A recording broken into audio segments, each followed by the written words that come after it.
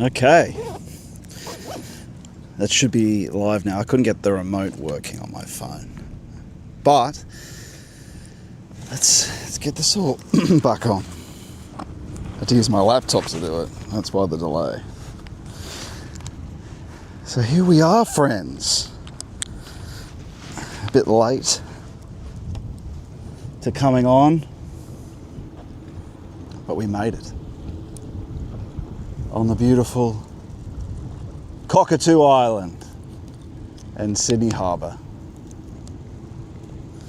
Today we'll be talking about Lent, which is still a week away, but, well, for the Catholics it's begun. And so definitely worth talking about. But I'll just make sure this is coming through. But we'll be talking about the fall, since it's Forgiveness Sunday tomorrow.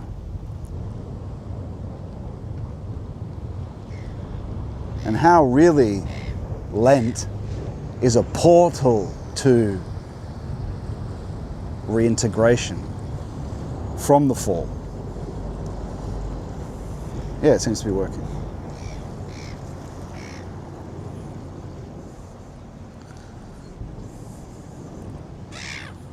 Reintegration from the fall.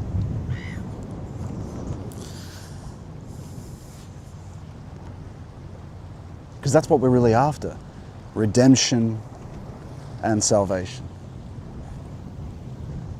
We're going to explore this Cockatoo Island, which goes back to Victorian times and its buildings, but for the most part, it's a shipyard, right? An old shipyard. But look at the tears. Use it as a visual metaphor for a ideal, a Garden of Eden, and then a crystallization, a descent, rather than a evolution. There are two theories about how we came to be. There's the faith, the dogma of the evolutionists, which says, well, from a primordial mist, everything that we see slowly grinded its way up with natural selection, evolution, mutation, through a kind of Wildsamacht, and eventually became conscious. And reaching, and this dogma also believes that to believe it, you must believe that everything of the past is inferior. Everything, or the perfect future, is coming, where this grinding, experimenting, slithering Wildsamacht towards the Uberman is going. In this dogma, we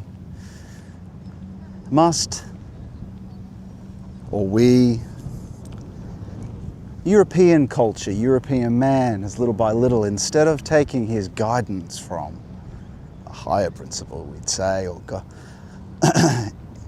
it started to, in the investigation of the surface senses, in the investigation of the processes of nature, the how, not the what, instead of it's begun to see that as its teacher for morality, for principles, and the like. How to live, nature as teacher from observations of the happening. Now, nature doesn't teach anything. It has a becoming, a development. The actions in facticity occur. They happen. And from those happenings, people draw principles from it.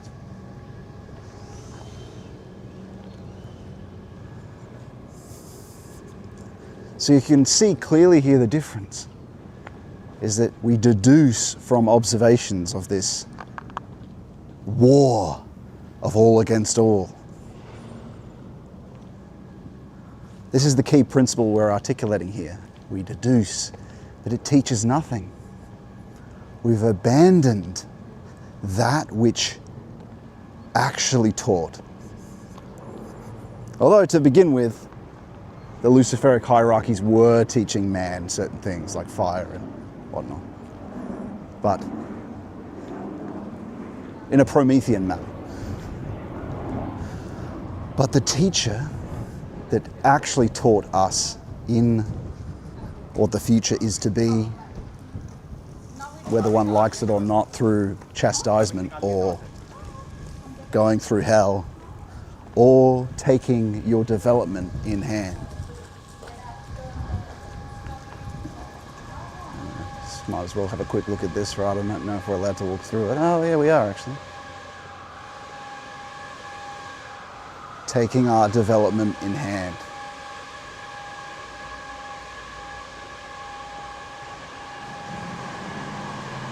Yeah, it's all labour union stuff, buildings, working man's,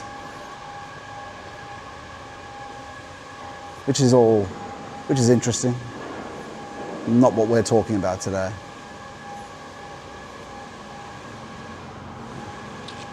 And so, this principle,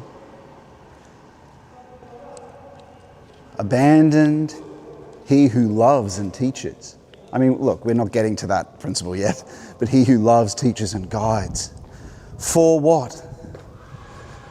For what's observed, and who is actually closer to us than we even know, even though we're so separated from him, because of this fall.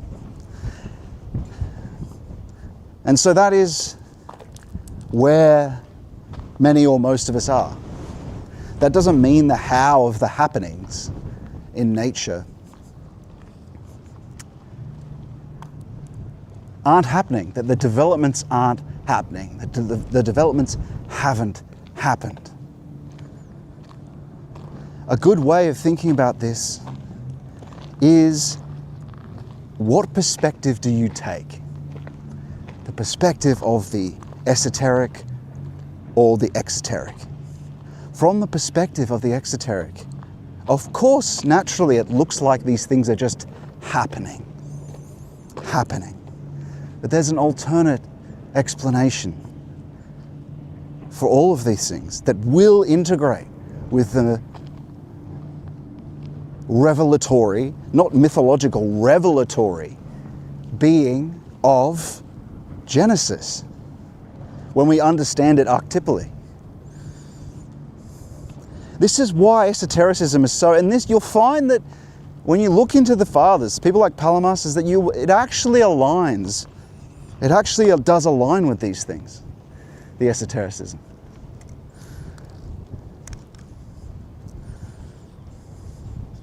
Because to understand the alternative development, we do have to understand archetypes. And we see the word archetype used plenty in the Philokalia, the holy book of orthodoxy. In fact, you'll find that orthodoxy is closer aligned, I think, when it comes down to it, when you look to Palamas, although perhaps not in the essence energy distinction. Or perhaps even there. You'll find it's more aligned with what people like Steiner are saying than perhaps Catholicism is. He's always talking about getting out of that legalism, that propositionalism. But anyway, that's aside the point. The point we're talking about here is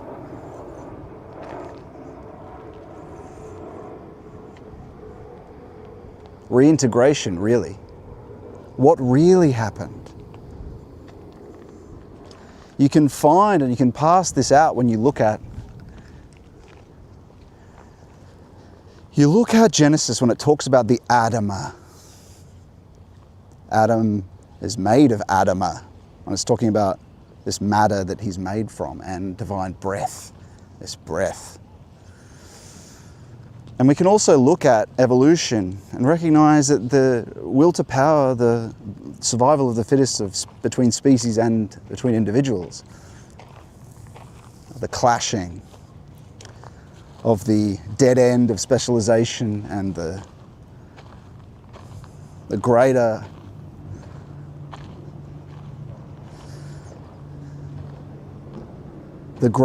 nature of the generalized development.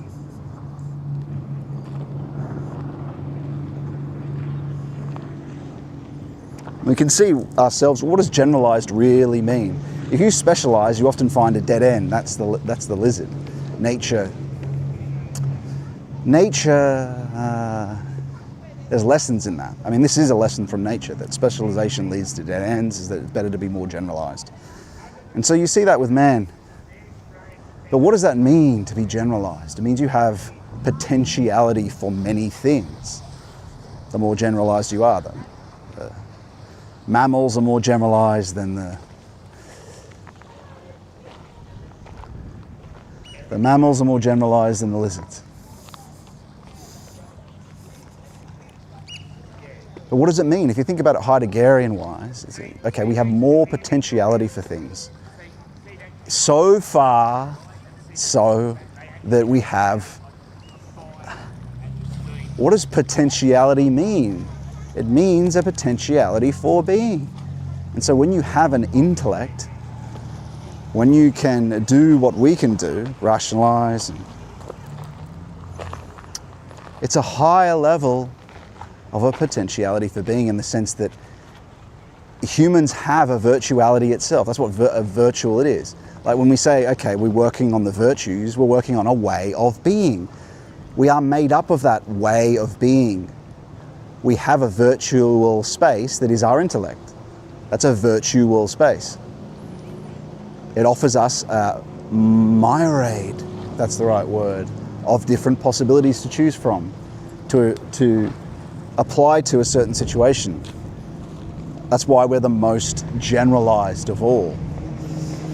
But if you want to generalize even further than that, it's not only a recombination of past and present, because you're still going to hit the limit of a closed circle where, as the evolutionists, as the scientists say, you'll still hit the limit of, well, there's a minimum of atomic combinations, let's say, in science say, of all matter and energy can neither be created nor destroyed, they say.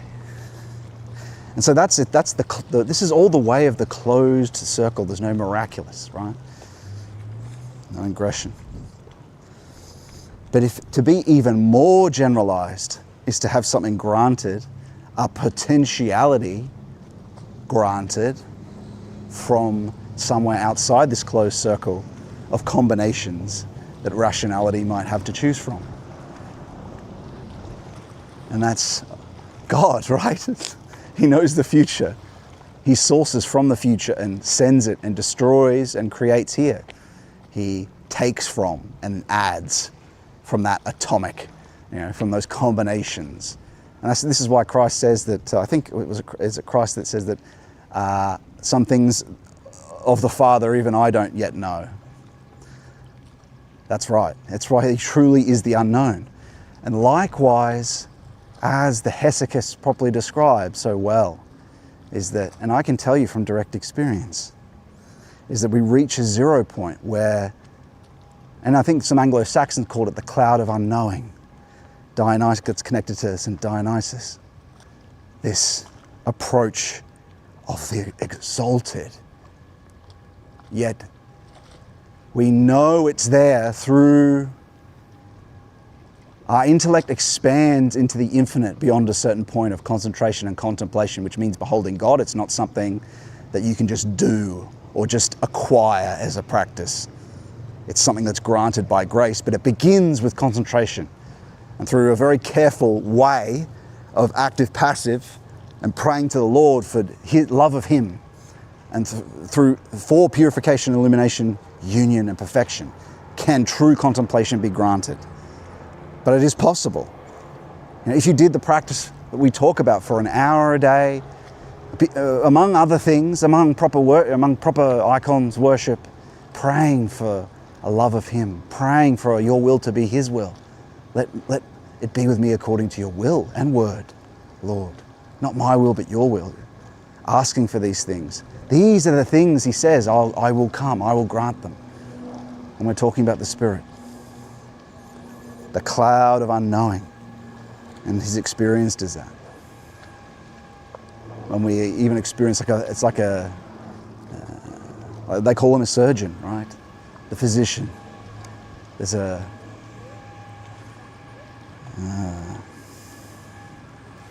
and this is why Tom Berg talks about a spiritual touch. Because what begins as an intellect concentrating ends in a all imagistic going to nothing.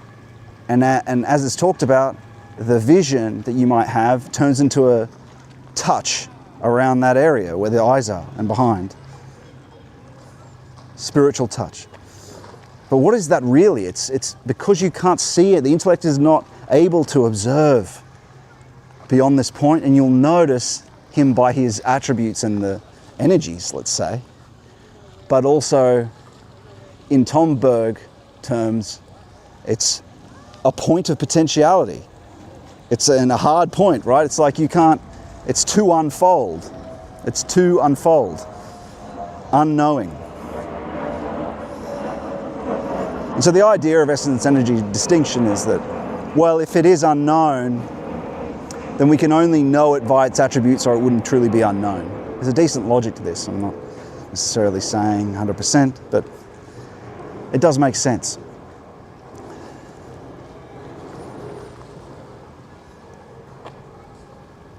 And that's truly where all this stuff comes from. But you know this, you are certain that it becomes clear that your intellect is expanded beyond. And the things that you receive are what your soul is experiencing that you can't see. And only later is it gnostically recapitulated. Gnosis. And this is divine knowing. It's a completely common word in the Philokalia that we're talking about here. And so there's a tunnel through this cave, and there's a bunch of I don't know if we'll have signal inside, but inside this cave, there's scrawlings on the side of the sandstone that show people talking about join the Communist Party and the like, which isn't that surprising, being a place where ships are built. It's quite interesting.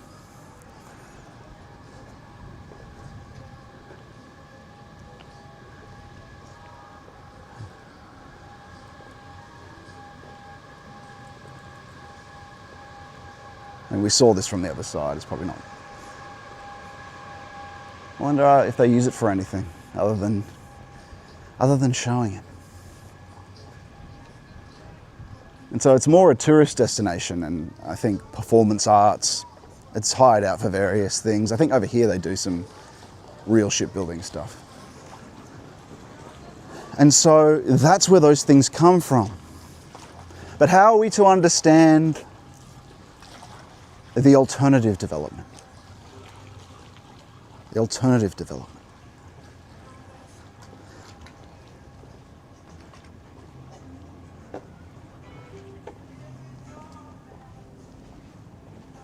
And that is so true. Let me just say though, in terms of expanding beyond oneself, it's only truly possible unless it's a fake spirituality, a luciferic spirituality allowed by someone who satanically grasps or luciferically attempts to escape.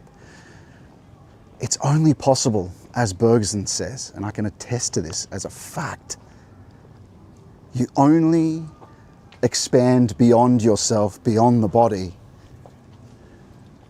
to truly see it. You only expand beyond yourself through love, but divine love. So it's not a matter of just loving the people around you. That can lead to this, And Christ, of course, talks about it all the time. But you have to love him. Because what you seek to become, as we've heard, I mean, this is menicists that talk about this, but become above or as below as above for the miracle to happen, right?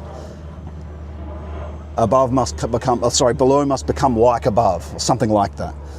But what this means is, what you love, you become. And the saints say this in the Philokalia. The intellect, this is Kallistos Angelicortides, or Tides, Angelicortides, mystical figure, incredible speakings about, well, you'll see the other side in a sec. Just thought I'd show you where we are, but you'll see that in a moment. About, and clearly, someone who is in union with Christ. All these, almost every one of them are, which is so incredible. You will not find another book. Like you have St. John of the Cross individual books, right? But this is a whole group of people forming a church out of the grounds of mysticism. That's incredible. That's what Hesychism is. And that's where the theology comes from. So I think if we're recognizing that that's the true ground, and that's where Christ is found, and Christ's Gospels are icons to find him as a fact of experience, and you find him in Hesychism. In fact, some of them even say, without contemplation, there is no salvation. If that's true, friends, my God, then we have to get a move on, where there's no time to lose. And we have to withdraw. And gosh, honestly, perfection, sainthood is what we're all actually supposed to do. It's so easy to sin in the tiniest ways. We have to be repenting and confessing every morning, truly. And there's little things I sin in these tiny little ways you wouldn't even recognize. And you go, oh, it got me. Like little things of pride. Someone says something about you, little thing of pride, and in a flash it's too late and you coupled with it for a second. Pride is like that. Seeking popularity is like that. In fact, it's so dangerous, social media. It's almost, you could almost say that it's not possible, but I think it is possible because, well, I'm nothing, I'm a useless servant, but still God has graced me with so many things that if we keep returning to him, he can forgive us. We've got to keep going back and keep aspiring to be better. But social media is a trap. It is a pride trap. We need to be constantly running to the Lord almost immediately and keeping truly watchful over the thoughts. Because the thoughts, as St. Gregory Palamas says, man, the pride ones can't just be rebounded. The moment they're said, the moment they are, and I think this is true because it just happened to me this morning, is that even the moment they're said, do they couple? Is there a minor assent to them that must be eliminated? And pride, once it's truly established itself, is impossible to remove unless, over a long period of time, right? But unless you have some kind of fall, some kind of, looks like there's like cadets, Navy, some kind of Tower of Babel collapsing, which is like a chastisement until you realize how wrong you were. Then that's the final option of the Lord, to allow a calamity to happen to you, psychological calamity. And so many are so far there, and it's coming. This calamity is coming for so many like neo-pagan accounts. And in a sense, I don't wish it for them, and in a sense I do, because it'll be good for them if they survive it. I hope they do. I pray they do. I pray they do. So these are all Victorian buildings. But where were we? We're talking about Palamas. He says about that. Yeah, that's what we were talking about there. that in a second that they can couple and then need to be repented, and with tears of contrition, inner or outer tears of contrition, in forgiveness, the Lord will cut them away from you. Thank God for that. If you run to him asking for forgiveness and mercy, he'll do it. But we were talking about Angelicortides, Callistos Angelicortides, a monk. But why were we? Cloud of unknowing, the unknown, the unseen, expanded beyond itself. Because you're in true future potentiality. Something of you's there, but you can't see it. But you see the reaction of it, or you see the miraculous or the gnosis of it later, right? This is why the Eastern mystics, the Eastern Orthodox, they're not just seeing black. It's black, and then after that, they talk about this gnosis visual. The beauty of the Lord experienced, and this is Patriarch Callistos talks about this, in contemplation after you've touched the 0 point. And this is a gnosis of what you have experienced transcendently, expanding into the infinite at a deeper level of being, but you don't see it, right? Because it's unknown, truly unmappable, and re-engaged with. And then the effects of that are then experienced. Healing, peace, joy, visuals, the Lord's beauty. Incredible. As the saints of the Philokalia say, another phenomenology that occurs when the intellect is purified, and you're not going to see this for a long time, right? Doing it for an hour a day, if not more, and only with grace, is a sky blue that encompasses all vision. But look, eventually,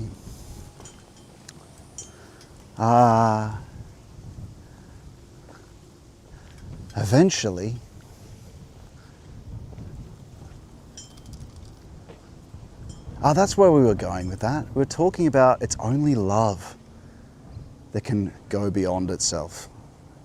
And that's what's eventually possible, is that we eventually realize that we start with the intellect it feels like it's in our head. Like we're up here. But over doing the prayer of the heart, which becomes possible after a year, and then also including in a second practice, attending the heart. But even without that, you'll notice a little pain in the heart after a long time of doing concentration without effort in the Jesus prayer. But beyond that too, at the very end of, near the end of practice, you'll notice that the location that you're in, that you're attending from, you become more and more distant from your incarnated self, from your body.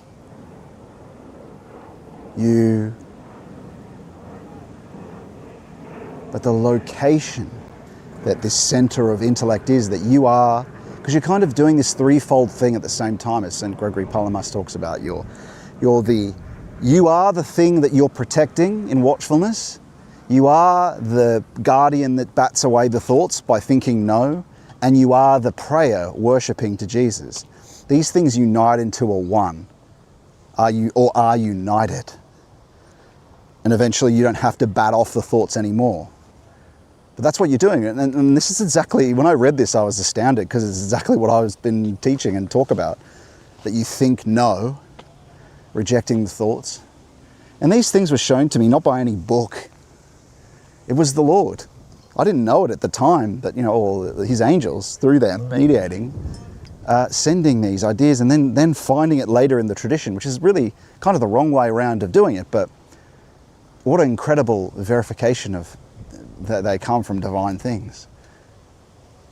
But anyway, the point is that eventually you begin to, the feeling of where the heart is, which becomes possible to put your attention on, this intellect that feels like it's up here, and your eyes are of course eventually closed, but it begins to unify with where the heart is. And this proves what the saints say, that the heart, and only through awakening of the heart, because it's both physical and it's a symbol that is a living symbol. It's physical and it's like it ascends beyond itself, but it also is what it is. Like the heart is the heart, but it's also emotiveness at the same time. But it's not, it's divine emotiveness that it becomes. So what happens is, and as you can probably tell, this is from direct experience, the intellect begins to unite with the heart, and it feels like it's in the same location as it's physically attended as a sense. But then in this, because you're beyond yourself, you feel it, the region of where spiritual touch is happening, sort of behind the eyes, as is described by the saints of the Philokalia as well. Not exactly, they don't say that part exactly, but they're talking about that's contemplation, right? I can find many quotes that align with this. And I'll do this in future lectures. I'm going to show how well everything we talk about aligns with what the Hesychists talk of. It's the same thing, with slight differences, but it's the same thing. So what happens is you bring your attention then to the, you're beginning in intellect, right? In thought, you're batting off evil thoughts, concentrating on the center and all of vision, your eyes closed, and you're going internally then. Other images might come up. You're just concentrating through them. Eventually that becomes spiritual touch and it's felt as a physical, feels physical. And in that same region does peace and joy, divine peace and joy, is sent, and an eternal breath in that same area of spiritual touch behind the eyes, let's say. And so then the heart begins to unite and the intellect sinks down into the respiratory system in a sense, where you're concentrating. And then you bring your attending also to this emotiveness that's there, that's been sent, objectively, really, it's been sent, this breath. As the Lord said, he blows on them. And to begin with, he blows on them. Where would he be if he was blowing on them? He'd be around their same area, right? Where would that hit? Here, if you were blowing on someone. But eventually, this is united with the heart. And then, as union get closer to union, you're already experiencing grace in the breath. You've already been experiencing that this whole time, every morning. But this deeper union, you are sent divine love in the seat of where your emotiveness is, which is, it's all united into one, a concentrated point, really. And it's through that attending of what has become heart, intellect, center of consciousness, and feeling are all the same place then, right? It's like feeling, will, feeling, and thought are all united. From there is love, and you feel it, and your attention is all there, and everything else melts away. And through that, do you expand beyond yourself? You already were, but through that does your body become transparent, in the sense that you're beyond the body, and that's ecstasy, that's out-of-bodiness. Then you're feeling at this point incredible divine love from Christ. And so, yeah, that is it's possible. But the point I was making is that you can't expand beyond yourself, beyond intellect. That the space is generated by, always in a sense, a kind of profaneness. But you can't get beyond it without this. Even Henry Bergson says this, without sympathy, without love. So all those that are seeking to do it can get into deeper levels, let's say, into the imagistic, into the sphere of form, and the kind of things Jung was talking about. And what Gregory Palamas talks about when he says the reflection of the moon is what the imagination is, right? It's a reflection. It's deeper than regular senses, but it's still a reflection. That's why it's dangerous, and the imaginative faculty can be co-opted, right? And so that's where they penetrate to.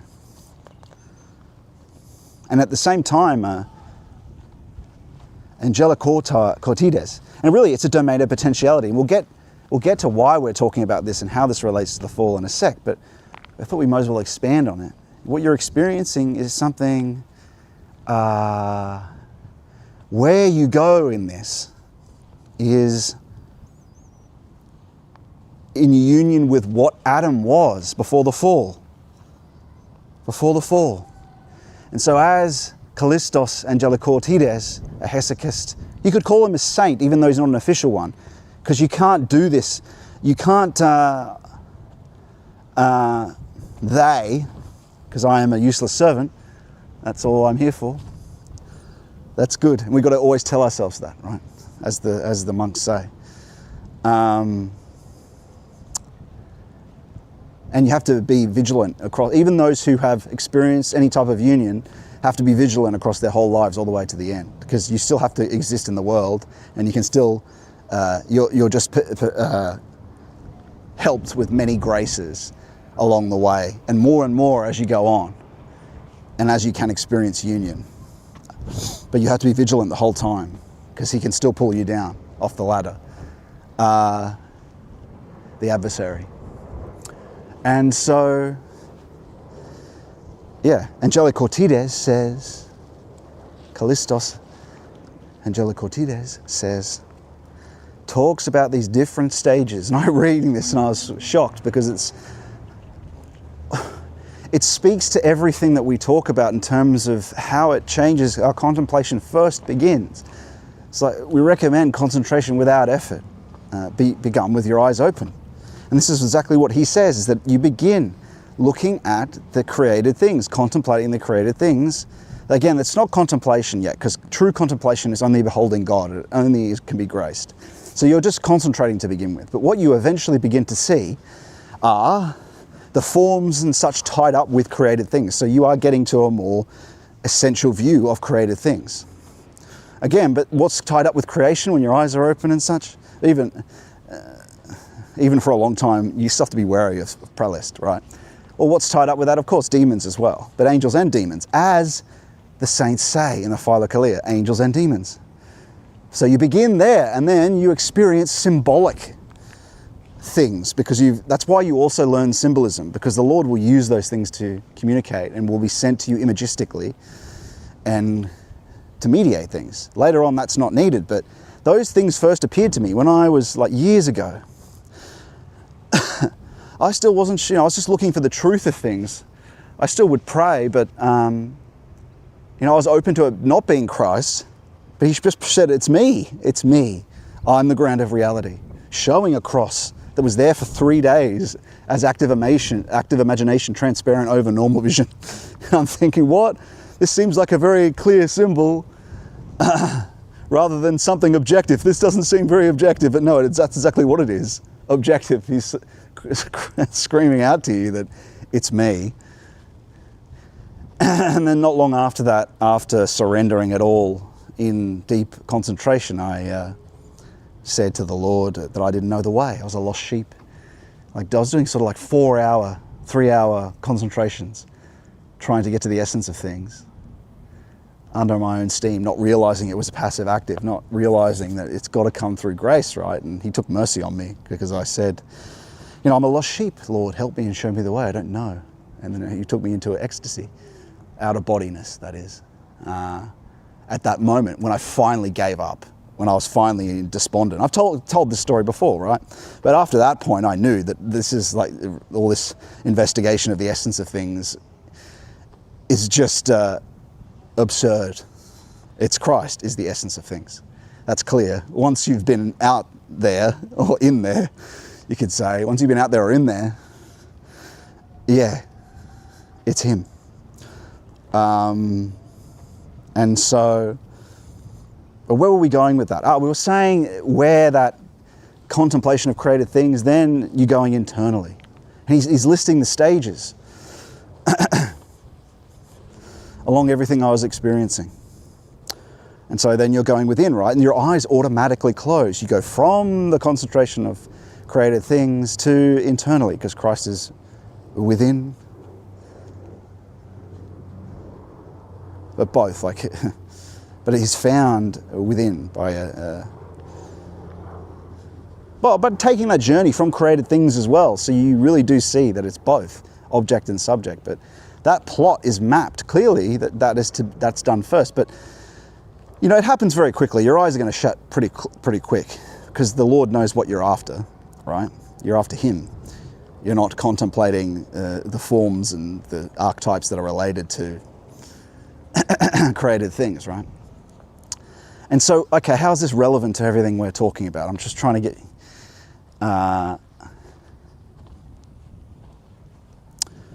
well,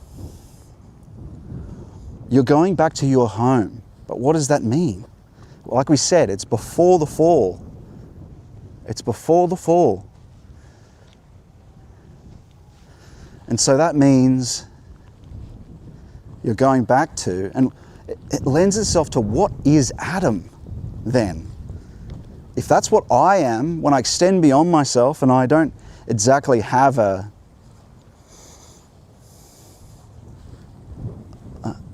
Adam has a will body, let's say, but it's not physicalized when it's proto-historical, right? He is, in a sense, Adam was, and the new Adam is, the whole universe.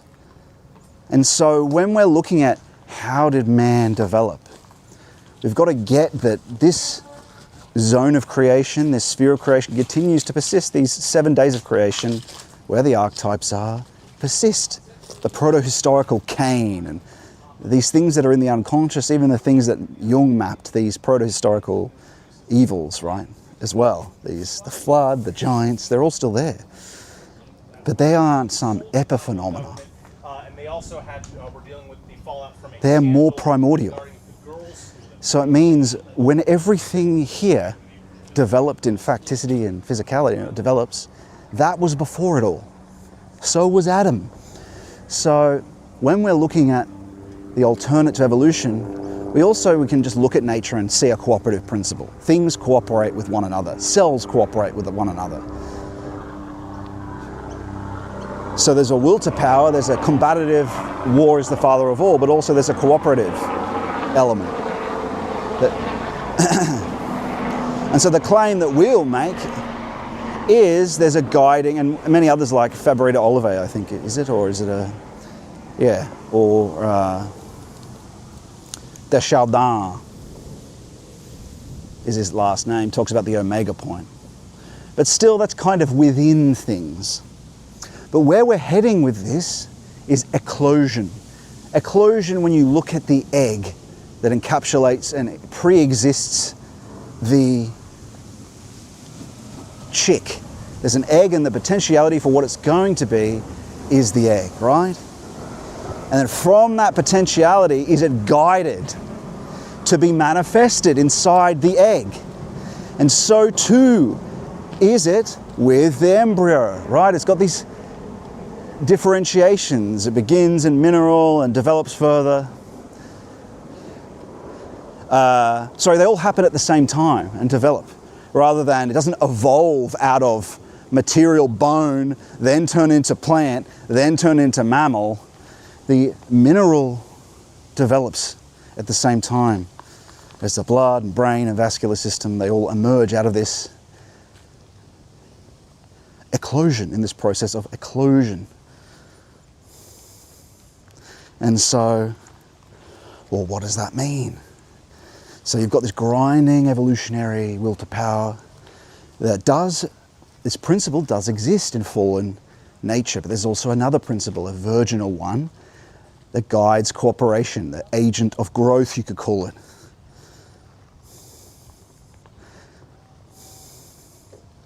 That leads things back to their ideal before.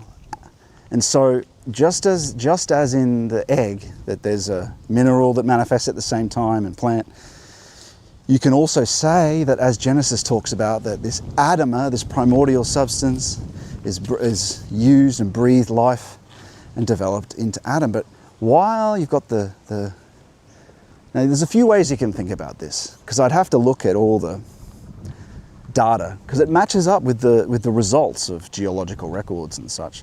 Like, there are those who talk about, Atlantis is some place. There was a real flood. Yeah, there was. In a sense more real than facticity, but because it's proto-historical and guides things it's more real in that has more potentiality than this facticity does, and pushes it in certain directions, right?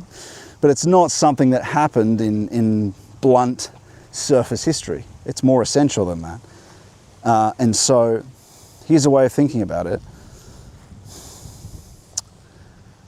Just as it does with the mineral happens at the same time as the flesh and the brain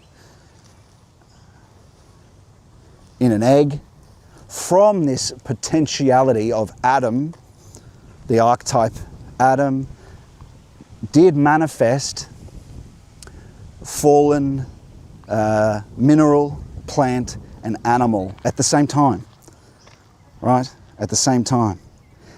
Development is shown in geological records and such, and same with natural selection. This does occur, but in terms of their emergence, same time. But even if that's not the case, because there's no jump, right? You don't see a jump you don't see any plants turn into animals. You don't see any minerals turn into plants.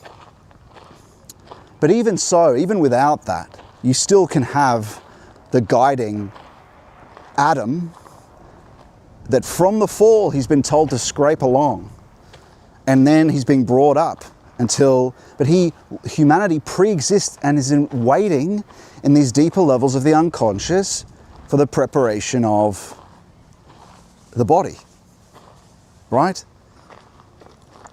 Over this period. So there is development. And at the same time, there's the warping of the war against all.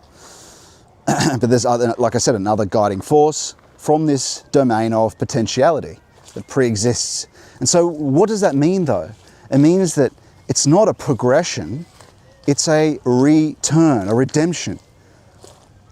Because we were cast out because of our sin. Because look what happens. Look what the saints told you. They reintegrate and perfect in Christ and enter the Spirit and have union with Him. That's a reintegration with something that is spiritual and beyond the flesh. But still, of course, the will body, that persists. That will persist and be resurrected. That's all true. But the point is that it's not a progression. It's everything else, every animal, every plant, every mineral, they are a fallen pattern from this primordial Adam that we were and perfected.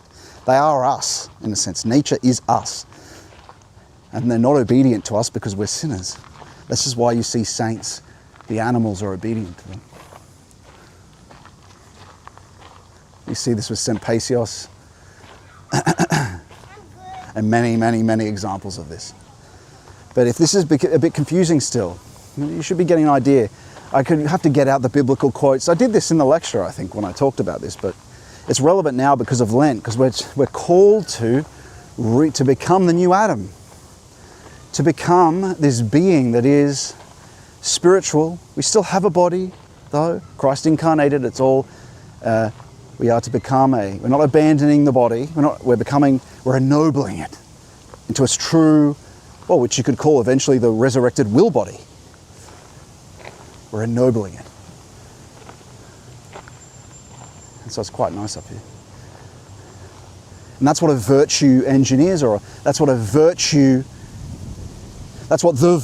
are. I don't need to use virtue engine, that's a very technical term. The virtues are part of Christ's spiritual being that are granted to us. That's our functional structure, is another another technical word of talking about it. It's a way of being. And what did Christ say? What is a function? A way of being. And what did Christ say He is? I am the way. And so to be totally His way is to be totally reintegrated and totally virtuous. But once that happens, you are, in a sense, through prayer and worship, in union with Him, and the miraculous becomes possible in a daily occurrence, in small, intimate, incredibly beautiful ways. And why is this possible? Because nothing's arbitrary. The Lord cares what you want, but you've mainly purified your will to what He wants for you, even though He wants the best for you while you're here. But that involves that's union with Him.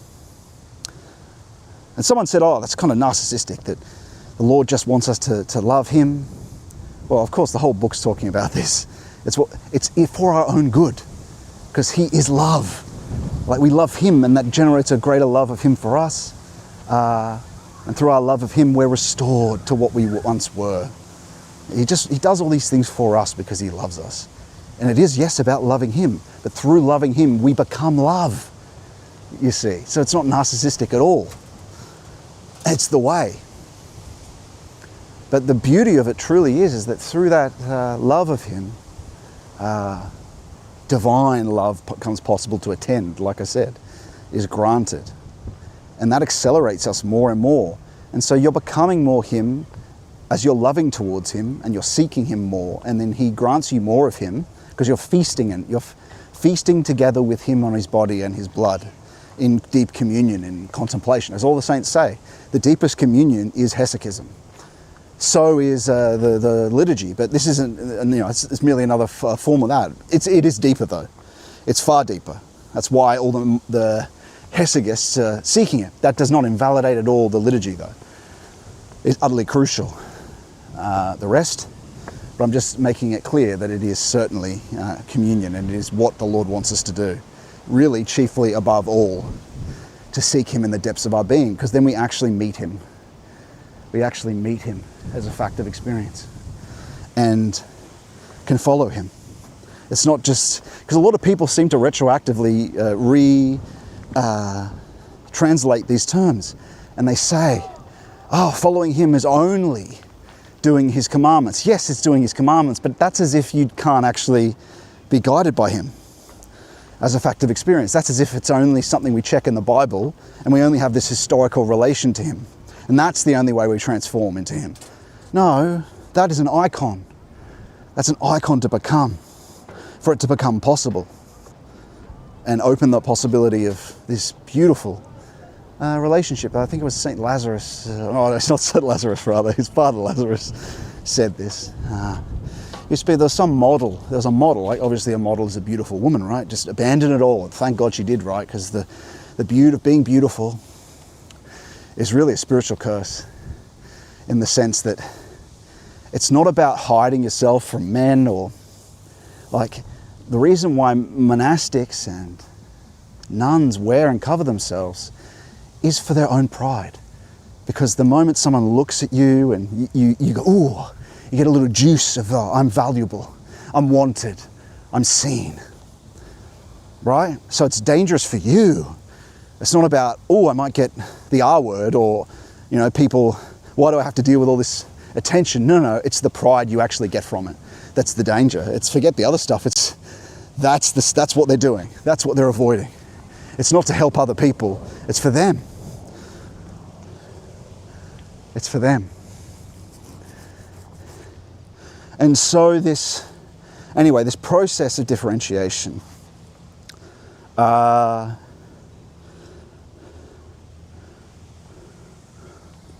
it means, what does this mean? And look at this view, friends, look at it. Wow. Wahaba. What does it mean? It means that humanity has always existed. It didn't evolve out of apes, but that doesn't mean there wasn't development. Like, I can't say whether there wasn't man breathed into the Adama. This is all true. Archetypally, and then, I don't mean some unconscious thing, I mean this higher domain is higher than physicality. It's proto-historical. We existed in deep levels of the unconscious while other things were developing. So we were already there, just not incarnated. So even if I'm not 100% sure. There are esotericists who say that they're saying that mankind simply emerges after, rather than being guided by a cooperative principle, an agent of growth. Only it's its own kingdom. So that might be the case too. Even though it just depends. I need to actually look at the records, the fossil records and such. But even if it wasn't that, it's still the same thing. It's just what, as Rudolf Steiner talks about, is that man pre-exists. Because he is all these fallen animals. And so what they're all, A good symbol for this is this Wheel of Fortune, right? The Wheel of Fortune has a dog on one side trying to get to the Sphinx. And what's the Sphinx? It's every type of animal put together. It's the reintegration, right, of things together. And then below that, on the other side of the circle, this wheel, is this ape falling. It's a falling, and this is what we're talking about. There was a fall. And so you could think about it retroactively. There's a fall, and then we begin at the bottom of the circle. And we're making our way back up. The true story is not a progressive evolution, it's a return home after becoming fully conscious, right? And so we develop to this halfway point, and then I guess the preparations were being made for Christ to lead us directly rather than a bit more unconsciously. But we pre-exist, as someone like Steiner would say, in the sphere of form and the sphere of creation. Or he would call them the vital body and the psychological body, or the astral body, basically the vital body or the psychological body. And where do you see those realms? You see them in dreams. But the problem is we've been lied to in modernity when we think the imagistic unconscious is just something we possess. We think the eternal is just some epiphenomena, that it comes out of matter. That's what the devil has wanted us to believe, right? That it's HVHY, it's around the other way. Rather than Yod, Hey, Vau, Hey, it's HVHY. It's from the manifestation to the Yod, the eternal principle, rather than the eternal principle, YHVH, effective cause. Like you can think about it like effective cause or reflective cause, material cause. Those are just reflections, though, ultimately, of Yod, Hey, Vau, Hey. Active principle, receptive principle, or point of potentiality you can consider Yod. Anyway, but it's about coming back into communion with that. And so where does this all lead us? It leads to, well, what are we doing then? What's Lent about? You can't take your evolution in hand in some will to power way. Because the human can only truly develop from the future. You can't get past a certain point without grace. This demonology, this psychology doesn't help you. It only gets you so far. Like we said, it's like AI. AI is slop because it's only ever a recombination. It's a closed circle. So you get this basic novelty, but you don't get a true unknown ingressing into your life. But there is a plan of true new development and evolution for you. And that is actually the return to the Father, right? He has a plan, and you can cooperate in this, or you can just be led by automatic processes and be judged at the end of time.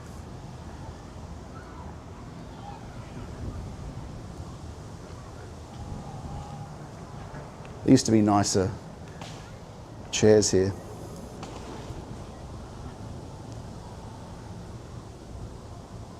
I guess we might sit outside. What have we got over here? Clearly this is a colonial, early colony. All the buildings that are sandstone are. Yeah, we'll sit down on one of these chairs here. It's pretty up here, isn't it? It looks totally industrial, but this is where the paymaster used to operate his, whatever he operated, right?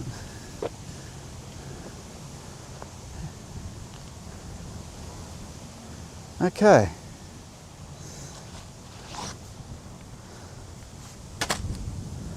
Okay,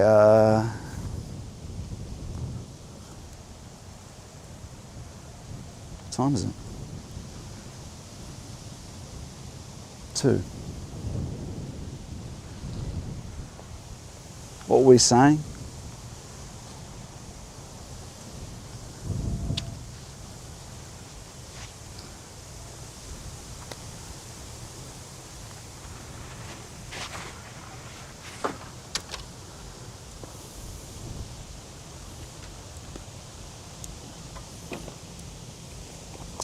I'm going to get my book out, but I'm going to get a nice shot here as well. There we are.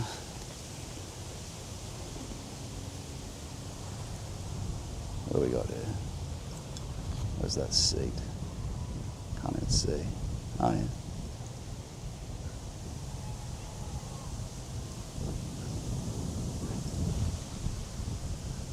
Wow, that's nice. Perfect. And maybe I'll just sit in that little chair there. Yeah.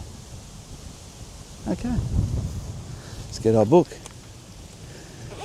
But we were finishing that rant, articulating, just giving you an idea of how these things ultimately can come about or came about.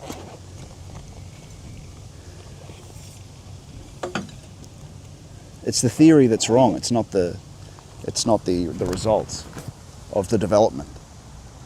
And so what we're truly meant to do, now that we are manifested, and like I said, we pre-existed. We just weren't conscious of it, or in a very limited way. While the animal kingdom degenerate. Oh yeah, we were talking about the circle, right? The circle. The Sphinx at the top symbolizes this comprehensive being of potentiality that Adam was. That Adam was. And then we ruined it collectively. And then we slithered on the ground, and we were in this proto-historical being waiting for the generation of the bodies that we now have. And so the theory goes that as we see with the cosmos and with particles, they cooperate. They're not in conflict. They're not operating under the principle of the war of all against all. The principle even of the Heraclitean Logos, which is this war is the father of all. The Heraclitean Logos kind of follows the way of this will to power, of this war being the father of all, of this. There's two principles in nature, fallen nature and virginal nature. Virginal nature led us to what we are, man, as what we are. And some people say that like eclosion from this potentiality of the cosmic egg, let's say, did the formation of from a primordial Adama, which is in the Bible, follows Genesis. This is all powerful inspiration. It's not some mythology. It's a true revelation. It can be unpacked to give different explanations, and so that ultimately point to this one truth, right? And so this cosmic egg, let's say, forms mineral, plant, and animal at the same time. I'd have to actually look at the fossil record, but I'm sure, in the geology, but I'm sure Valentin did. Also, time works in strange ways when it's not involving us. Like, we participate in this formation of what time is, but even without all that, you could say that this potentiality, it is the Adama, we already pre-exist everything. It's just not incorporated. Yet it's also not pure eternal, right? It's vital body and psychological body, let's say.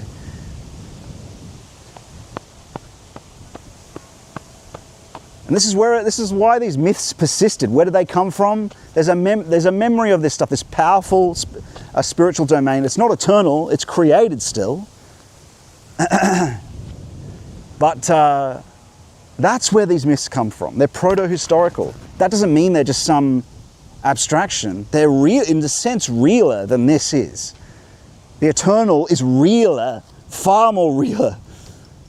The archetypes and the eternal are far more realer. The Garden of Eden is more real than here. This is multiplicity. That's closer to one. And so that should give you a bit of a picture about how another principle can guide developments, as this fallen principle ruins it and creates horrible species like the dinosaurs and such, right? Does the will to power create? That will to power ultimately doesn't have essence. Like we said, the eternal is more real than facticity. So when we were going, oh, this is the realest stuff, this is the realest stuff. The matter, no, that's surface sense. It's realer, really, when you get to closer to the eternal. And how do we know that? Because the fallen principle, the devil, is materialized. The devil's here, friends. The devil is realized, but he's not ultimately true. Neither is any demon. It doesn't have essence. We do, though. We have the image of God in us. So, there you go. There's quite a large picture there. It's quite a large picture there. This is kind of cool. It's like you're here with me sitting on this chair. And I can just be like that and be like, blah, blah, blah, blah, blah, blah, blah, blah, blah, blah. We like that. All right. Now this is living here, right? This is living. Costs nothing to get here, and there's no one here. It's all for us. Epic.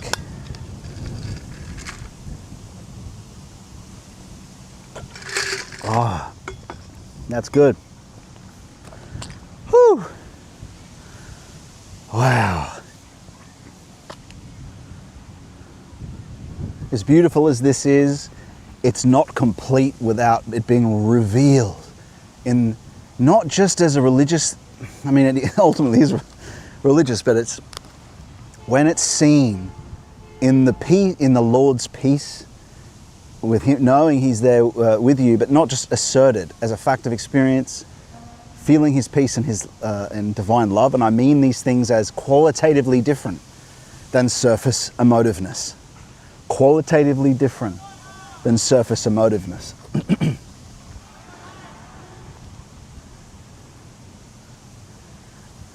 And felt as not things that are just emotive, but as gravity, as pulls and pushes, as movement, the immediacy of movement, just to get people out of the idea that religion is just emotional experience.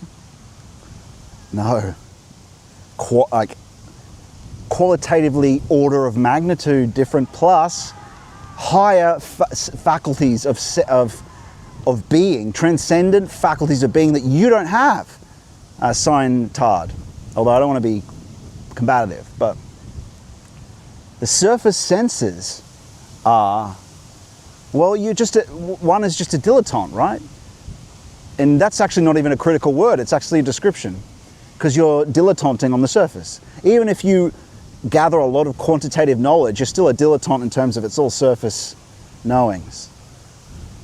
And that sucks, because the whole life there, if they could just see that that's more essential, and it's more certain than rationality can ever be. It's material knowing, essential material knowing through, actually, well, it happens, of course, it's activated through loving.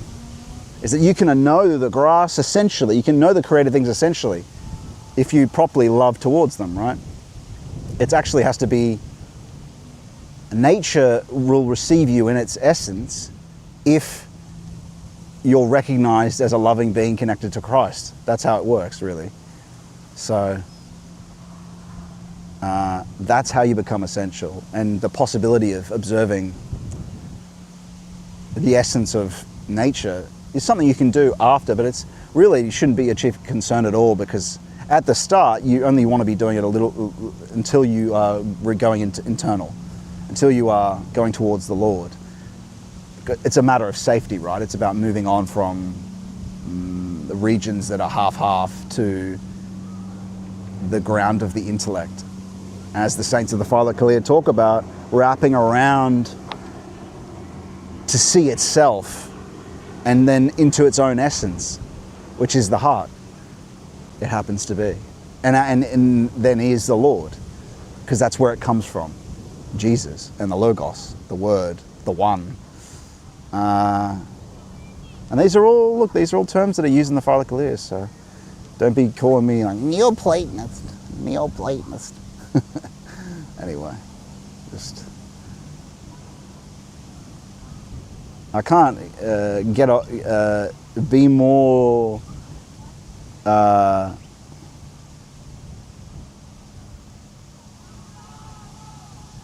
is authenticity to be distinguished from delusion?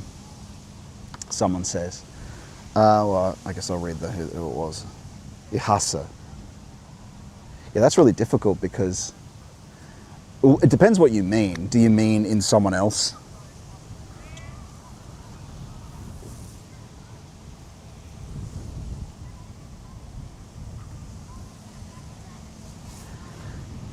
You can take many different principles from the Bible to try do this before you have essential qualities. Before you have faculties that allow you to see the truth, before the Spirit of truth has joined you from hesychism, from contemplation, which takes so long. But what we do on the way up is we have an epistemic principle, a truth criterion. So it depends what you mean. If you mean someone else, well, there are certain principles that you can take from Christ's word. One is constructive fruitfulness, which is observing what the fruits are, because a bad tree doesn't bear good fruits. But as I've said many times before, on its own that principle can fail because we're not comprehensively using verified things that we know from the tradition and the saints. You can't exist in a bubble. This is where you get done in.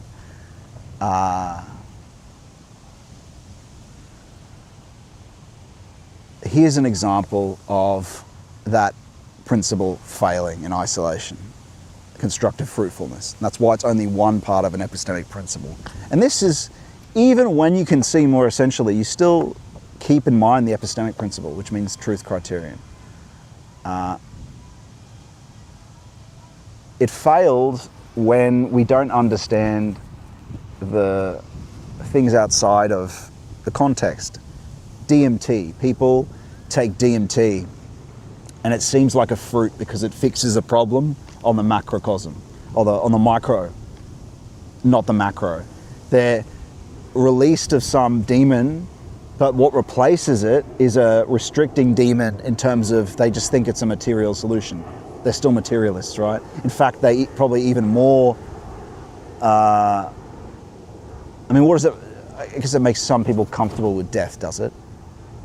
But let's say where they're taken to is a Luciferic realm.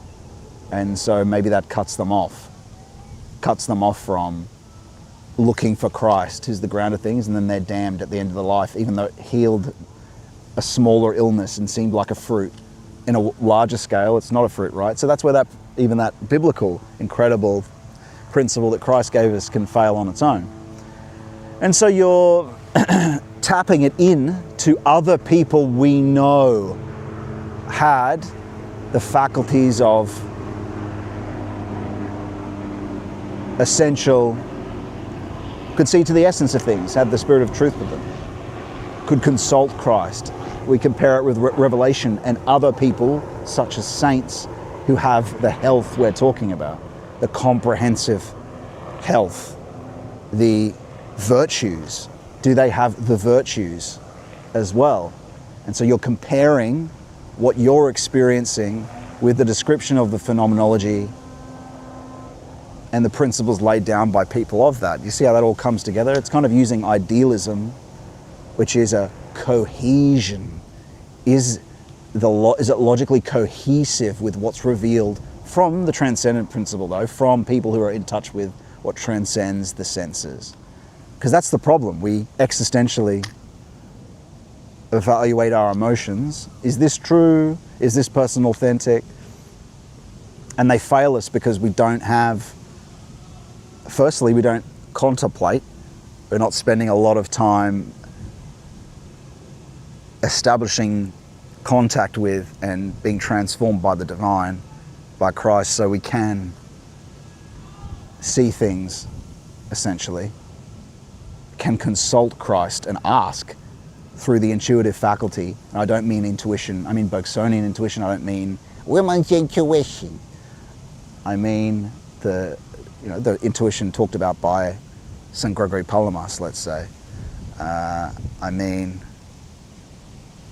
the divine faculty that senses the qualitatively higher than psychological peace and psychological joy, but beatitude and divine love, right? that can have a intuition of the truth. But without that, like I said, you use the epistemic principle. Does it align with the tradition of people who have that virtue being? You can see from their fruits, constructive fruitfulness. And at the same time, again, this is if you're not doing these practices, you can still use the epistemic principle. But still, even then, you really need them. Like, we really need them.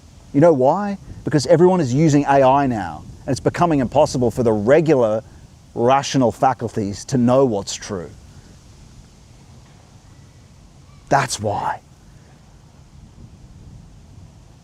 We need Christ now, but not just Christ as a community element. Why do these monastics go into hesychism? Because look, God, can I find this quote? I don't know, but guys, like, we have to take this more seriously, this hesychism more seriously. It's a beautiful setting, isn't it, Glenn Wellen? We have to take it more seriously because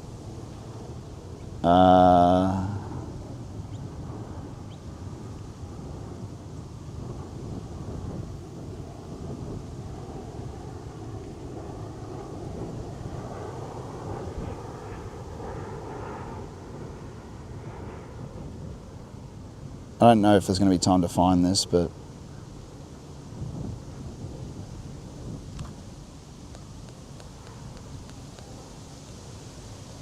one of the saints of the Philokalia said, essentially, without contemplation, there can't be salvation. Without perfection, there can't be salvation. There's no salvation without perfection, without union with Christ. So what does that mean? You can definitely be granted a lot of grace and a lot of love and a great family life. I was listening to this, and these are great guys. These guys from Avoiding Babylon, it's called, I was watching. Just, bang about Italian guy, loves his liturgy, loves his gospel, is being the priest of his family, being a priest to his wife, in the sense of, right, that's what a man is called to be the spiritual father of his family. But unless you're doing, that's only going to get you so far. Because like I said, I just sinned this morning in the tiniest way. Barely noticeable. Oh, this might be a tour coming up now, maybe. Yeah, it is, I think. In the tiniest way.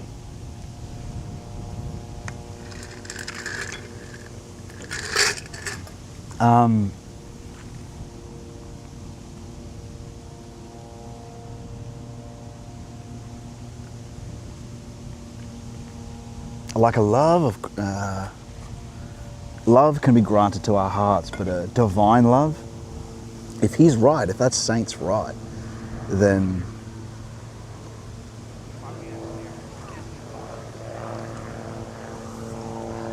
we've got work to do, right? But it can be done. Salvation of all our being, all our sins can be. Well, look, they are wiped clean. Yes, that's true, but you still have this vice being.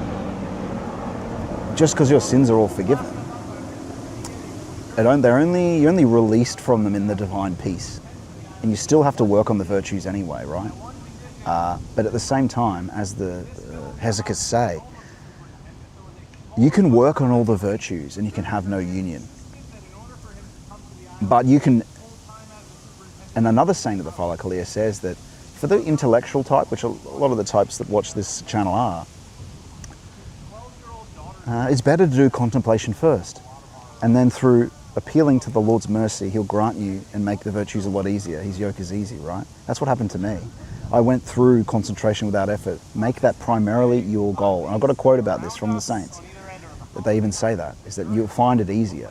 Because if you're an ascetic and all you do is the virtue, working on the virtues, then you won't make any progress towards perfection. You have to have both, right? But contemplation often leads to the rest in a much easier way. But yeah, like I said, a lot's at stake. We can't just go to liturgy Even just praying 15 minutes a day, doing our night prayers, doing our day prayers, being loving to people. No, we actually have to move towards him as a fact of experience before we die. We have to go through theosis. It's not enough just to be a loving father to your family and a priest to people. You actually have to attempt theosis. And you can do that. I mean, it doesn't... You still have to do things like read. You have to read. The Bible is incredible. You need the spiritual knowledge to know what you're going through. But chiefly of chief importance is the concentration without effort that leads to contemplation, that leads to beholding God. So it's really an hour in the morning. If you don't do that though, you're in trouble. If you don't get to that, eventually. You can make your way to it. The Lord will help you. But we have to attempt theosis. Now, where were we with this book? We're going to keep reading it. Steiner's Guidelines. There are things to be learnt. He wasn't an initiate. There are things to be learnt. Tunnels? So tunnels on the lower part of the island? Yeah, you need to go down to get to them. The best way actually to get there, if you wanted to, well, I'd go this way. If you pass by the Let me see where we are here. tower, you walk under, keep walking down past those industrial buildings. Oh wait, okay, we might be further on than that. Sorry everyone, give me a moment. Make your way down those stairs, and you'll come right out in between these tunnels. I thought we got further than that. Oh wait, hang on, there it might be. There it might be. Yeah, I think that's it. Yeah, that's a good route. Okay. You'll kind of make your way back to the front that way. Thanks for coming. Yeah, for sure. That's interesting, like an American or Canadian doing the Australian tour.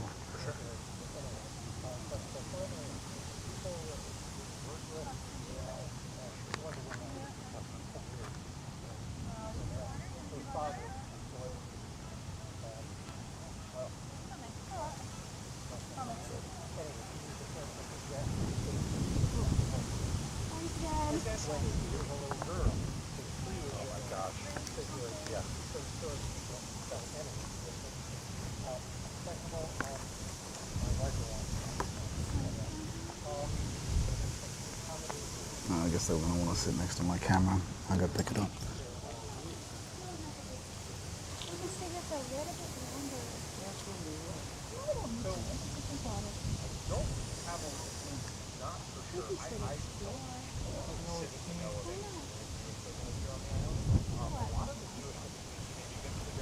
Okay.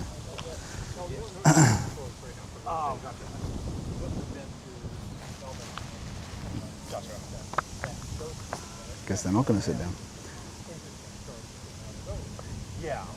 The one, the specific one that I do know, actually has to do with the dry dock. So it's not really part of this, but I cannot remember his first name now, but the man who was responsible for the construction of the Great Synagogue, his last name was Samuel, and he was a politician as well as a civic leader. So he was responsible for that construction of the synagogue for the Great City. And his son, named Louis, and Louis actually got the contract at 23 years old to build our second dry dock. So it's tangentially related, but I that was one thing where they were like the most prominent family in Sydney, kind of in that early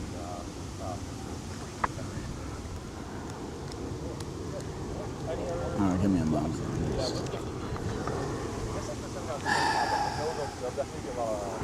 Now look, the terminology that Stein is using here is a bit, it's not what we're used to, but I'll try to explain what it is. I was going to move on from this book, but the guidance I'm getting is just to continue reading it, even if people are... No, it's not traditional. Okay, well, there are things to learn from him. I don't care. So, and I want to read it. So if you want to be reading it with me, then that's good. So... Yes, for a while. I appreciated you from giving the comparison to Alcatraz.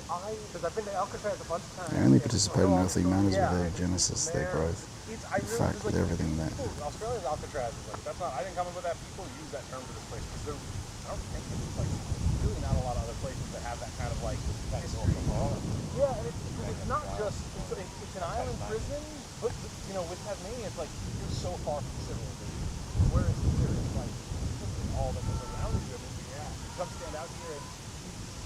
some of these houses that we're seeing come from the days that this was operating as a prison. So like that's a really interesting way. And yeah, I mean, the joke that was escape from Alcatraz in the movie and everything like that. Like we don't even know if that's true because it seems so implausible. So basically, he's describing how the different forces, but also the different spheres.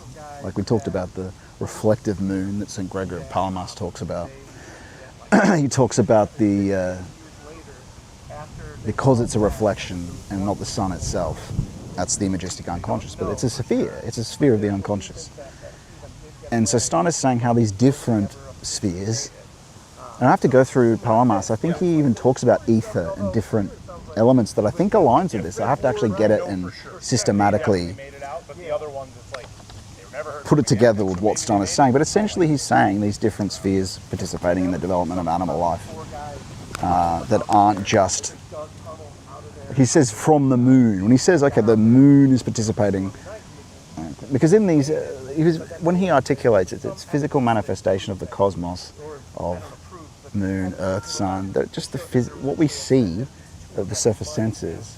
There are spiritual beings with all these things, right? And they're on deeper layers. The unconscious isn't just in you, it's in the rest of the factical world at the same time. And so, with that in mind, right, there's a whole universe of participation of different forms. And he was talking about Persephone, how this myth of Persephone, of the underworld, where the dead are, participate in giving form to what the world is at the same time. That's right? Memory of the world is not just subjective. The cosmos has a memory, and that participates in what the cosmos now is, and what its form is a memory. There's a past that seeds into the now. And in a sense, that's what angels are. Like there's a past eras, and that's talked about in the Bible. There's epochs, right? Past epochs. The history of the cosmos still feeds into the now and affects what it is spiritually. And that's essentially what he's articulating, right? So both the past, which it's calling the underworld, right? Which the Persephone myth of Persephone going to the underworld speaks to, feeds in. And so we'll pick it up from there. This sublime concept of the Earth's evolution once lived in humanity. What intruded in the Middle Ages left only a vestige of this concept as recognizable. In order to achieve knowledge of all this, one must be able to view the remote past with visionary knowledge. And so he's saying remote past. This is what we were talking about. This is what the saints are able to do. They can look to the essence of things. They can look to into the remote past too, if that's what they ask the Lord for anyway. But not all the time is it necessary for everyone initiate, everyone saint to have faculties, or it depends what is necessary for that person's vocation as well. You could ask for it, but you shouldn't ever seek vision, as the saints say. You don't seek. St. Gregory of Palamas says that the divine light, it reflects off different dust particles, and that's what these different faculties are. Some things are granted. The future, he even says seeing the future, right? So all Steiner's saying is you can also see the past, and that's true. I think he says you can see this. Palamas says you can see things at a distance, as if you were there. St. Gregory Palamas, the chief author of mystic theology of orthodoxy. So there's so many things said by him that are actually quite esoteric, really esoteric, and naturally because he's a mystic. So, okay, I wonder how much we'll get through today, since we never seem to get through all that much because I have to unpack a lot. Okay, so continuing on. So in order to achieve knowledge of this, one must be able to view the remote past with visionary knowledge. Because even using the extent physical documentation, only he can perceive what existed in human souls, who can do so with human spiritual vision. Because if you had the documents, you're only still getting the surface. But when you're viewing the past as or the future, like Gregory Palamas is talking about, you're seeing what's more essential. You're seeing into people, what they felt, and that's the idea he's explaining there. And so it aligns with what the orthodoxy is saying. Although Palamas doesn't talk about the past, but he says you can view things at a distance and the future. And it's more plausible that you can view the past, right, than view the future, I would think. Though, because God is the future, so to view the future is actually more essential than viewing the past. And it is a grace. It's always reliant on something given to you by God. Okay. Let me just get my Coke can out. Let me just get my drink out.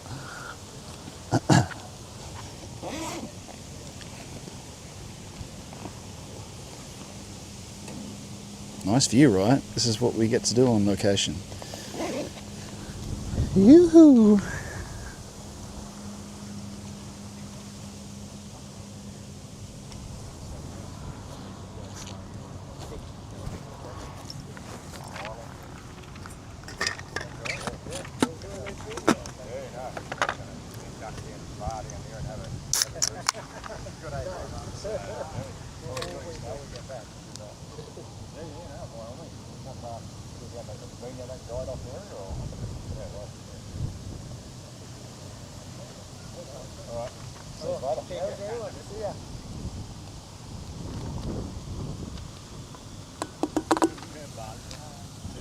Okay. Just let that cool down a little bit. Yes. Okay, here we are. Humanity is not able to hold the earth at arm's length to the extent that animals do. Not able. In saying this, one approaches the mystery of humanity as well as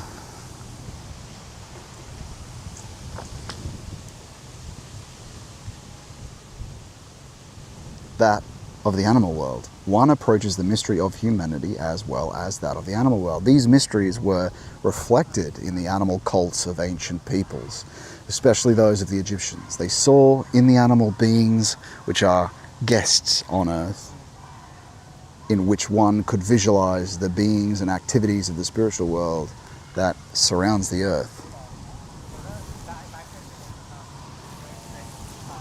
They saw the animals as that. Through them you can visualize the activities. And in the connection of the human form, this isn't the best translation of Steiner, by the way, so sometimes this guy gets it wrong. And in the connection of the human form with the animal form, which was portrayed in the pictures, they visualized the form of those elementary intermediate beings who, although in the evolutionary process of becoming human, did not enter the earth's domain in order not to become human. This translation is not great. Although in the evolutionary process of becoming human, did not enter the earth's domain in order not to become human.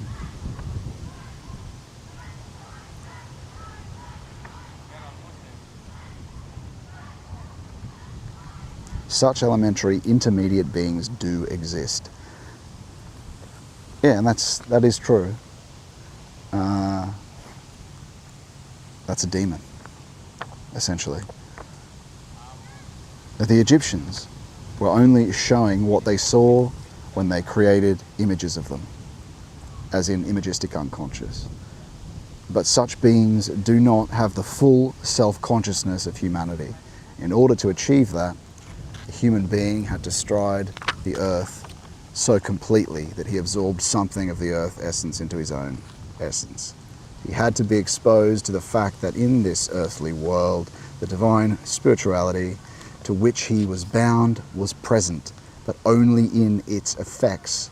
And just because only these effects, torn loose from their source, were present, the Luciferic and Satanic beings gained access.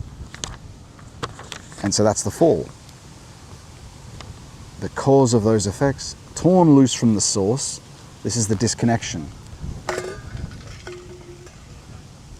Right? And that's what happens. We were talking about the reintegration of faculties just earlier, that the saints gain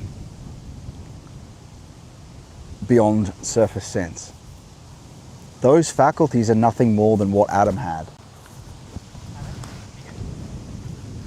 Divine contemplation, right? If you're experiencing the uncreated light, that's why the future, seeing the future is possible, like St. Gregory Palamas says. Because these are things you're in union with God, things granted by Him. So anyway, being disconnected from that, scraping across the ground, slithering across the ground, as Genesis says, man has a limited knowing space then, not access to an unlimited knowing space to ask questions. And so you can, one of the seven spirits that St. Maximus talks about is the spirit of counsel. And so you can be guided through intuition, but you can also ask questions. As Valentin Tolberg talks about, it's something that that you're only communicating with through dreams to begin with, and then through consultation. You're sort of parallel to him. And then union, then immediate. You know what he means straight away.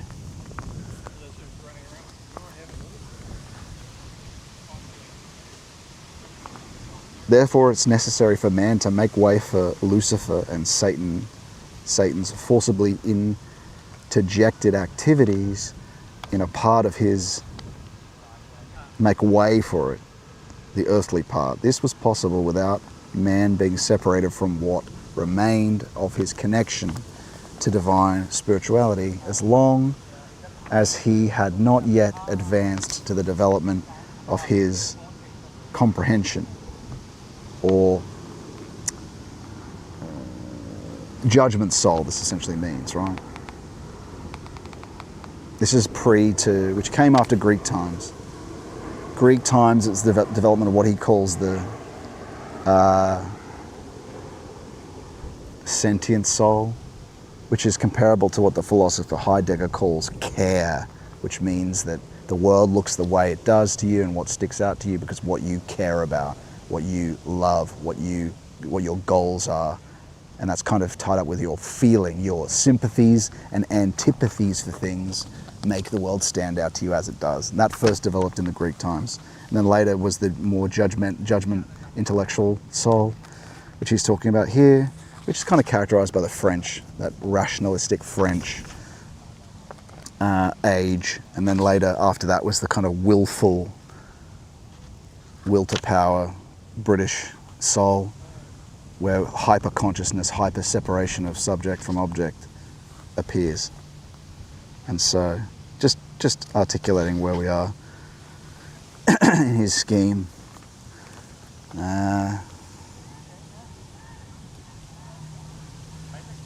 What occurred then was a corruption of his physical, vital, and psychological bodies.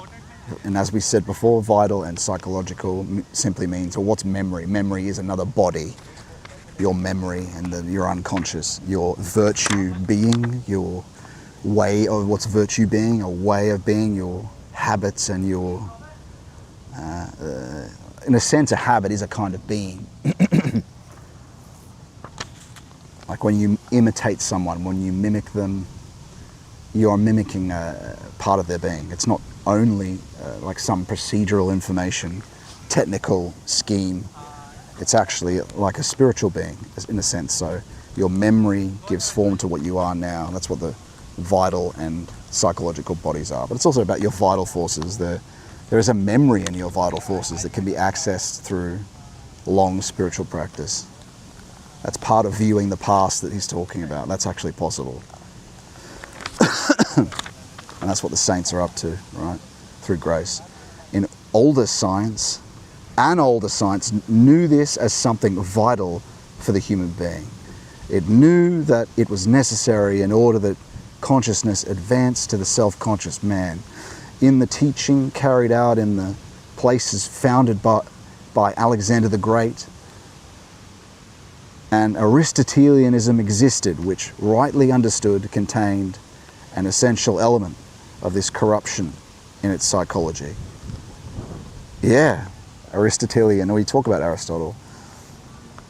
technicalization, right? This is the corruption we're talking about, Satanization, crystallization. That means the sort of dying materialism that leads to materialism. It was only later that such ideas no longer contained this element.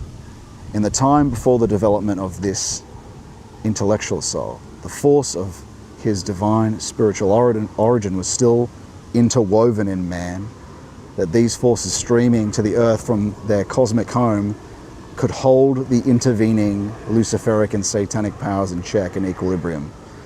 From the human side, it was sufficient help to maintain this equilibrium when, in the cultic mystery rituals, the image was created of the divine spiritual being descending into Lucifer and Satan's realm, and then emerging victorious.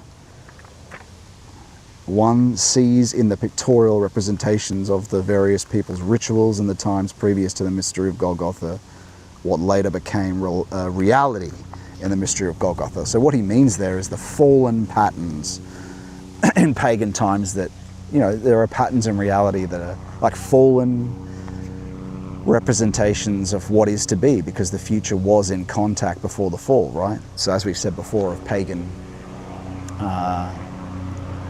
spirituality is always the memory of it, because we were cut off in the fall, not the living memory, not the connection to the eternal.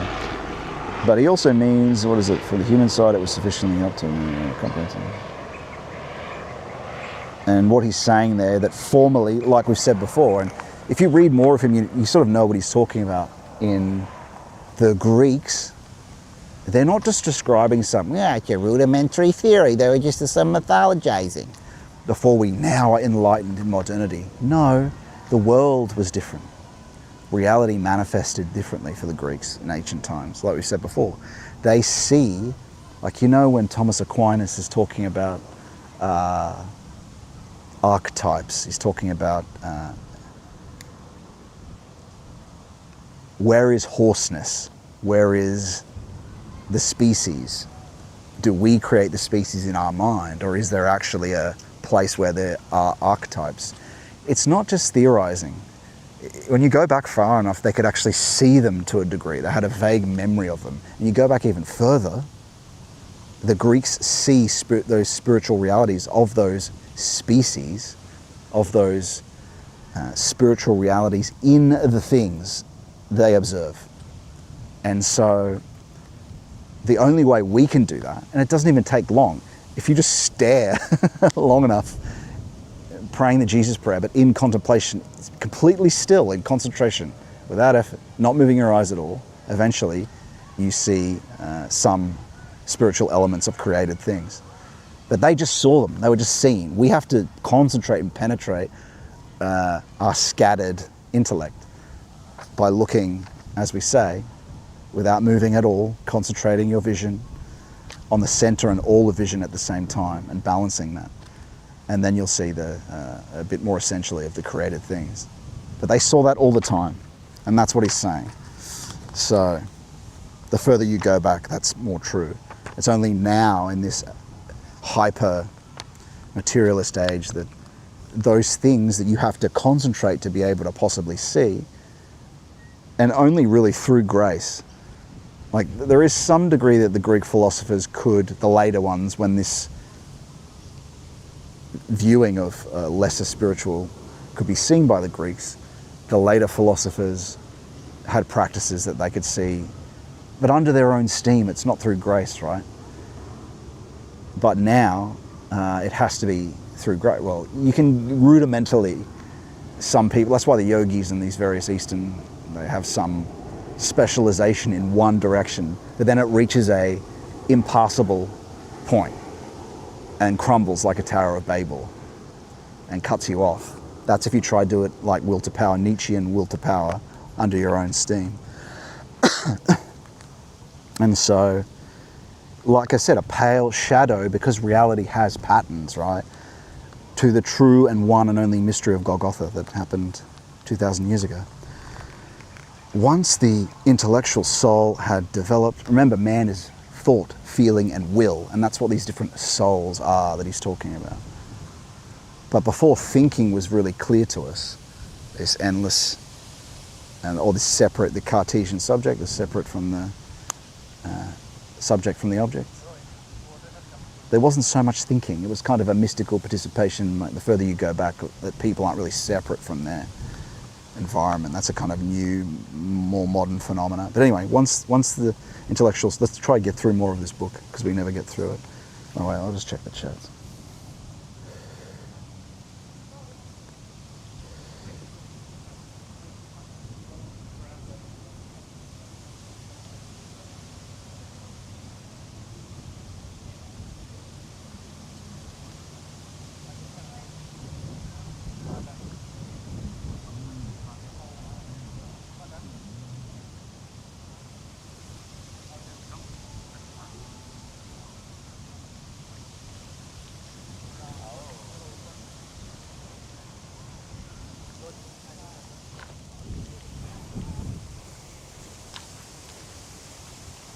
Bring this a bit closer. The viewership's dropped off, so I think you guys probably want to actually see me talk rather than in the distance. As much as I like that angle, you guys probably don't, so yeah. How's that? You've still got something there. You'll see me there like that. How's that? Okay, that's better, right? Right.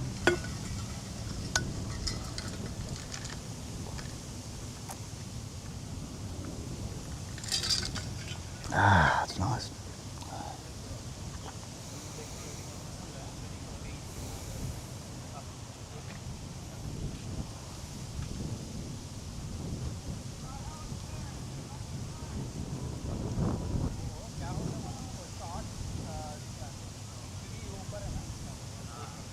Okay. All right, friends. So,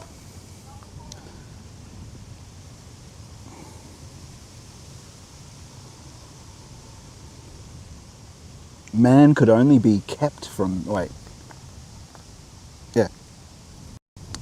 once this intellectual soul had developed, man could only be kept from being cut off from his divine spiritual essence through reality. The divinity had to enter as an earthly being. I'm not saying I necessarily agree with what Stein is saying here, by the way. Now he's starting to talk about Jesus.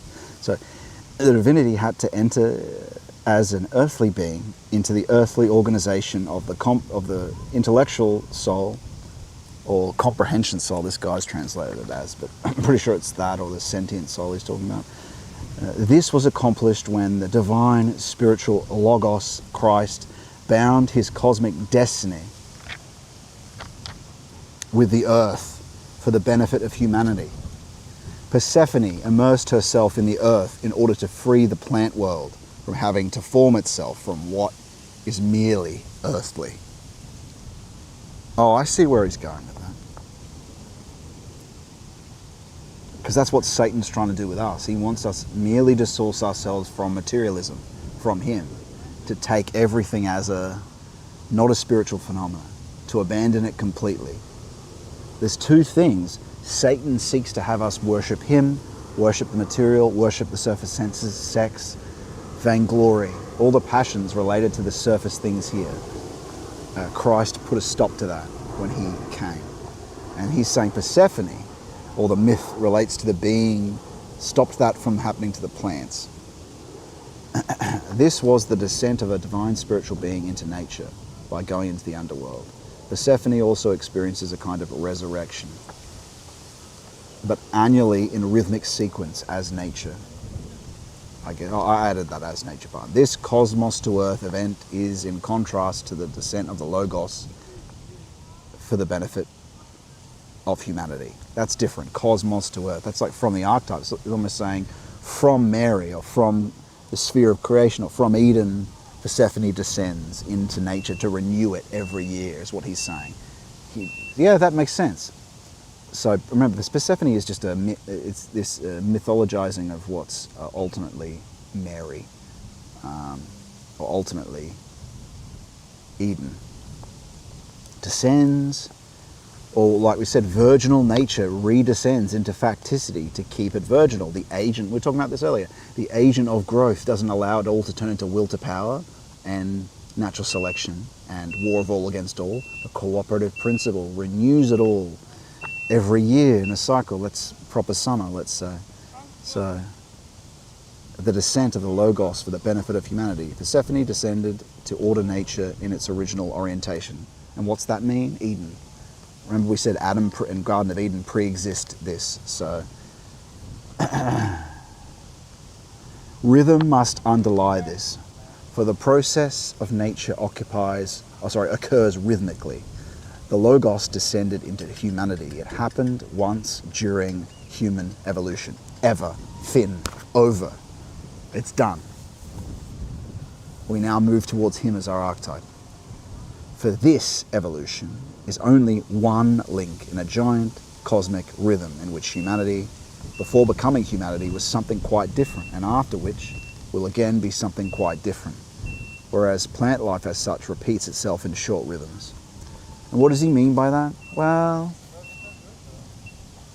I don't agree with him really, in terms of, yes, we were something quite different, but that is kind of true. Think about it. Adam originally, before he sinned, the new Adam, and where the new Adam's leading us, is greater, because the Lord promised to resurrect our bodies completely, so we're going to have something that Adam didn't have before. The resurrection of everything that is essential of love that we've experienced, that we've done for Christ and God, will live for eternity. And that's something Adam didn't have. So in a sense, that's a new being. But really, we were more advanced, in a sense, before we incarnated. Yeah. But in Christ, it is kind of true, but I don't like the evolutionary narrative. Really, it's a return to the Father. But we're returning to the Father with everything that we've done being sanctified by Christ. Everything that is essential and beautiful and loving that we have done here for Christ will live forever. As will our resurrection. That's what our resurrection bodies are, in a sense. So,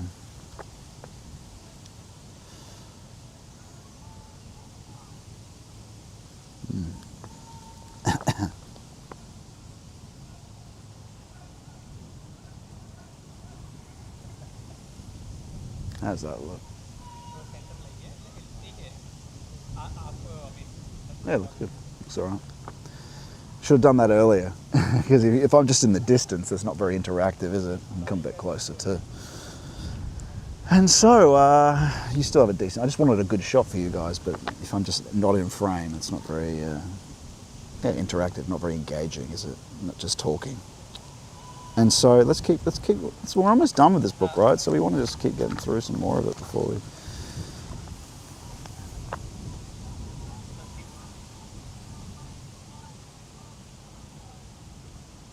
Man needs to view the mystery of Golgotha in this light during the consciousness soul age. We need to see it in this age. That's what that means. It means in this hyper-rational, materialistic, separated from the spirit age, which consciousness soul is, cut off from the spirit. For during this comprehensive age, the severance of humanity from divine spirituality would have been a danger had the mystery of Golgotha not occurred. It's not a danger, right? Our severance from the spiritual world, which was tainted by half Luciferic and angelic in this lead up to Christ, now he is our initiator. He can purify us of the demons again and again and again and again. He's our initiator. Remember how he says, learn from no one but me. Remember though, that applies to the spiritual fathers, because Christ is in them. Therefore, that means, this is why the church needs to help you interpret the tradition from other hesychists. Ultimately, other people in union with Christ need you to help you understand the Bible. We need to go to the saints to help us understand the Bible. Because you could make that wrong so easy and just think it's only... But Christ does teach you on his own though, 100%. That's true, what he says, I'm to be your only teacher. But at the same time, he's in union with saints. He's in union with mystics. And so that's who you also are to learn from. But if you were being very Protestant about it, you might just read that and go, wow, Okay, you just read the gospel and not listen to any saints. that's not good for you. That sucks. I pray for you. At the same time, you know, you do need to seek him out. It's true. That's what happened to me anyway. So many, but again, I am so reliant on the tradition as well. It's both. Remember, I've got a lecture on the essence of tradition, remembrance and providence. People overhedge on remembrance. You still need to find Christ as a fact of experience. You still need to follow your star. You still need to find him in the essence of things, through contemplation, through intuition, through the divine faculties. That's providence. If we don't do that, we don't unfold tradition, we don't progress it. And I don't mean progression in terms of the low progression. I mean the unfolding and flowering of deeper interpretations of revelation, of a beautiful, vibrant culture in union with Christ. New things that are actually in some sense deeply old, that's remembrance and providence. But remembrance on its own will just repeat the rituals until they're dead, until they have no spirit left. I'm not talking about progression though. I'm not talking about the progress. I'm talking about I'm not talking about progressivism. That's revolution. I'm talking about unfolding it. But we need new hymns, new vibrant.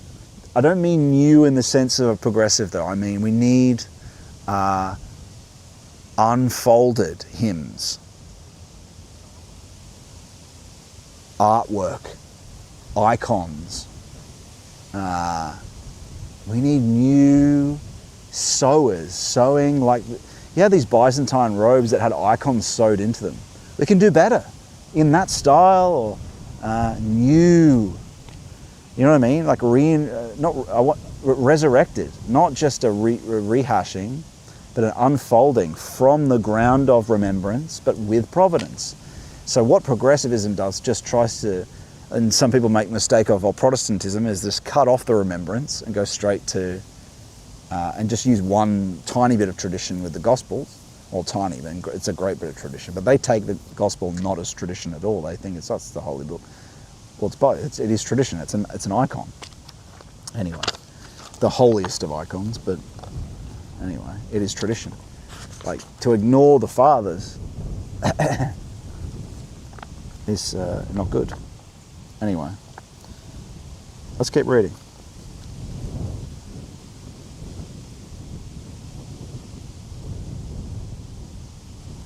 We would have been in incredible danger had the mystery of God, had Christ not intervened. Phariseeism it was becoming Satanistic. Legalism, ritualism, and this is what Father Seraphim Rose. A lot of people are starting to say that, and he's not a saint yet. He probably is a saint, because we know that it's not about being declared a saint, but he still hasn't been declared one yet, so we'll just call him Father Seraphim Rose.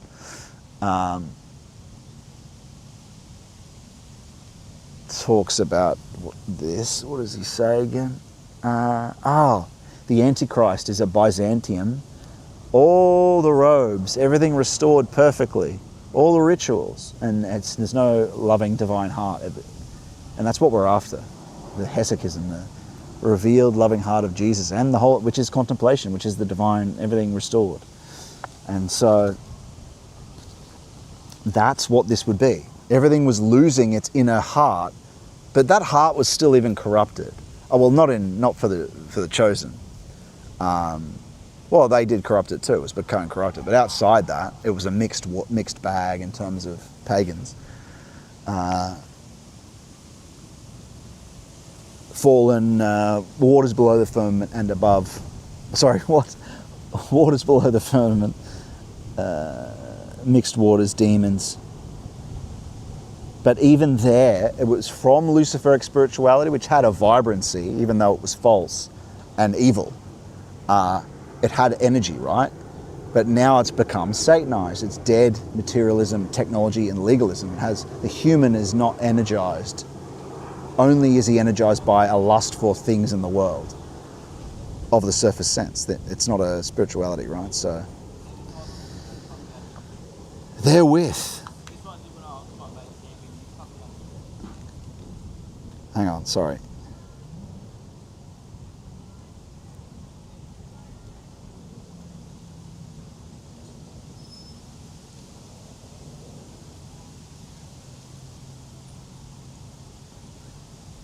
If it had not occurred in this current age, the consciousness soul age, right now, a complete darkening of the spiritual world of man's consciousness would have had to occur.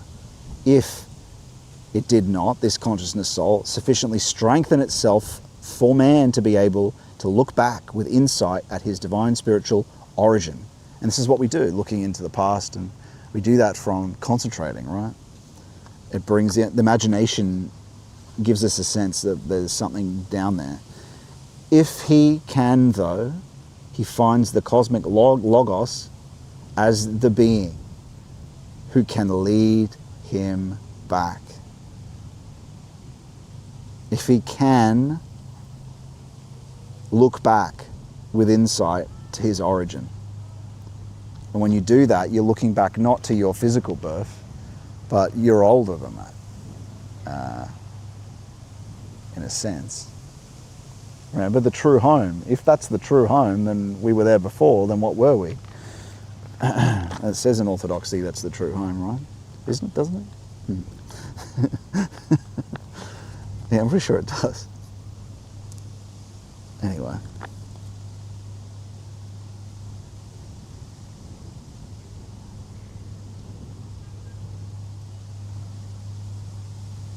If he can.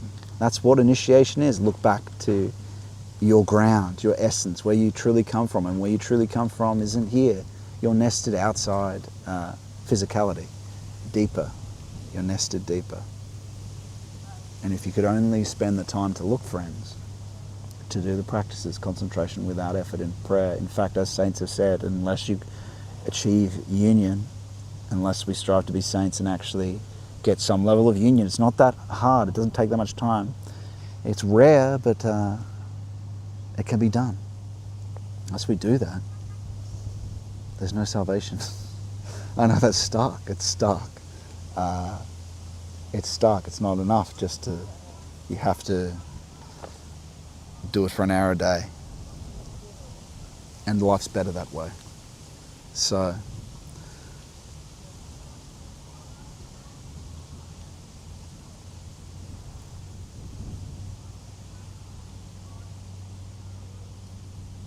if he can, though, he finds the cosmic logos as the being, and he's there. Thank God. Thank God. It's true. He's at the ground of you if you just do the concentration without effort for long enough. And Jesus prayer, the miraculous Jesus prayer, as often as possible, but particularly during that concentration practice, but drop into it throughout the day to establish a praying unceasingly. He'll reveal himself to you. Ask for his mercy, cry out to him during this process up throughout the year. Have mercy on me, Lord. Keep repenting. If you can just work your way up to doing this practice for an hour, start with 15 minutes, work in half an hour, praying for every day, praying for his mercy and help, and pray for staying power. Pray for him to grant you forces, virginal zoe, it's called, virginal energy, so to help you concentrate. Because remember, you're doing it gently, you're not forcing it, it's concentration without effort. And I describe how to do that in the lecture, concentration with the lecture. Oh yeah, one of them actually is called concentration without effort, but the practices of Christian mysticism, the lecture, you can see it in my highlights tab on Twitter. If he can, though, he finds the cosmic logos at the being, as the being who can lead him back. Jesus. He pervades himself with, well, he doesn't do it. You mutually participate with Christ. He pervades himself with a powerful being or image which reveals what happened on Golgotha. The image of God is in us. And the beginning of this understanding is the love-filled grasping of the cosmic consecration night, Christmas Eve, which is festively commemorated every year. It's like the quiet before the plunge, isn't it, Christmas? It's this vacuum of unknowing before the manifestation of the incarnation. And that's what happens when you come into closer union. You experience this unknownness,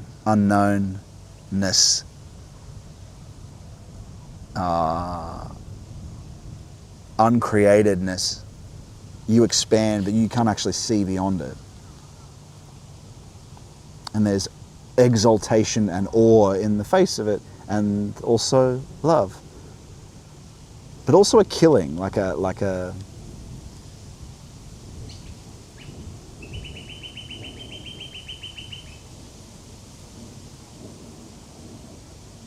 yeah, he's a surgeon as well. Removing of energy and then granting it, right? Unknowing. Uncreated, as the Father is. He is the Lord of death, remember, and life.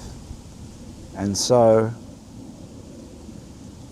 for the strengthening of the consciousness soul, which initially receives intellectuality, takes place when it allows warm love to enter into the coldest soul element. This warm love is most enhanced when it is applied to the child Jesus,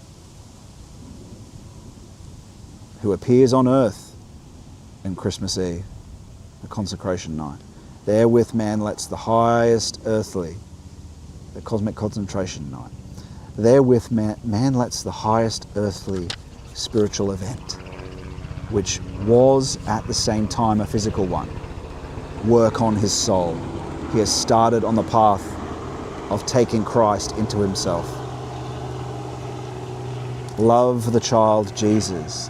Pray for it. I told everyone, please pray on Christmas for the resurrection of your inner life and for him to join you as a fact of experience, not like for purification, elimination, union. Not only just a regeneration so you can go out into modernity, have a family, do this or that. No, we need to find him in the ground of things. People interpret it too much. The most important thing is for us to return. And through him, he then guides you to do something. He might lead you to a providential wife. But that's much less important than theosis. Maybe it's best for you to go to a monastery, because salvation is hard. It's easier when you don't have a family and wife. So, if you read the Philokalia, you might actually go, wow, if you're really progressing on the practices, you go, wow, it's actually could be a burden to salvation, make salvation harder.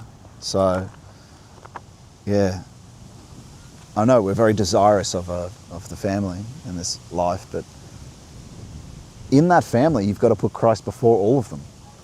But through that, he'll make it all more healthy.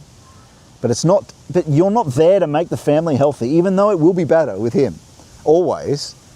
But you're there for him. The whole family is there for him.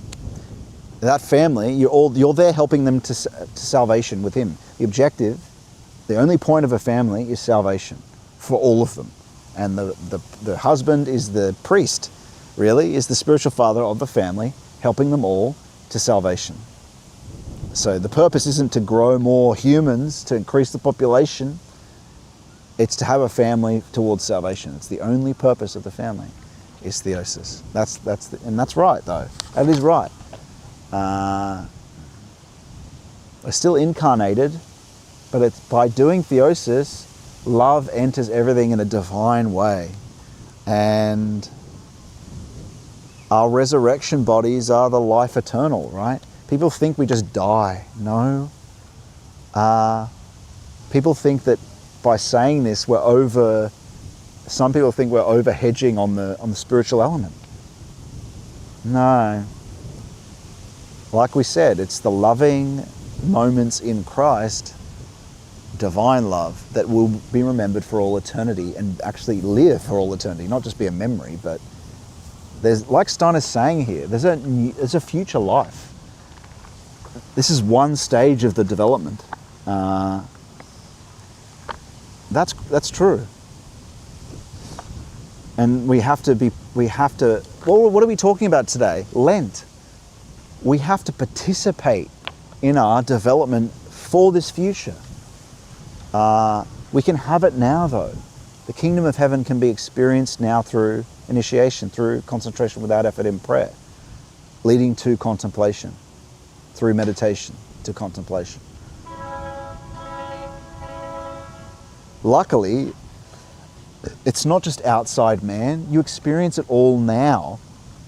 Well, not in its 100% end form, but you experience it basically all now. Well, as the saints say, it's to be greater once we're dead, and even greater once the general resurrection happens. So, anyway.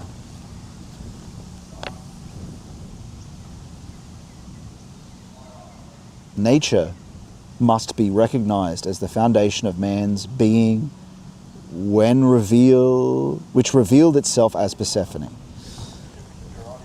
Well, Mary Sophia, really. Well, maybe the Persephone is sort of right, because that's like a daughter of Sophia, isn't it?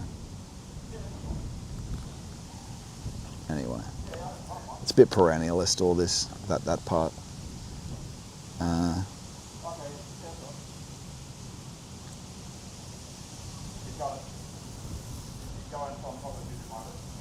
Or the being who was, okay, at least link it up, revealed itself as Persephone, or the being who was perceived when nature was spoken of during the Middle Ages, as the divine, spiritual origin and eternal force from which nature, was born and is continuously reborn. This is Eden.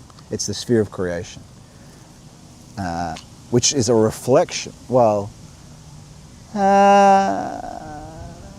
maybe that could be considered, because virginal nature is Mary Sophia, but she's also, I think she's also in the eternal, it's said, right?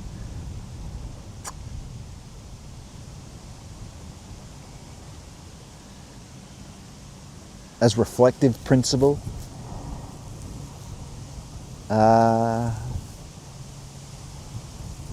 Rejoicing in his created world. So the archetypes, I suppose you could say, come after.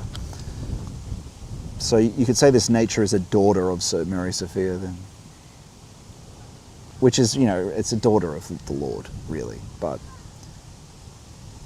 Mary Sophia is there, participating, rejoicing in his created world, reflecting. The human world must be recognized in a way that it reveals in Christ the eternal Logos, which works with man's original bonded divine spiritual essence for the unfolding of his spiritual being, to guide the human heart in love to this grand cosmic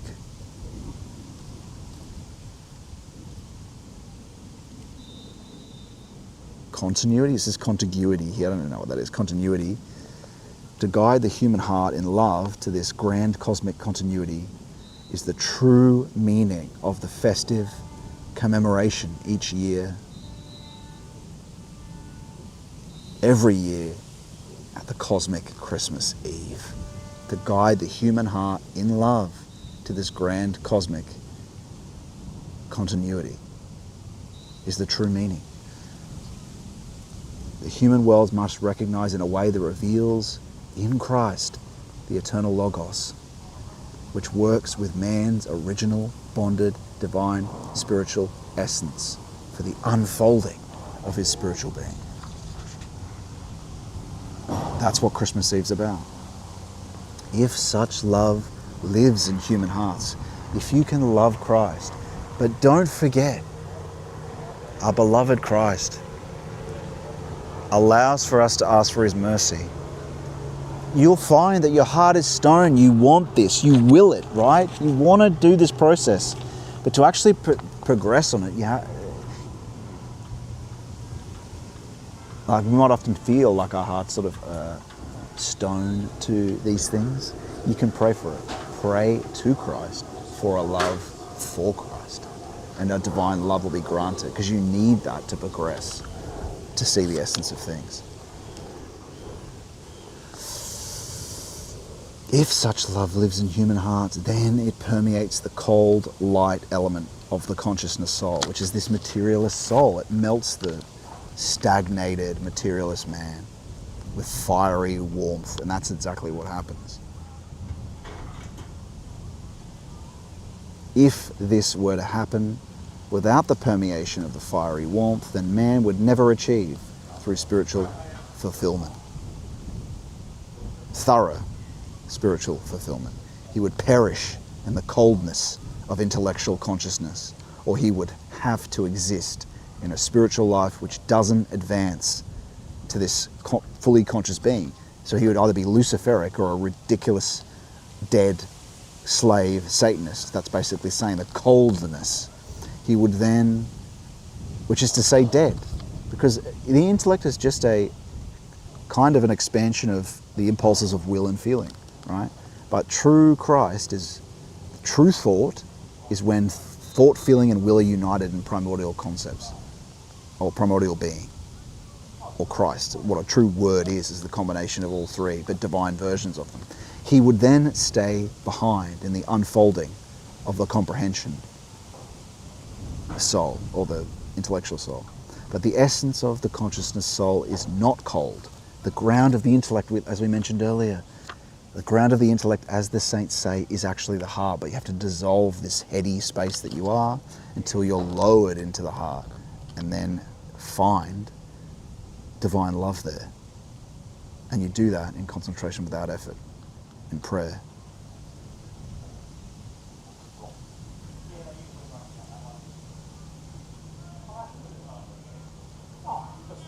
The essence of this intellectual soul, modern soul that we're in, this heady intellect, this center point of observation that feels like it's in the head, where the eyes are. It's actually grounded in the heart. This, you feel like you're up here, right? Where your intellect is, where your thinking being is. It's actually, as the saints say, it's from here. But you have to dissolve from here to here. Because when you read the saints, they're actually in a more, where they locate their consciousness is sort of halfway, or they already locate it here. We actually have to dissolve it from here to get to here. Its source is the heart. But they were closer to that, it being located there in a sense, feeling like the center of consciousness is there. Though some of them did consider it to be up here. But they did have an easier experience of that then. Now we're really located dead, in a dead sense, up here as the center of consciousness. We consider it, but it can feel like it comes from the heart in the depth of practice. Not feel like, it does. That's the essence of the intellect. Once you've been reawakened and resurrected, it only seems so at the beginning of its unfolding, as I said. For it can only reveal its light-filled content at first, and not yet the cosmic warmth from which it proceeds. Which is really the essence of things, right? Love, he is love. That is the essence of everything, all space, everything comes from that love, that warmth of emotiveness, but it's divine. It's qualitatively different to any other eros or any other love, whatever. To feel and experience Christmas in this way can make the following real in the soul. How the glory of the divine spiritual beings' revelations are announced to man in the vastness of the stars through their images, and how the liberation of humanity on earth from the powers that want to distance it from its origins is achieved. And that's what Christmas is. And it says here, this was given on Christmas Eve, Christmas 1924. So about 100 years ago. This is 100 years old. And so we'll just finish this last bit off and then we'll move on. And so additional guidelines relating to the foregoing Christmas contemplation. 1.3.7. The activity in human and world evolution, which occurs due to Michael forces, repeats itself rhythmically, although in varying and progressing forms, before and after the mystery of Golgotha.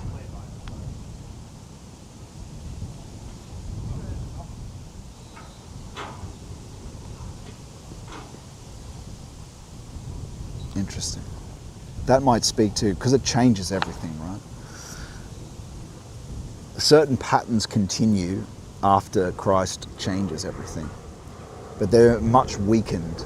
Like the pagan cycles of Kali Yuga, they still happen in the lower levels of the unconscious. It's just Christ completely overcomes them. If you want to overcome the Kali Yuga, it's just simply with Christ. It's already been done. You go to him, he resurrects your inner life. That process, though, will keep decaying unless people come to him. But it's done. Kali Yuga has already been overcome. People that seek to overcome it. You just have to do it as an individual now. Anyway, 138. The mystery of Golgotha is the greatest single event in human evolution. It has nothing to do with rhythmic repetition. That's what I just said. These patterns in paganism of Greek cycles and ages, these Kali Yuga, all these different cycles and ages, they say, it has nothing to do with that rhythmic repetition. It's a completely new event for once only, and defeats all decay and cycle.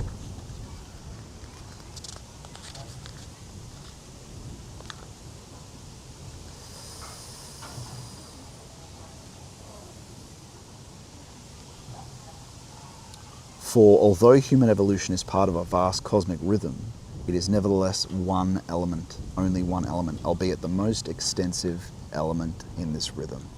Before humanity became an element of this rhythm, it was something substantially different. Afterwards, it will again be something different. Therefore, during human evolution, there are many Michael events, but only one Golgotha event. In 139, in the rapid rhythmic repetitions of the year, the divine spiritual being who descended to the depths of the earth accomplishes the task of spiritually permeating the processes of nature. She personifies the ensouling of nature with the original and eternal forces which must remain active. Just as the descending Christ represents the ensouling of humanity with the original and eternal Logos, who shall never cease his activities for the healing of humanity. And that's it for that section. We're almost done. Probably like a few more weeks, maybe 4 more weeks, and it'll be finished. That's pretty interesting, though. These people are setting up, though. I'm going to move that page on. I liked what he said in 138. That speaks to these proto-historical patterns continue, right? But they're overcome completely by Christ. Like the days of creation continue and are there. Persist. And so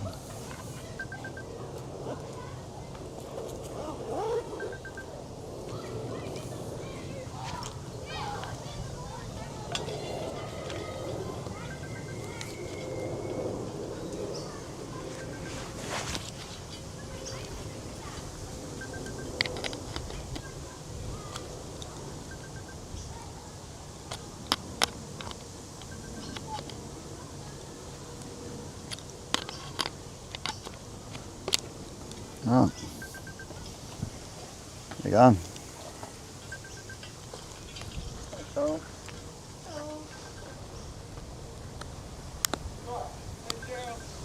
Hello, how are you? Good, how are you? Gabby,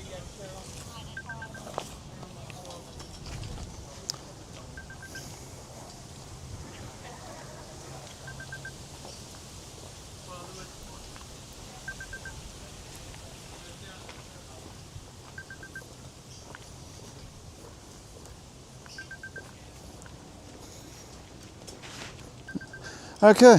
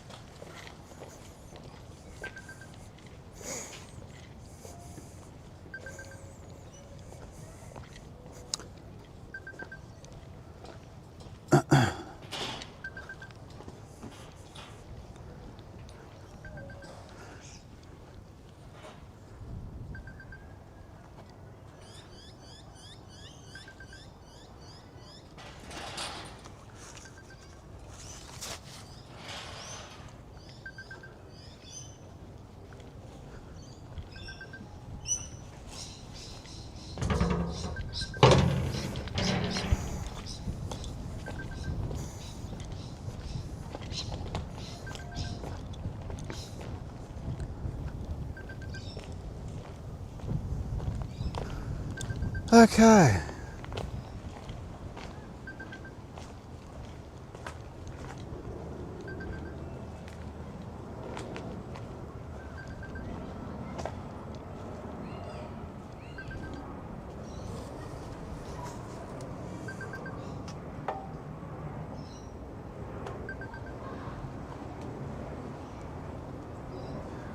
Okay, everyone. Just want to put my earphones back on charge, and then we're going to jump on the ferry and continue our talk, and then we'll do a segment. So if you want to send any videos through, we can talk about those. Otherwise, I have a few in my watch list, I think. We'll do a final segment. You can jump on the Discord. If you want to participate with your voice in that final segment, you can join at scottmanion.com/fellowship. For those who are already members, we'll be doing that in about an hour. Let me know in the comments anything you want to talk about in that segment. And you can, if you don't want to join the fellowship, you can simply participate in the chat.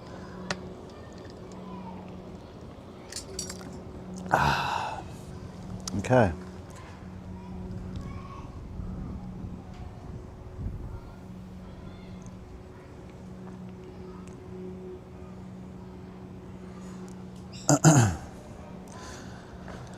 Let's figure out what we're going to do here and see when this ferry's going. Oh wait, I'll check the chats first. So it's going to be a bit boring for a moment, but let's have a look. All right, cool. Nothing new. Right,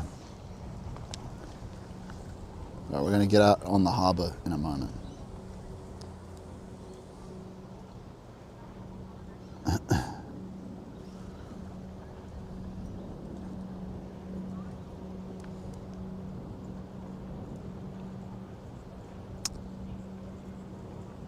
Birch Grove, Robinson's Point. Okay, that's leaving at... Okay, great. Perfect timing, in 42 minutes. So, okay, we can...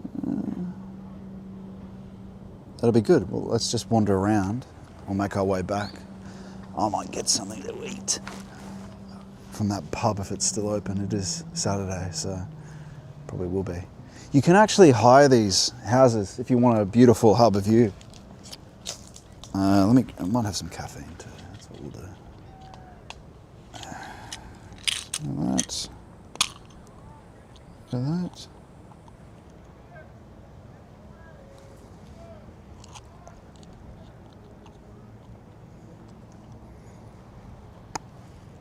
Okay.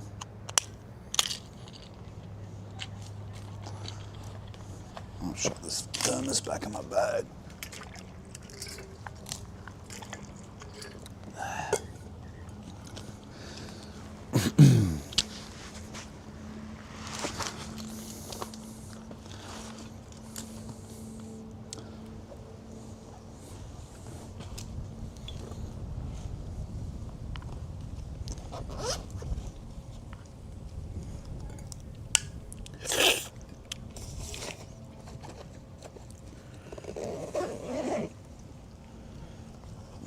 And so the true development, even Steiner's talking about it there.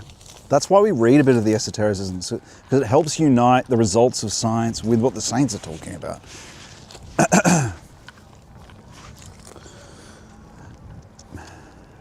Because the essential can be united with the results that are valid for the surface. Because they all essence from there. They all come from there originally anyway. And so, I wonder if they live there. It's like they're old people. Maybe they live there. Weird place to live though. Wow, it looks like some storms are coming in. But,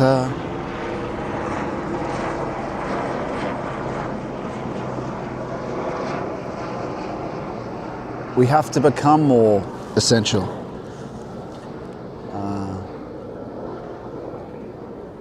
Wow, pretty twilight. I mean, it's not really twilight yet, but because the clouds are covering it, it gives it that vibe.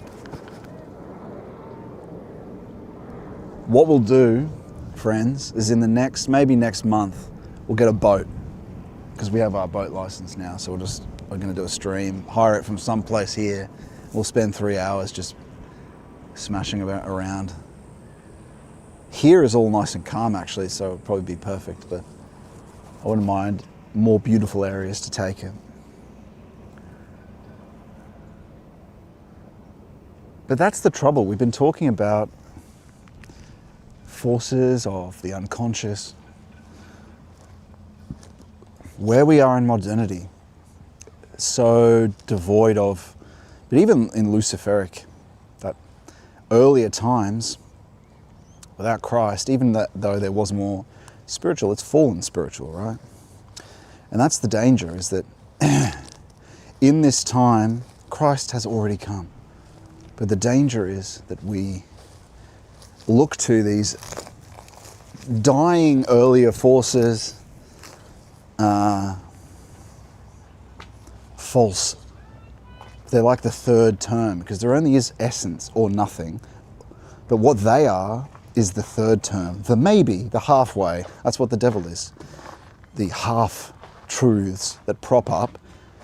And so that's what he uses us for. He uses us to charge up his projects, because he doesn't have his own essence, and charge up a false spirit. What do you think communism was? An epiphenomena, like a charged up spiritual force based on resentment. That's what he operates. But he gets the energy from us, which is granted by the Father. It's freely granted for us to completely mess up and corrupt through temptation, right?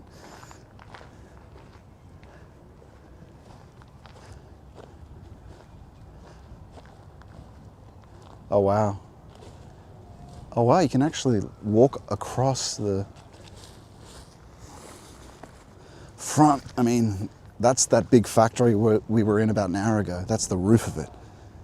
And they've got a nice gateway you can walk along, look into the windows. That's a cool idea.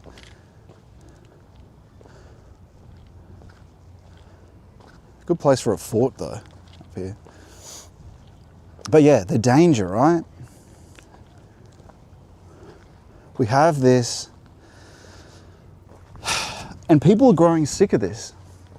They're growing sick of the false spirit. They're growing sick of the movies, the slop, but also the kind of overexposure to surface, the flooding of quantity of joy, surface joy, not qualitative beatitude, but because there are levels of it. Beatitude is so much qualitatively higher than quantity of joy. It's not just more quantity, it's incredible depth, divine.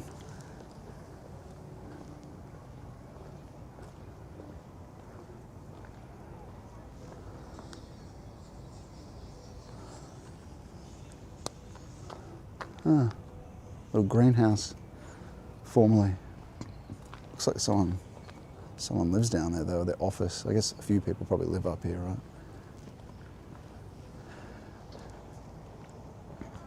But we get attacked by Luciferic forces. We get attacked by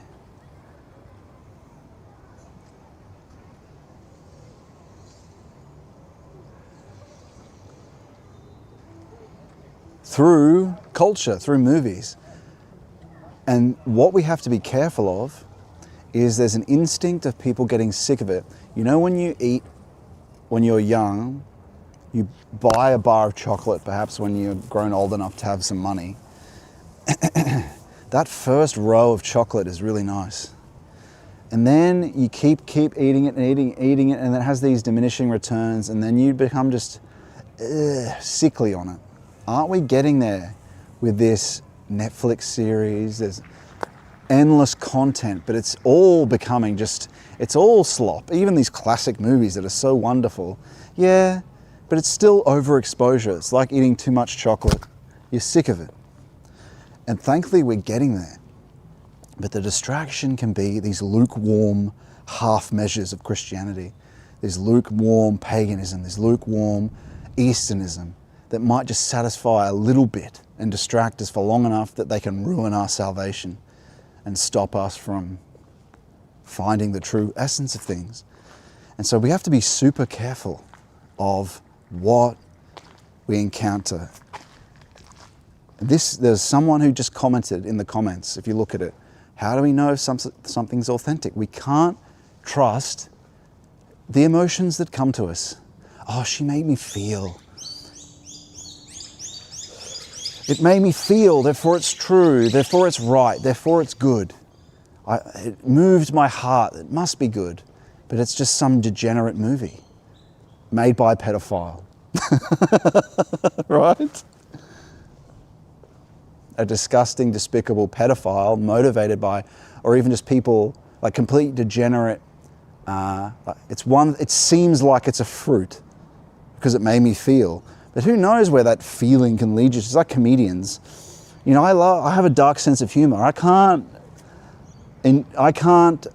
indulge in that anymore, really, because that type of humor, but even jokes in general, unless it's a certain type of, every joke's a revolution. It does lead to, it does dally and lead to sin. I know it sounds strange. Don't worry though, this life is full of incredible joy in life. Don't worry about that. You know, you can still joke. It's just that if you worship comedy, like comedy is the religion of those comedians.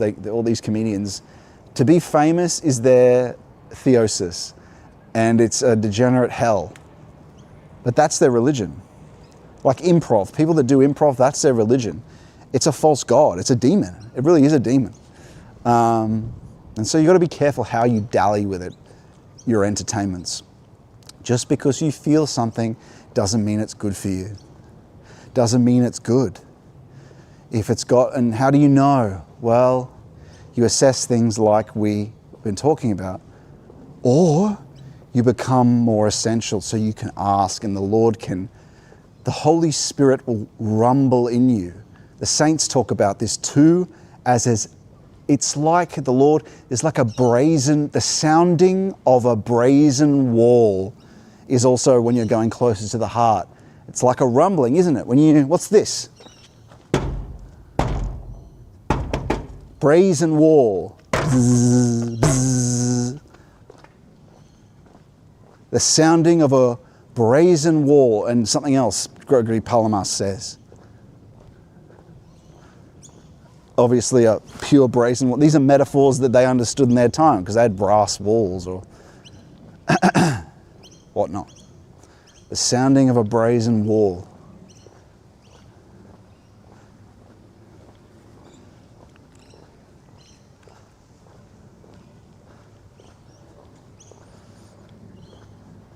The Holy Spirit warns you through that. I've talked about that phenomenology before. Zzz, felt a spiritual touch behind the eyes. That's why you do this concentration without effort, so you can notice these things and become more essential. Or else you're an existentialist. Or else you're evaluating the surface emotions. You can't tell what could damage you. All you get is that wonderful performer that seems good, that actor in a movie. This is why the saints thought actors were a very dangerous and sinful thing. Trump is this too. Why? Because it's magic. Performance, even writing an article, can be magic. Like if you look at one of my early essays. It's very well written, but it is like true of will to power. It articulates what the will to power is. It's a kind of a magic. Thankfully, it leads to, or over time, led me to the essence of things. But it articulates the will to power. It is a kind of magic. Some of those early videos that I did, and that's not good. But if it's searching for the truth, that's different. If it's like warming up your voice to tell the truth, then it's not pathological. Then it's a gospel, isn't it? This is a good spell. It's a gospel. How do you know if it's a gospel? Well, it's about, I mean, you should be able to sense it if it's a spoke. If the Lord is there, and I pray for His word to flow through me, and if He is willing to grace it, His Spirit to flow through me in the speaking and the truth and to impel you. I have seen it through your DMs to me and through the people that join the fellowship that there's something more that's going along and being sent with it, not just the content of what's said. So there's something more. And that's what this is all about. If I just wrote another article, yes, it could help a bit with that. Everyone's doing that though. These are to bring you into more of a reality with me, lead us to pilgrimages, to in-person realities, but also to have a rawer sense of the impelling of the Spirit. That's what the greatest gospels are like. That's what we do spiritual reading. There's a tunnel just there, you can see. We do, pretty cool actually. It's got this jungle-y looking thing above it, and a tunnel.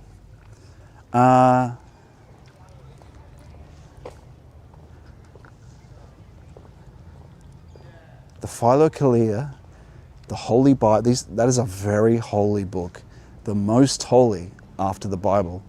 Please, if you're a Catholic, don't not read this.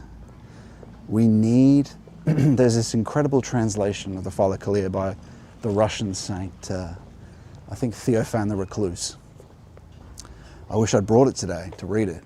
But he articulates that we seek out the spiritual reading because it's also alongside our concentration without effort in prayer and moving towards contemplation practice, which we desperately need and is truly essential and can't be done without this. But alongside that, we do spiritual reading so we can be impelled by spiritual impulses from the people who have been there. Because it's not like going to another country. You can't just, and this is like a camping, you can do a camp out here, I think, overnight. Stay in a tent on the island. Yeah, it's not my kind of thing, but probably be pretty nice. Maybe if you had a gang, like if you had a few different groups of people, it might be nice. But I wouldn't come with just my family, but if I had like 4 groups of people, I reckon that'd be good. What were we saying? Hello. We were saying... that was good what we were saying. Damn it.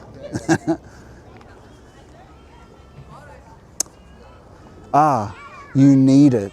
You need it because a true mystic who actually heads to perfection also is purified in the virtues. He knows what's happening to him. That's what theology is about. It's about an icon so you can achieve mystic contact, but also know what is going on. So it's both, that's what it's supposed to be. And then you contribute to it. And as St. Gregory of Palma says, if you don't experience this, you're just abstracting. So all the theologians that learn the systems perfectly, if you don't know it, that's not theology. You don't know what the thing's describing. We have to seek the essence of things. And the spiritual reading, the monks also recommend, and Father Lazarus talks about this too. There's that monastic who's out in the desert like St. Anthony. We're not getting that one, we're getting the next one, I think. We want to go to Birch Grove. 25 minutes. All right, good.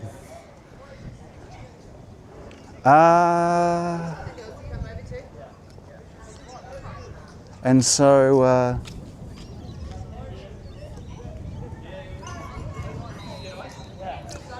Theophan the Recluse is what we were talking about.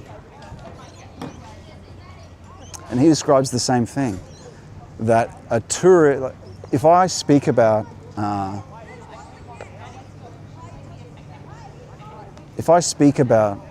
my vacation, you can compare it to your normal sensory experience and basically relate to it. You can't do that with this unless you know it, right? But what it does do is it offers something deeper. It offers an essential impulse from a beauty, if a beauty of it cannot be articulated. And so that's what this is about, and that's what great texts do. You need the philokalia to impel you to, so while you're doing the practices to help you, and in some sense help transform you, you have to do spiritual reading as well. And the monastics also speak about the changing of tasks, because you'll get tired. One thing you gotta, if you don't have the energy for something, you gotta pray to the Lord for His mercy for these things. The things He truly will grant you are the things related to the Spirit, miraculously. Like if you keep asking Him for material things, eventually He'll give them to you, but then they'll be not what you expected, because He had a better idea for a plan for you, and they won't be good for you. And saints have said that too. Saints in the philokalia say the same thing. Yeah, you keep asking for that material thing, but you can ask for the spiritual thing. Although don't seek visions, because it's for its own sake is not good, right? It'll be granted. Seek Him. Most of all, ask for your will to be converted to His will. Let it be with you according to His word. Pray for union, purification, illumination, union. Pray for, every morning, pray for Him to plant in you a deeper love of Him. Pray for a deeper love from Him. Ask Him for it. Pray for His mercy every day, because it's all about mercy. You're not owed things for this. You're constantly sinning against Him. And we constantly crucified Him. We owe Him. We're in deep debt to Him. So that's got to be understood too. Pray for an ennoblement of the fallen empirical self that you are. Pray for a purification of the satanic self, really, that's in you, this sin, to be purified of it. Pray for the peace of the heart for that day. As the Lord once said to me, first find the peace of the heart before you do anything. So that's your ground from which you act, not an impulse from temporality. That's key. It's so easy to be pulled into a conflict with the Ortho Bros, or a conflict with the Catholic trads, or a conflict with the Protestants. Do not do that. Do not even participate in the critical spirit of the age. Nah, that's not true. This is the truth. This guy doesn't know, I know. You gotta be really careful where the motive's coming from. It's so easy. That's why I barely post on Twitter. That's why it's such a temptation for me. I'll get tempted by it, even when it's something I'm supposed to do and I've been guided to do.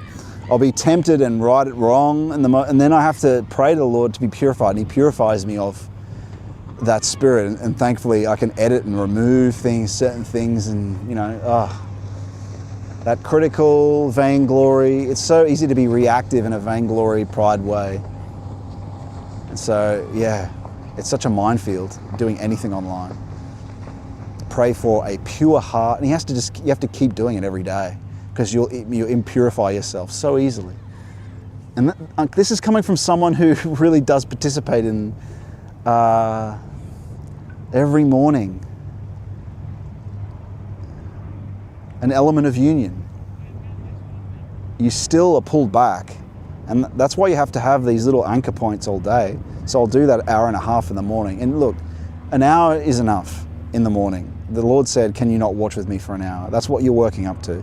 But for me, in the morning, I'm doing, I'll wake up, and I try to actually immediately when I wake up do the Jesus prayer. And this is good for me anyway, because you become more conscious of the demons just being around, and it's good. You become, thank God, as you love God more, you become more fearful of upsetting him. Meaning that you don't want, he's so benevolent, and if you become prideful, that's just an insult for this. There's so much grace that he's given you, and that's good. It's a granting, it's a grace. That's first it's a fear of God. That's good, that's healthy. Fear of bad stuff happening. Later it's a fear of, it's both. It's a fear of setting such a loving God. But that leads me to immediately start praying the Jesus prayer. Fall asleep praying the Jesus prayer in your head. That's quite easy to do. And for me, the more you do the depth practices, that's kind of when the devil likes to attack. So for me, I'm very happy to fall asleep with the Jesus prayer, because that's the dangerous time. So it's a great thing to do, and eventually, those things get cleared out, and you can have your dreams you don't wake up with lustful dreams and stuff like that over time, because they attack you while you're asleep as well. That's pretty common. Less common as you go on, but. And so, I'll wake up pretty much trying to do the Jesus prayer, and then I do it when I'm in the shower, because I just let my thoughts run. It's very easy to do that. And the devil, you can see immediately he starts on these things like, No, this is what you should have said. these arguments that start in your head, right? That's the devil. It is the devil straight away. And then if that doesn't work, he'll try something else. So you reject that, but obviously dropping into the Jesus prayer, even straight away. But I wouldn't really call it a practice. It's just something it helps you to do that as soon as you wake up. Immediately re-establishing connection with him. And then in the shower. But really the true practices begin with, make sure you wear your cross while you're sleeping. It makes a difference. It really does. I've taken it off once and had the Holy Spirit, this brazen wall, this rumbling when I went to take it off. Oh, okay, right. And then I asked about it and contemplated it, and it was true that you should wear it. It's good for you. And it's protected me. I haven't had, I'm less likely to have a demon attack me, like waking up with lustful dreams and various things. It's just black. There's nothing there. There's no bad dreams as you become more purified. But getting to the point of the practices, oh shit, no, that's not, I don't think that's us. Or is it? No, circular key, good. I think we're coming after that at some time. 17 minutes, we're all good. And so what I do is A, put the cross back on because I've just had a shower. B, hello, get out of here. B, I'll go to, I have a chair that has a rest for my head. Some people are able to just do the practice without a back rest for their head, but that's what I recommend. I have some earplugs. I think that's good. If you're eventually you shut your eyes, so you might as well also. Oh, and by the way, this is labeled Lent. The best Lent you can do. You can do fasting as well, but the main thing you need to get right is fasting of ekphaticity, which is, what is that? Poverty of the senses. What is that? Concentration without effort for an hour in the morning or 15 minutes. Make that your daily practice. That's what you habituate for Lent. 20 minutes of that every morning. I mean, I can tell you the fasting I do, but it doesn't matter. The most important is you do this practice. That's you becoming more essential, and he'll help you with all the other virtues. In fact, Lent is about leading you into this. It's the general church community getting better at being in need, denying self-indulgence, because you're going to have to do that on a higher basis, but Christ will give you the force to do that. Thank God. Because I'm nothing. I'm a useless servant if it's not for him granting me grace, right? And so, okay, I haven't even got to the first thing I do. So putting on the cross, I go to venerate my icons. What's that on a pedantic level? I will, as you develop in concentration without effort in prayer, you can kind of bring your attention to the zone of silence, it's called, or where the spiritual touch is, behind the eyes, essentially. But I'll essentially do the concentration until my eyes close. It happens instantly almost. You could just close your eyes for them and just concentrate on the center gently, and then say, I love you. Kiss the icon, Christ, I love you. Jesus, glory to you. Kiss the top of the cross, I love you. Holy Spirit, glory to you. Kiss the top of the cross again, I love you. Father, glory to you. I might sometimes say high priest. When I'm kissing Jesus, I'll kiss him again and again and call him the different things. My high priest, my God, my king, the King of Kings. My brother, my friend, but more importantly, of course, my God. God, he is God. People casualize him too much, but he is all these other things too. My closest friend, my God, my King of Kings, the King of Kings, the God of everything, the Logos. But anyway, then I'll kiss I venerate Mary, and then some of the angeloi, saying the same thing. I don't glorify her though, I just say veneration to you, or I love you to Mary and the rest of them. I don't, only glory is for Christ and the Father.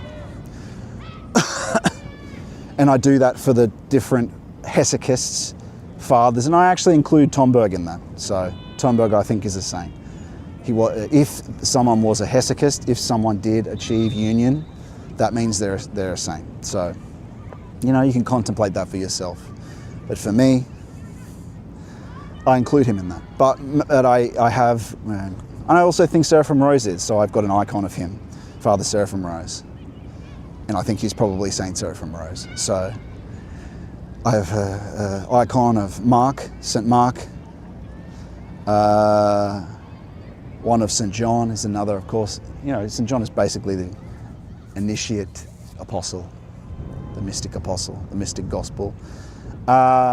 St. Simeon, the new theologian, another incredible mystic. And he's next to another, which I venerate as St. Nikitas Stithanos. And yeah, St. Mark of the other Orthodox patriarch I've got as well. And I'm getting one of Gregory Palamas and St. Gregory of Sinai. And that's the key people that I will love, because you must.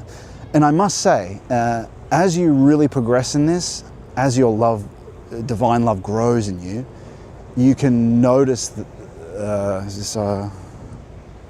you really can. 11 minutes. Nah, let's just pass. Okay. You can notice emotive emotiveness around you as object, as throwing hither is what object means, throwing here, from the icons, a love coming from them, as you say each one of their names, and they have a different attunement of what that is. And look, the Philokalia even says that. I think Gregory of Palamas says that the growth of, or is it might be St. Callistos Angelico-Ortides, who says that as you love God, so too through your filial relationship to the saints, and you can only have that by venerating them, can you also communicate with them? And it's just a very slow process, guys. This stuff grows over a long period of time. And you will already be contemplating and experiencing grace in the breath after doing this. But that's that practice, right? Before I even start. Then I'll sit down and do the Lord's Prayer. And like I said, I'll start the concentration without effort, looking at the icon of Jesus, and you concentrate on the center and then balance it with all the vision at the same time. Eventually, at the start, your eyes won't close, but eventually they'll slowly close of their own accord, and then you just continue that attending on the center and all, balancing that. And that develops and changes, but you can look at my lecture on that particular practice. But before I get to that, I do a confession and I do a giving thanks. And then I fully go into the concentration practice. That confession and giving thanks looks like this. I ask for forgiveness. I pretty much go through most of the archetypal, because I've usually committed in some way. And I did this from reading The Way of the Pilgrim, when he meets the priest and he talks about the confession, about just how more sinful we are than we realize. And so I basically asked for forgiveness for most of them, and anything I can remember of the previous day, because you've really got to remember and contemplate, perhaps. And I mean, I'm doing it pretty quickly, so it's only whatever I can remember. And I'm going to add a practice at night where I do a conscience check, so I can really run through everything that happened in the day and be sure. But I'll pretty much go through all the main sins, vainglory, and ask for forgiveness for all of them, lust, because usually I've done them in some little way. And then I say I keep striving to improve and ask for His grace and forgiveness and mercy. Help me do better, because we really need His help. We're kind of doing this through contemplation, through concentration without effort. We're hoping that the Lord's going to make it easier for us by granting us virtues, and He does. If you're willing to put more of the time into contemplation, so too will He make your asceticism easier. Some people do it around the other way, but most intellectual people, if you're watching this channel, you are. The saints of the Philokalia specifically say that you should do contemplation first, and the virtues will be granted and made a lot easier for you if you do it that way around. And I've got the quotes somewhere. I'm going to record all this stuff. I know I'm just walking back and forth here, but we're waiting for the ferry, so. Then I do a thanksgiving. I thank Him for the 7 spirits that are granted that St. Maximus talks about. Those are the spirit of the spirit that helps resist, that impels me towards the good, the spirit that impels me to reject sin when I'm able to, the spirit of counsel that I can consult actually through intuition. The spirit, I thank Him for His spirit of counsel. I thank Him for His spirit of spiritual wisdom. And there's one more, I can't remember what that is. I always forget the last one. Spirit of love, the spirit of love.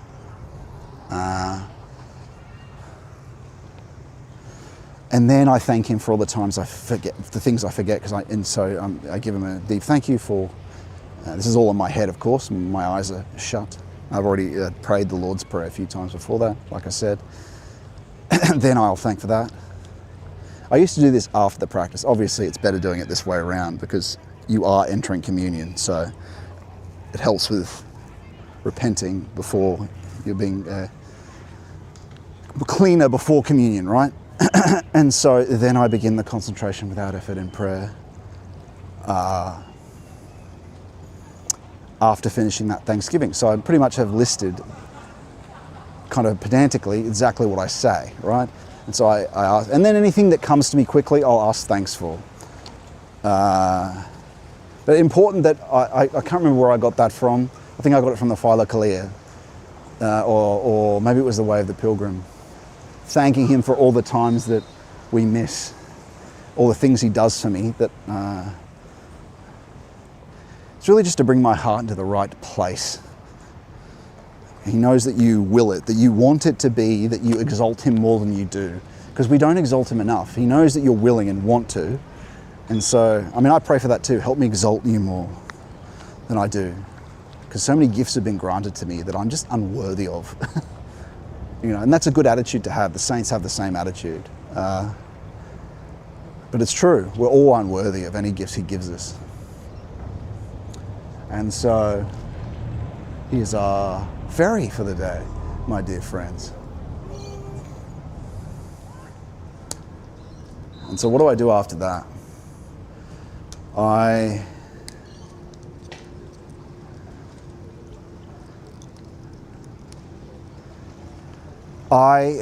finish that, and then I've been doing this for quite some time, and they recommend this too in the Philokalia. I contemplate the Passion, is it 7 stages of the Passion? The Passion, right? So go and look at the different stages that happen.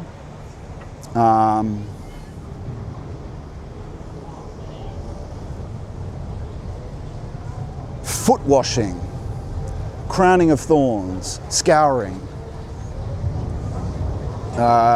walking up the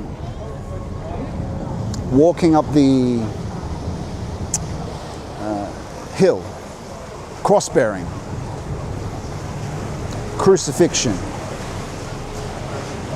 entombment, resurrection.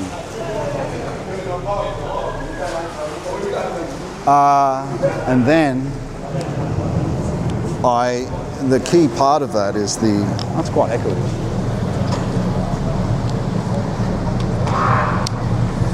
The key part of that is the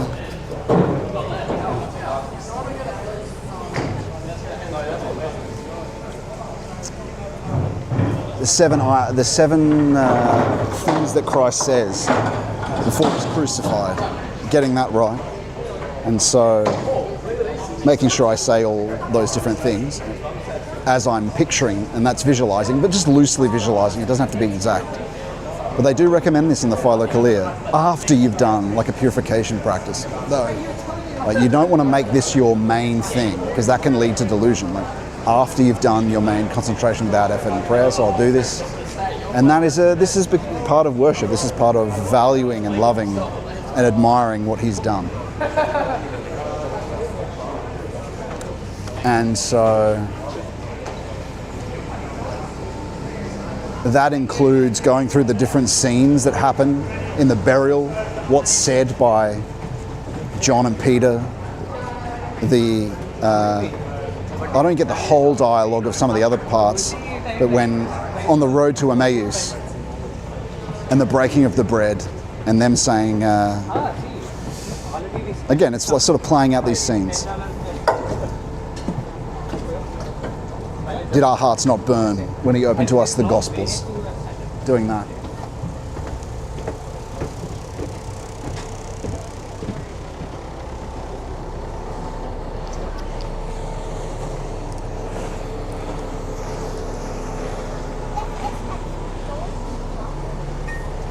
Did our hearts not burn?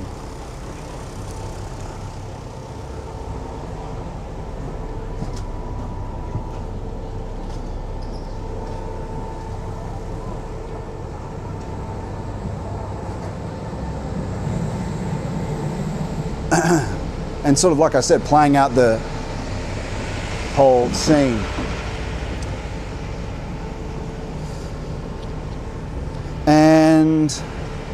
And it finishes with the final meeting Christ happens with, where he's, and many insights have been granted by the Lord to me from this. But really it's about exalting him and what he did and admiring him.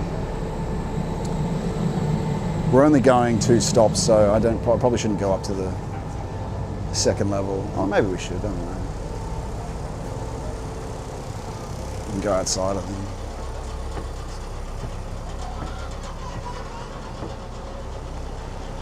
Yeah, might as well.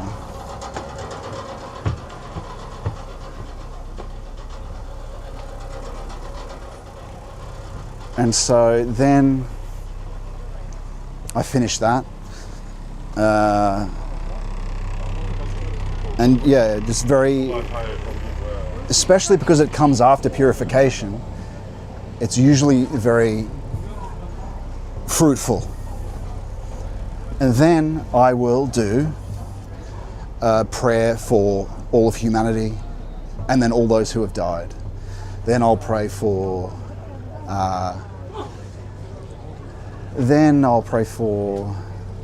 my parish and the priests and the fellowship. I pray for the fellowship, and essentially when I pray for the living, I pray for the resurrection of their inner life and for them to be granted the same graces that have been granted to me, moving towards a union with Him. That's what's key. And so then I'll pray for my family after that, after I pray for the fellowship and pray for... I mean, this is pretty standard stuff, but I might as well be pedantic about it and go through it just so people have a bit of a model. And then, okay, we're getting to some individual things you're asking for Him. So just forget all the material things. He'll provide for you, for one. Unless you're really anxious about a particular thing, because as the saints say, nothing good can be done without me. You do nothing without me. So you do have to pray for anything you're doing that you want success in, or that not you want, that you can get a sense that He wants you to do. You should pray for His help with any task you're about to do, because you do nothing without Him. It's true. The more you pray for it, the more you understand it, the more you experience it as such, and then understand it more essentially. So get praying for it. In fact, before you do anything, quickly pray to Him for the forces to do it. That's what I also do, right? When I get to work, I'll pray for, and this took a while to get used to habituating it, but just praying to Him for the energies to do it, the virginal Zoe to do it, right?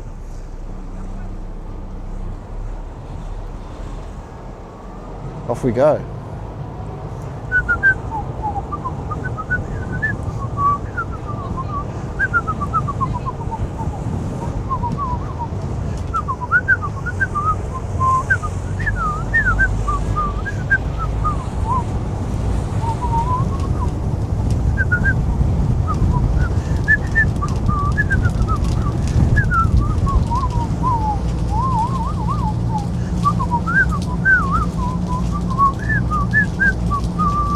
Oh, hey, come back.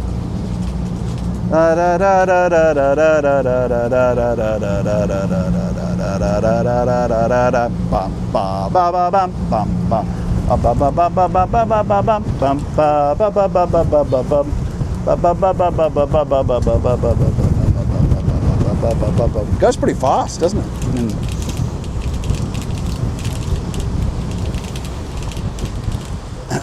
Or Woolwich. Where's this? Hunter's Hill, I think. Yeah, there's some very expensive properties here.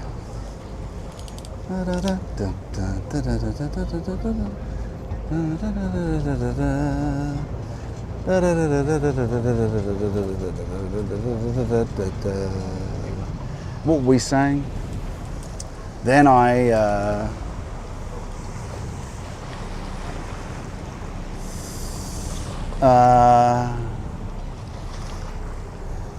oh yeah, I'll pray for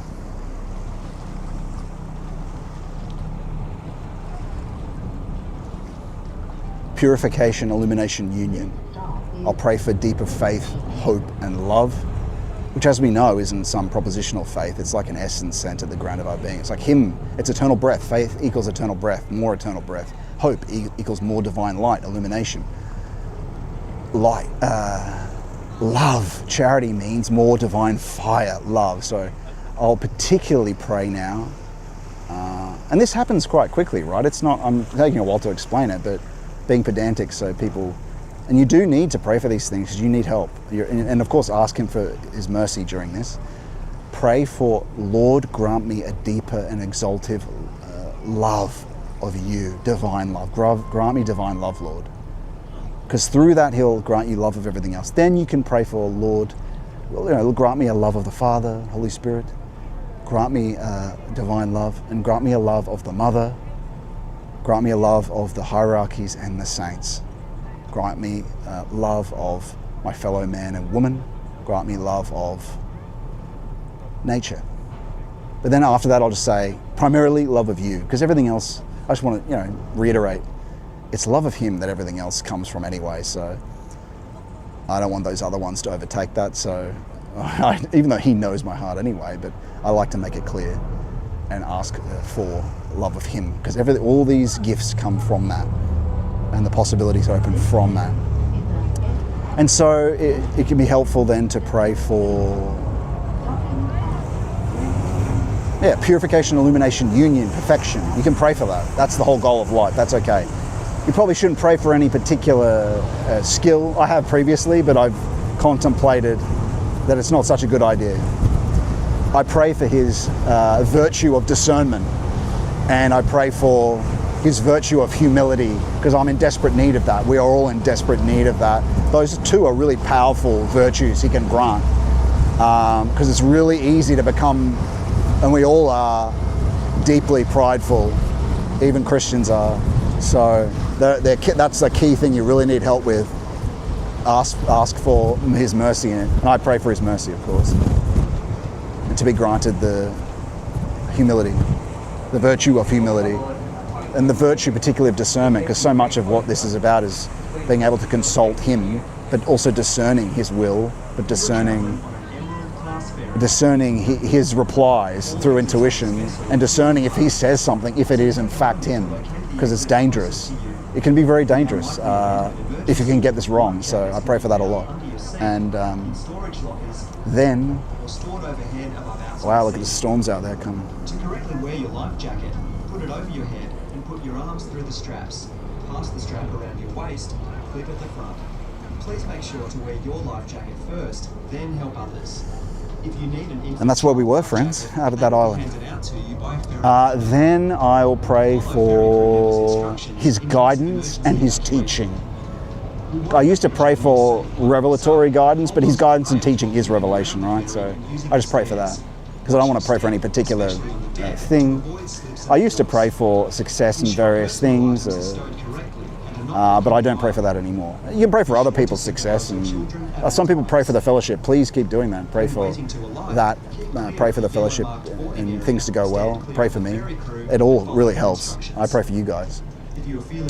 And it makes a big difference. I've seen it happen. I've seen it happen with what people telling me what's happened and the good things that have occurred. And so I'm praying every day for the fellowship and the people in it. And then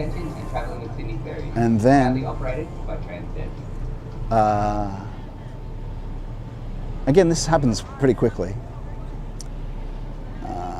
but I'm still, at the end of that practice, I'm pretty much experiencing spiritual touch the whole time, right? It's behind the eyes. So that union is still established. The union of grace is still established. The influence of the breath is occurring. And that influence of the breath is not something not established by the saints, friends. The grace affecting the breath, changing the speed of the breath. It's said by Gregory of Palamas. It's said by St. Gregory of Sinai very clearly. I'm going to do a lecture very soon where I lay out exactly what they're saying so people can understand. Because as they say, those that hear will hear, those that can see will see. So some people won't, I think some people don't get what they're really saying, because I think you perhaps need to go through it to see. But when I lay it out in the context, there's no way it can be anything else that's what they're saying. Anyway, we're getting off at the next stop.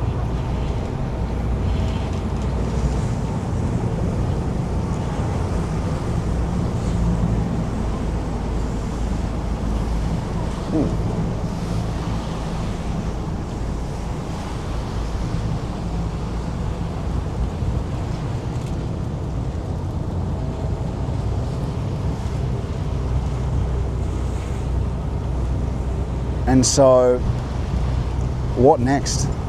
I pray for his, for not my will, Lord, but your will.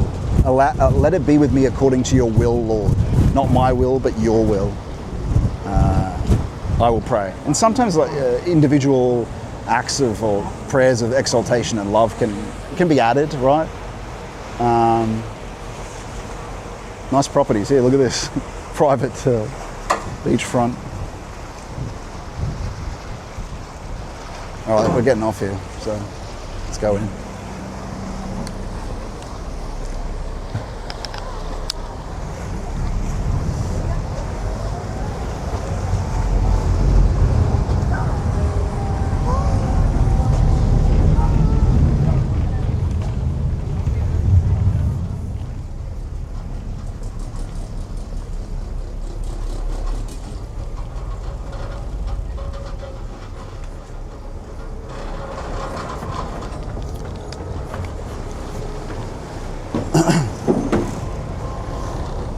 And so,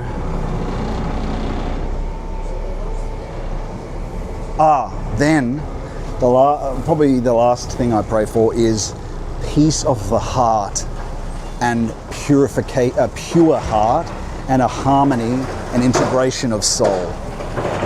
Peace of the heart, purity of the heart, and sorry, I am getting off. Sorry about that. I'm just getting off. Yeah. Sorry. All good.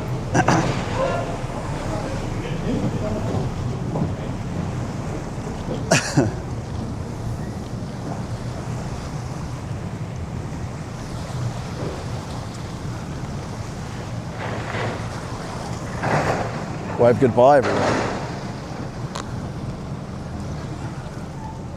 I don't see any scanner here. Did I miss it, maybe? Oh, I better do that. I'll get charged more. Hang on. Oh, so the beautiful houses, though, right? Yeah, that's important because you need that peace of the heart all day, and eventually you can experience His beatific peace and just be continuously brought back into it. You'll be pulled out of it.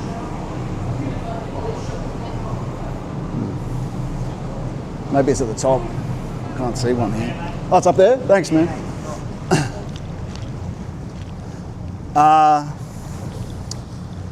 And then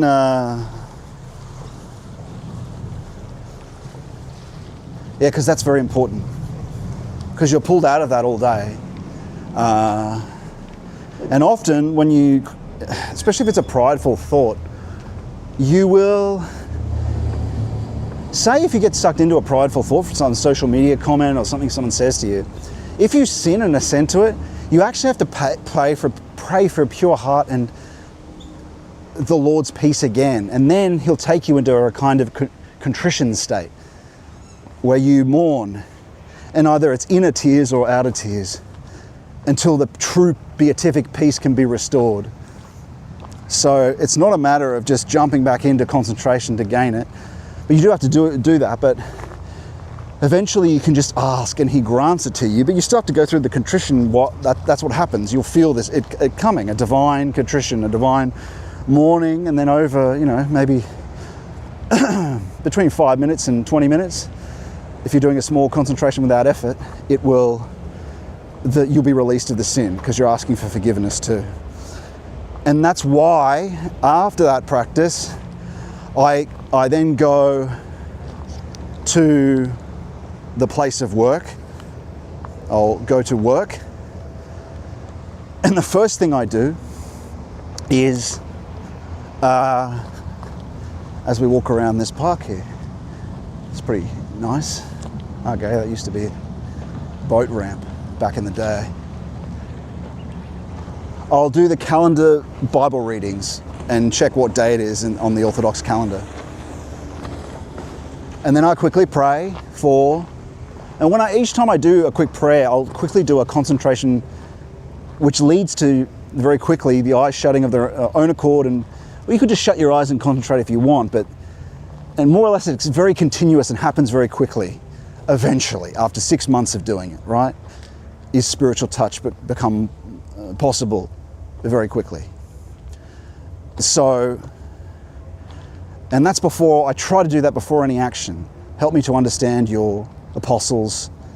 And so now I'll go into that Bible reading. So, because spiritual reading should be a part of everyone's day. It inspires and guides. The majority of the time should be the contemplative or concentrative practice though, and praying the Jesus prayer throughout the day if you can. And so while I'm walking to the place of work, I will have on the Philokalia or any other holy text, listening to it, or any other, on audiobook, because we should spend that time doing something, right? Or you could do the Jesus prayer while you're walking, but for me, it's a good time to keep up with my reading. And so that's available on audiobook for everyone, for free. You can just go to, any of the key knowledge is freely available. The Lord said not to charge for this stuff, and I've asked, so there's no, here's a lecture course that you'll pay for. Nah, we can't do that. But we can have a fellowship that you can join. We can do that. And so this is part of Balmain. We're going to keep walking around here until we get to more coastal stuff. Let's go. It is Saturday night, so there's some party boats and that sort of thing around. Okay. Then I will, like I said, do the calendar reading, then ask for the virginal Zoe and forces and for help, grace to do the practices. I may have asked for that at the end of sometimes, like this morning, I'll ask for unless there's a time, I might cut those final prayers, because I'm asking for things. That's the only thing I might make a bit shorter and then do it when I'm on location here. So then I'm doing whatever my task is for the day, which is a preparation of a lecture or some kind of holy reading or study, whatever the work is. Mainly the preparation of lectures or the working on chapters of the book. So, or some other matter, helping with the fellowship, posts for the fellowship, a consultation. Well, it depends what the task is, but actually, you know what I do? I have a general task list. I'll ask the Lord. I'll say, what are we supposed to be doing today? And then an idea might come to me, and then I'll ask whether we should do that. Sometimes it's rejected, and sometimes and then I have to find what the task is. So really, I'm through discernment asking every day, more or less, unless it's certain already what we're going to do, because I'll do a weekend contemplation to figure out, in consultation with him, what to do in that week, and then ask for his approval and receive the particular phenomenology, as we know, that speaks to an assent from him. But what I do is that even when thoughts come that I blanket reject all thoughts, at the moment anyway, because you should be in watchfulness. Any thought that arises of its own accord, doesn't matter if it's the Lord or not, he would appreciate you rejecting these things to begin with, until you know. And that actually helps you to discern, because you've already said no. But if you're waiting at bated breath for any word that might be the Lord, you're bound to get fooled. You're bound to assent to things without realizing it. So the best mode is to reject any appearing thought. And if it's got truth to it, the impelling force will kind of remain. And so then you might go back and confirm that with discernment and intuition through the procedure that we've talked about. And that becomes more deeper. And I'll do another lecture on how it deepens and how one can be more certain than the one we've already got. But even when you do that, you still have to filter everything through this epistemic principle, because the devil will fool you. And that's why it's absorbed by the rest of the epistemic principle. But yeah, you've got to be aware, on the way up, you will fall to some sort of spiritual deception. It's not perfect, it never is, right? So, but it's pretty close, like it's as a way of being guided. But anyway, so we're still on the practices here. That's what we're talking about. I'm glad. We might as well outline them, right? Because I was going to do a lecture about it, but if I can at least outline them in a live stream, I can probably cut it up. Okay, so then I'm doing that work, but I'm watchful in this entire... You get used to this, but because you're rejecting any proposition that comes up, whether it's the Lord or not, whether it's you, whatever you think, you reject everything. This is what watchfulness is. That's why they're called the neptic fathers, right? The watchfulness fathers. It's hesychism and watchfulness. And so temptations come up during the day, but you're bound to be got by something. And so in the middle of the day, after I've done the first session of work, say 3 hours, 3-4 hours, 2 to 4 hours, let's say, I will go outside somewhere and do a small concentration without effort. But here I do a prayer of the heart. So I do the normal concentration without effort until a spiritual touch is granted, doing the Lord's Prayer. And I'll also do a few of the Mary Prayer. I only do sort of about 3 of each of those, really, just to include them at the start. And then I just go to the Jesus Prayer. The Jesus Prayer is the most important. But I just put those other ones just at the start, then into the Jesus Prayer. So 3 of each. Maserati. Hello.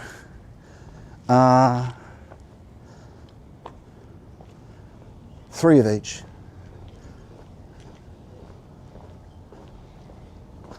And then the Jesus Prayer. But then, and look, you can't do this until you've been doing the regular concentration without effort prayer in the morning, which you don't include this in. I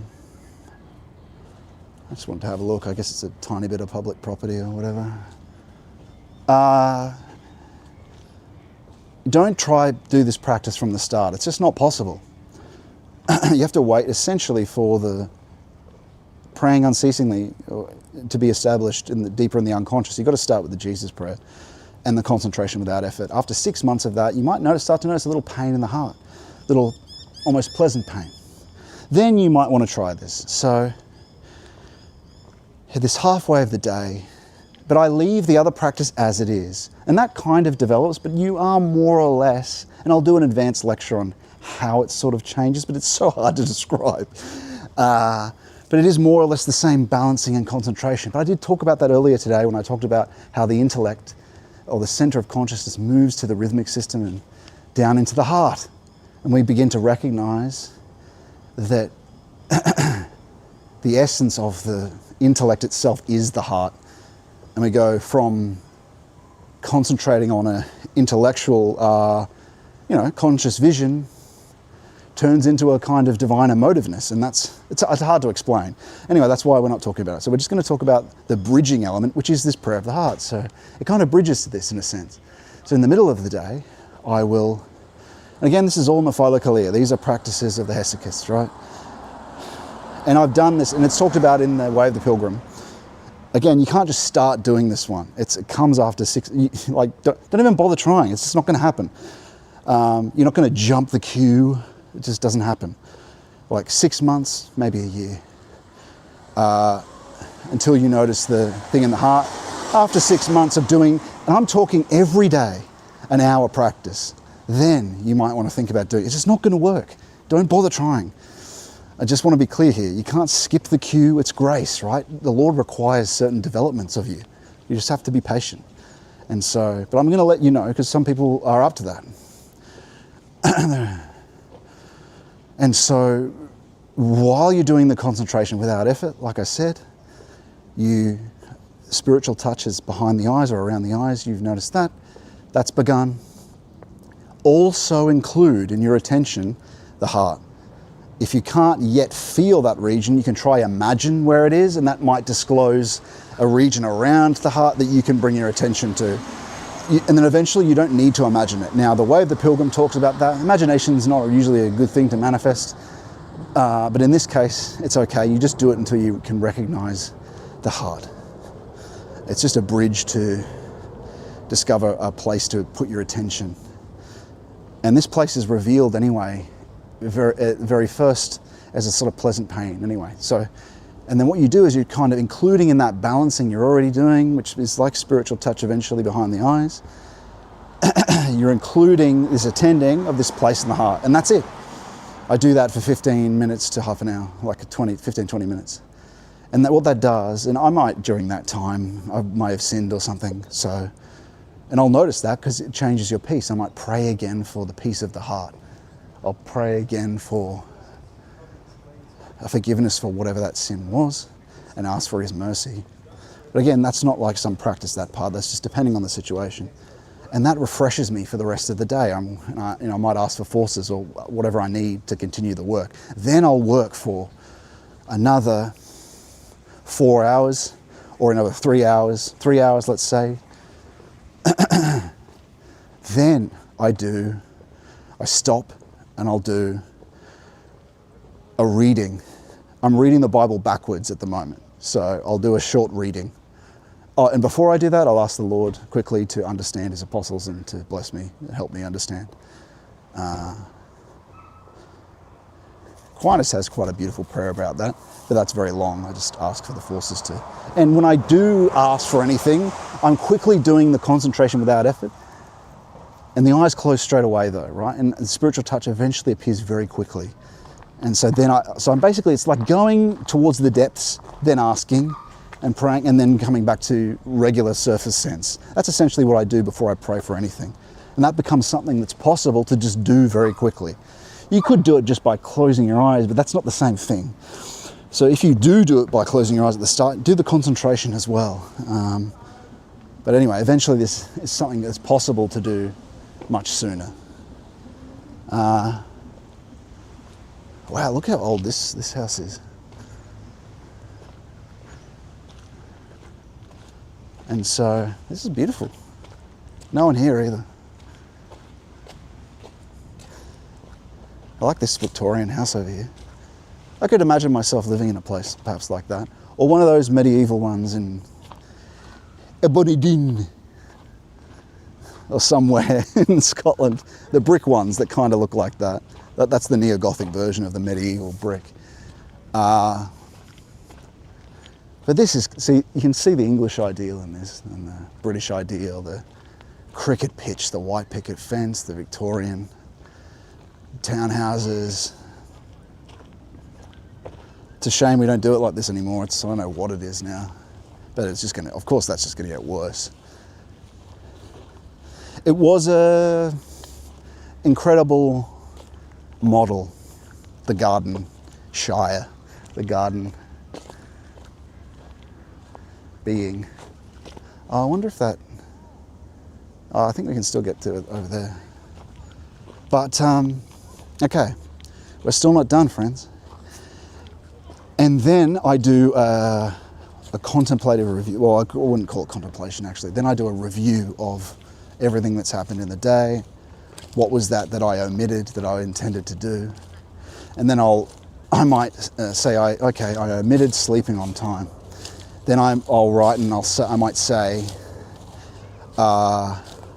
okay, those things I omitted I'm going to do tonight. So I write down 1, 2, and 3 or whatever it might be, and that's the thing I'm supposed to do. But I'll also write down now, because as you become more integrated, your resolutions carry more power. Why is that? Because before, when we lie more, before Christ has actually reintegrated our soul, we just ignore our resolutions. We say, I'll do this tonight. You know, I assure you I will do this. We set a resolution for ourselves. I will do this. You can't swear oaths, but you can say, I'll do this. But I'm actually quite reluctant to set a resolution without being very careful now. Why is that? Before I would have no reluctance to write down a resolution of something. I wondered why. I thought, and this is a sign of Christ transforming and integrating your being. Why is that? Because as you become more essentially truthful, and he's entered your being, there's this, well, it's like a spiritual organism that has integrity. But it's not this concept of modern integrity. It's a spiritual bound-upness, which means that if I say something, the rest of my spiritual being in future is impelled from the past with an impulse to bring about and do if I said I'm going to do it. Not as some New Year's resolution, but as a spiritual being almost when you say it. Because remember, the past is a kind of spiritual being. Your past but if you're properly integrated and Christ has entered you, this is why I'm sort of reluctant to, because I know I'm going to have to do it. I know that it's going to lead to that. And so I wondered why I was reluctant, because before I would just do something. Because I was also noticing when I would set a resolution, I'm just doing these now. And Rudolf Steiner actually says this, that resolutions carry real power because you're integrated. He's made you into a, like if you say, yes, I'll do something, that's more than just it actually carries real force in your being because you're no longer a liar, right? And this is why you really don't lie, because you compromise the organ that Christ makes you into. But he mainly makes you into this through concentration without effort. He mainly makes you into it, like,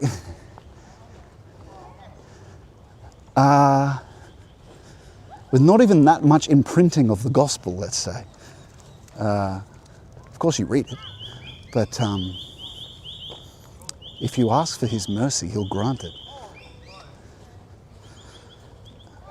And so basically I'm just making the point that resolution is not what you think it is. It's a resolution, and it carries it's like a spiritual concept that has thought, feeling and will in it now for you, whereas the rest of modernity is bankrupt of any will and feeling in their concepts. You, on the other hand, have been restored to a Christ. Your consciousness is now a conscience soul, is now a Christ is your consciousness, or is with you. That's all that means. I don't want to use that term because that's actually a weird modern term when they put Christ with consciousness or something like that. But what it means is, it's just simply that Christ puts power into all your thought for you. He's granted you integrity because you brought your will into alignment with him. Therefore, all the things you do carry weight for you. So that's what that means. All your concepts are alive with warmth. And this becomes more and more true. And so you set a resolution and it just carries power. And that's actually true of your speaking for other people. The more Christ unifies with you, it's all from him. It's not me. It's like you want that. Like you want, like people go, oh, I don't want to say that I'm a useless servant. You want this, right? The smaller you are in comparison with everything else, your low intellect, your low will to power being, the smaller you are, the bigger you are in union with Christ. And he's in you. He lives and acts in you, right? So you want to be this. People go, I don't want to say that I'm nothing. Oh. No, you want that because you're in deep union with him. That's the idea. Because you wonder, am I just saying this because it's practical, because it'll lower my ego and that's a good thing? Is that why the saints keep saying this? It's no, because you want it to be true. And the more it is true, the more you're in union with him. So it's a good thing. Because I wondered it when I was reading the Father Kalia. I thought, far out, this doesn't seem real. Because surely the greatest of sinners, surely they are not, worse than me. Or no, that's the idea. You're smaller because it means he's larger in you. So it's true. And it helps you to reply that to any temptation or gross thing the devil says, about prideful thing the devil might say to you. I'm nothing, right? And so, yeah, it's a good time to set a resolution, say, I will do this tonight.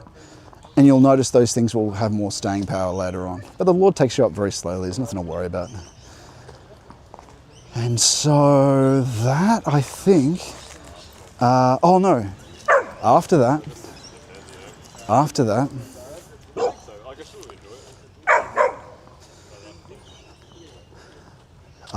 I will walk past a church, abandoned church, because it's not close to my parish where I'm doing my work. So I walk past this abandoned church and I do a final prayer of the heart there for another 20 minutes. And so, yeah, usually a deepening is happening through the day.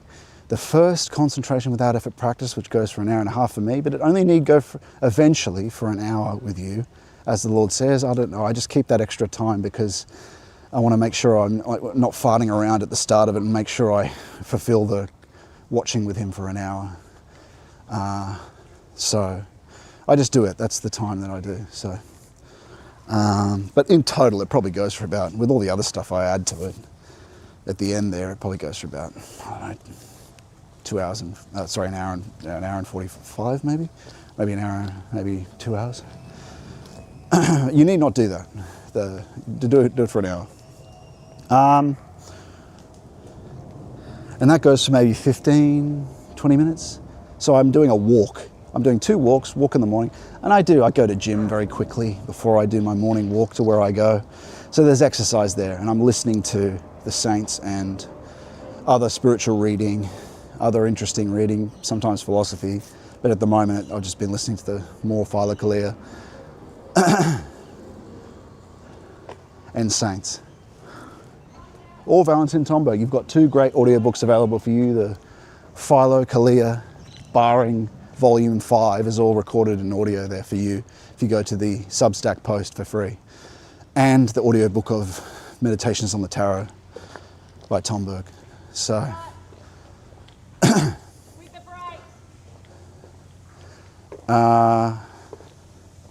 yeah. And so you can see there, I've got the morning, which purifies. The Lord purifies and washes my feet for that long time in the morning. That sets me up for the whole day, for all sorts of interrupting miracles, like birds greeting me in the morning, all sorts of things that I can confirm later is the Lord. It's not always the Lord, of course. There's so many synchronicities occur.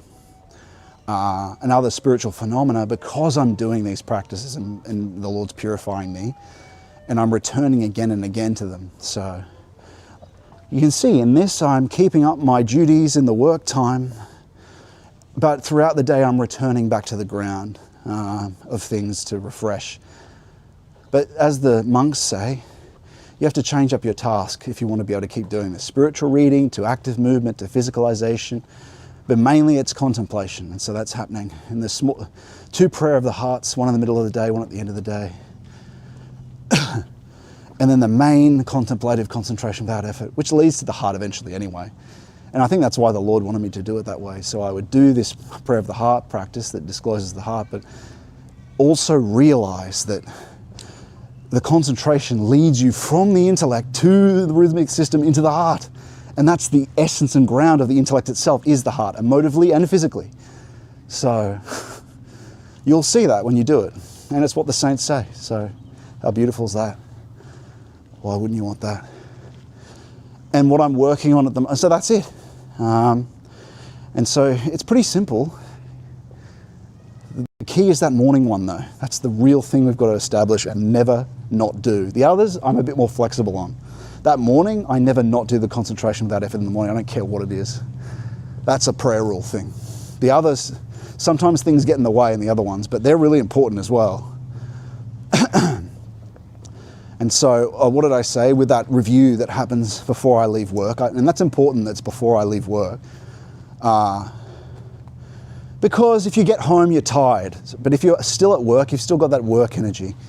And so, wow, look at this prime real estate. It's the bridge, Harbour Bridge out here. And you've got this Victorian. I think this very originally was a working class neighbourhood, but not anymore. Yeah, look at this, hey? Imagine these houses at New Year's. Definitely, I've been at certain people's houses at New Year's here. I don't even celebrate New Year's anymore. What a degenerate waste of time. I mean, yeah, it's all right. I just not involve Christmas. Got the whole liturgical calendar which is full of far more joy than that ever could be. That secular day could ever be. But it's okay. I mean, there's nothing to say on New Year's Day. It's all Christmas, it's all resurrection, it's all. And what else? I suppose I better make sure this is still working. Oh yeah. On that list, it's what I omitted, and I've got what I omitted, and then setting resolutions based on what I omitted. And then what sins, what temptations occurred and what sins occurred. Although I'm very quick with this because it's the end of the day, I probably should be a bit more careful. And then I say, what did I commit to? What did I do? Well, it wasn't me. I just write committed though. But I'm careful. When I ask the Lord what I should do, I say, what should we do? Because it's never me on my own. It's His forces in me. And language matters, friends. So don't say, what should I do? What should we do? Because it's Him. The idea is it's becoming more and more Him and you. And I've contemplated that, and that was the guidance, and that's a good idea. Pedagogy matters. Pedagogy is to lead us into the true understanding, not only as some propositional understanding of the way things actually are. Because not only are we going to experience what is mystic, but understand it. And to understand it truly in the depths of being is to actually change how you see what you are. That's right, bird. How you see what you are. How you see where you are and where you come from. The fact of it changes. Like the depth practices will change the deeper you understand, and the more spiritual knowledge you're granted, and spiritual knowledge means actual knowledge of the essence of things shown to you and felt. So that's what spiritual knowledge also is.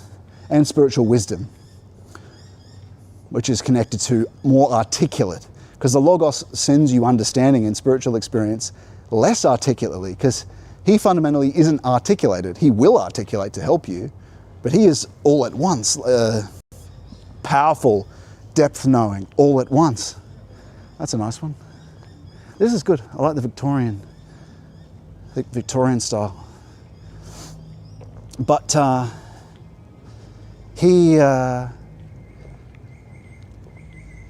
it's closer to you. What is articulate is closer to you.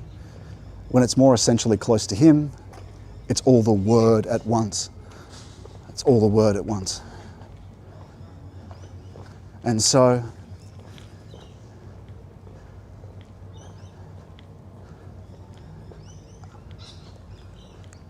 it looks like some renovations here.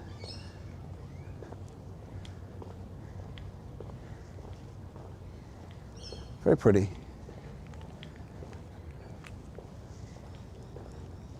What were we saying?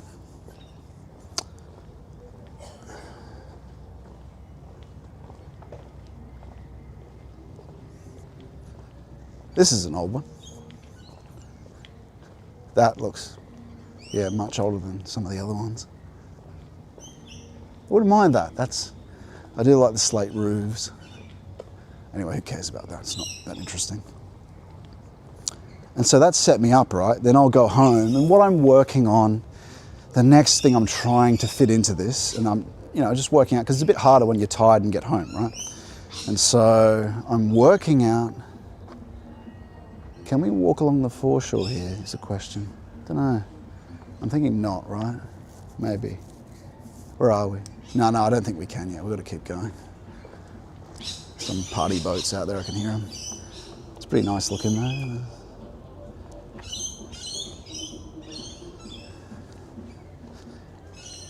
Can you hear that music? The saints call that, or even in the Bible it's the empty cloud. That's what that is. It's like trying to be charged up by an empty cloud. Inessential impulse. Will to power, music, gym music. And that's an early thing you can do as a practice, is to have a blocker of various things. Stop listening to music. Start fasting from that. You can take it very slow with this. The longer you do, because what happens is the Lord transforms your heart, thank God. Thank God, because you'll stop wanting to do it. Because aren't we sick of it? Friends, it's just slop. It's slop. It's like pornography, whatever, ugh. Like, people are sick of that, right? It's like eating too much chocolate. People are getting sick of it. Don't you want to be free of it? Yet the desire's still there. He'll kill that over time. He kills it. So that's the idea. So little bit like, you don't have to go full asceticism straight away though. You just have to do the contemplation first. And then you want to be free of it already, right? Obviously you want to be free of it, or you wouldn't be listening to what I'm saying. And then what'll happen is you just, less and less it won't satisfy you. Some things you will just have to, he'll help you though. Grit and stop it, like the reproductive organ stuff. You got to stop that stuff, right? That's, I'm talking about any type, casual engagements with the opposite sex, male, if you're a woman, yeah, you got to stop it too. Both is sinful and bad for your soul anyway. It just hurts you. Some people don't like the word sin, but it hurts you. It's hurting you. It's your own soul. It's just damaging your own being.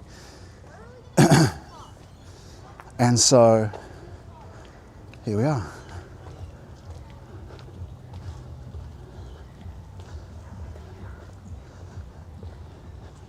But, what were we saying? Yeah, the practice I'm working on adding to that is... But yeah, look, I began just with that morning thing. You don't need to be scared by the amount here. You'll want to do more. And throughout the day, when various things happen, there's other practices that are situation dependent. One is, if anything good happens that you notice, thank him for it. When you walk outside and you see the sun for the first time, thank him for it. Thank him for it.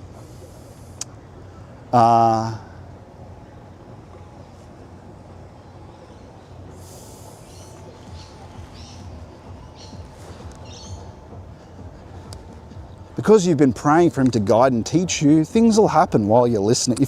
As long as you're doing the morning practice, all sorts of things unfold and whoa, like look at that, that's so high up.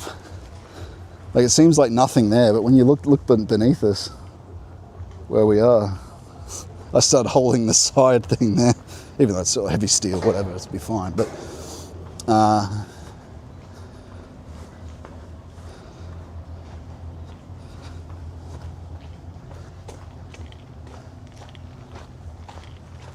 what's that?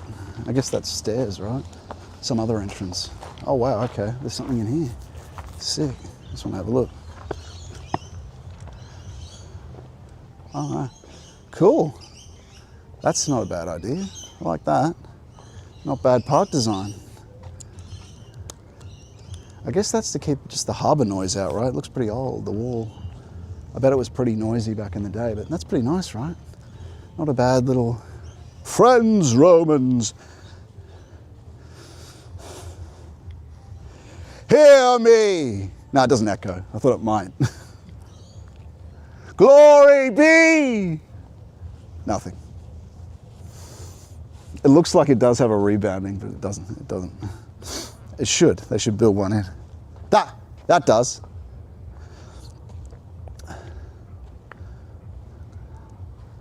Glory to our Lord.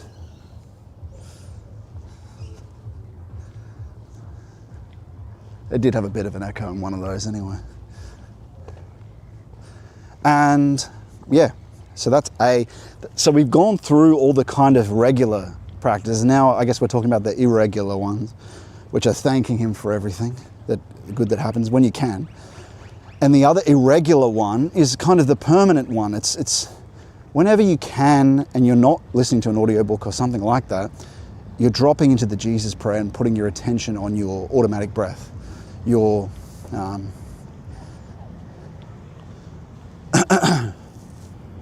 and we talk about how that's done you just, Lord Jesus Christ, Son of God, have mercy upon me, a sinner.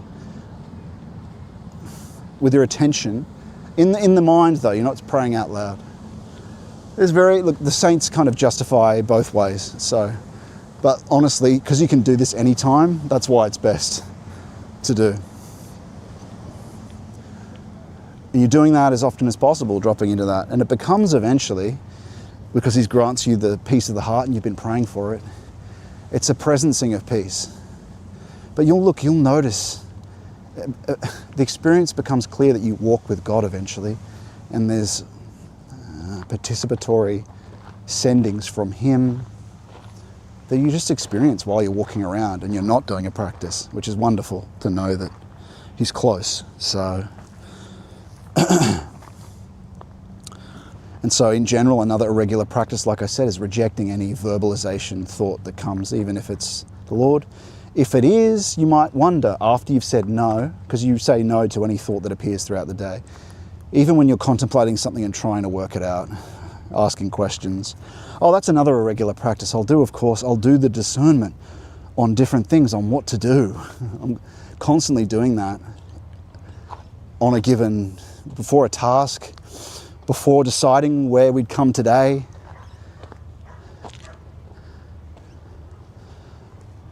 I asked him, right? And the way I do that is listed in the lecture on how to discern. And it goes even deeper and more certain later on. I'll do a new lecture on that, but I've basically outlined it there. because it's so in detail and so pedantic, because people do need to sort of know.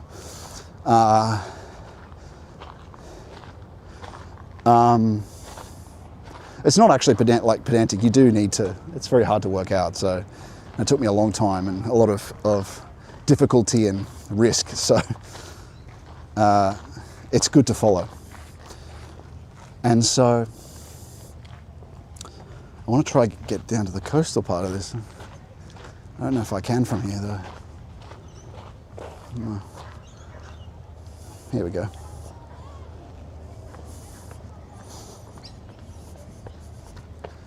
And this would be big on New Year's, I bet. What's the other irregular practice? So yeah, the rejecting, that's part of watchfulness, right? So the Jesus prayer is part of watchfulness. It helps you notice when things break in, and you get to know how the devil operates by being watchful the whole day. So you're in general, you're able to sustain watchfulness over what happens. Your thought will drift off, but you get better and better at that by the grace of God. Thank God, because I'm nothing without that.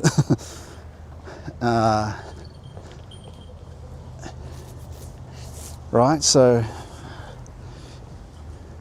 and then I'm essentially, what else is irregular? There are some things I don't do very often, and that's meditate. That meditation is thinking in the presence of God. So it's doing the concentration without effort. And essentially it's like this asking of questions, but working out a very difficult problem. And within that, sometimes he'll say things, but that's why. And so at the moment, I've been in this mode of rejecting everything very carefully, because the devil will pretend to be God. So in a particular meditation, you're setting up a kind of what the phenomenologists call an epoche. You're saying, here's an area where I will listen and carefully wait till I'm in deep peace and have the phenomenology granted to me of Christ and God, and then I'll try to work out an important problem that's got weight that I think the Lord might want me to help with, right? Like a lecture, and that might happen during the day. And so I'm asking multiple questions while my eyes are closed, while I've done concentration without effort, which I can do very quickly, and you can do very quickly later.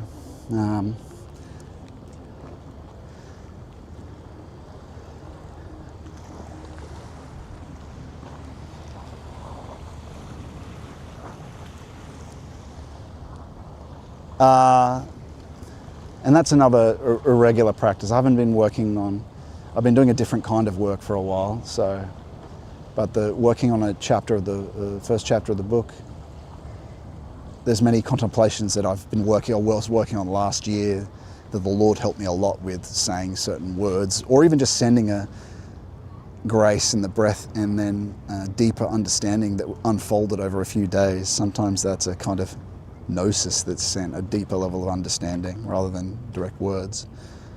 And that's a kind of a regular practice that happens with study.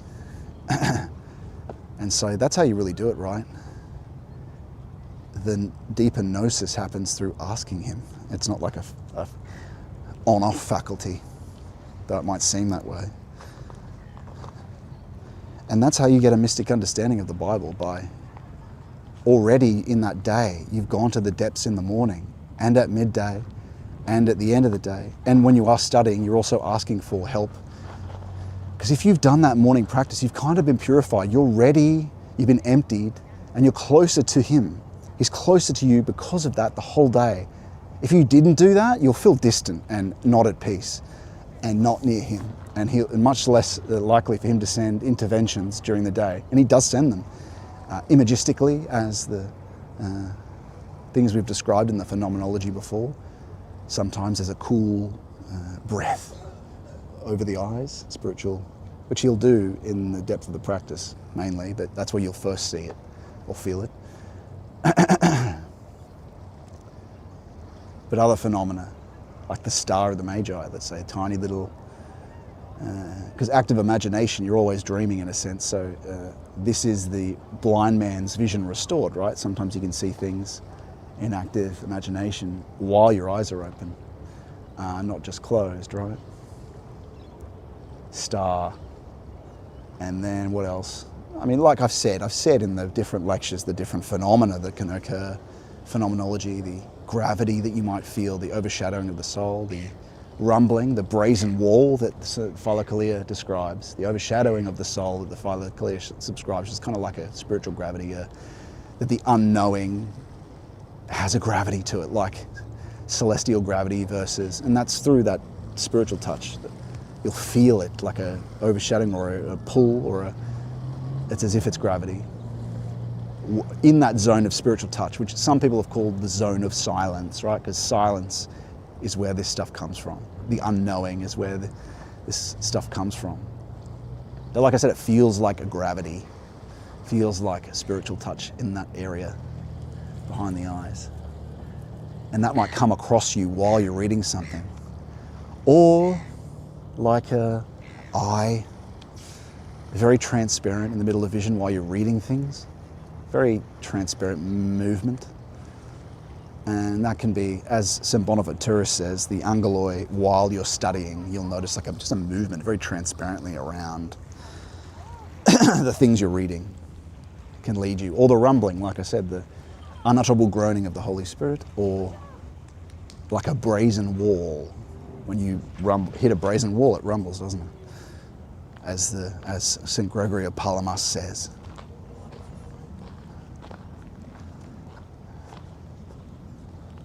And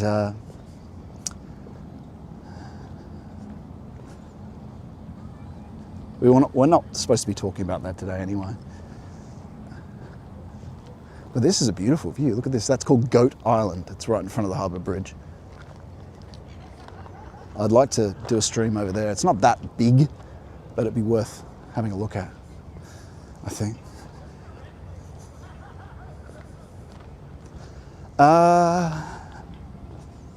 Okay.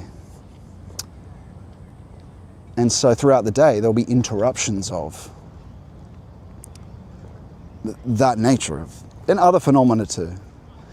There is one, but this is really only relevant if you're doing this an hour a day for 6 months, is that a sign of the purification of the intellect, that it's become contemplation because you're feeling spiritual touch, is a sky blue, like a sky blue over all of the visual space. A bit more transparent, but sky blue. And multiple saints of the Philokalia say that, and that signals, and there's peace with and after it. A special, qualitatively higher beatific peace. And I've experienced that. And I thank God I read the Philokalia, because I didn't know what that was. Now I do. And it all makes sense. So you have to read it.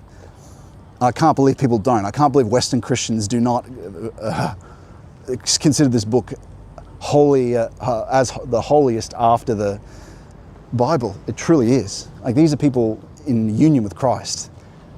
Incredible. Okay, so I think that is everything for the practices that are, and some things that interrupt what occurs. What else? Like I said, and during that time, and less now, I'm just not led to be interested in watching the kind of juvenile things I would previously watch. Silly things, even. Because more and more, spiritually, people rub off on you, and you begin to sense that, the effects of spiritually that people have. Even jokingly, like I used to watch some gamer streamers, and I stopped watching them because even their anger was funny and performative and enjoyable. I just got led to not do that by the Lord. It rubs off, right? But yeah, that's good. It's not, you don't feel like you've been removed from it. You're missing anything. It's been replaced by something else, right? Some things you do have to be ascetic from, but the point is your heart's being completely converted and you're praying for that. So, and thank God. Because it's slop. It's slop, right? Slop. It's slop. Speaking of slop, I'm going to have to go through some Saturday thing. Hopefully this doesn't get the stream taken off. But yeah, the next practice I'm working towards habituating is a run through of the whole memory of the day. And I thought this is only someone like Steiner that recommends this, but nope. I think St. Peter of Damascus, or two saints St. Peter of Damascus recommends a run through for conscience purposes, looking for sin, but through the memory of the whole day. So it's approved by, I'm glad it's approved by the Philokalia, because you know, some of these things that I wanted to, that I know are important for practice, and that I've contemplated personally and asked the Lord, and I want it to be confirmed. Like the reason why the Philokalia is such an incredible book is that across all of the saints you get confirmations of all these things. Because I don't like doing things out on my own, you know, you need confirmation and help. It's not in a vacuum. Because this is something that requires courage to face these things and face discernments. Like St. Peter of Damascus says, oh God, it's fucking music, it's always played everywhere. Like St. Peter of Damascus says, excuse my language,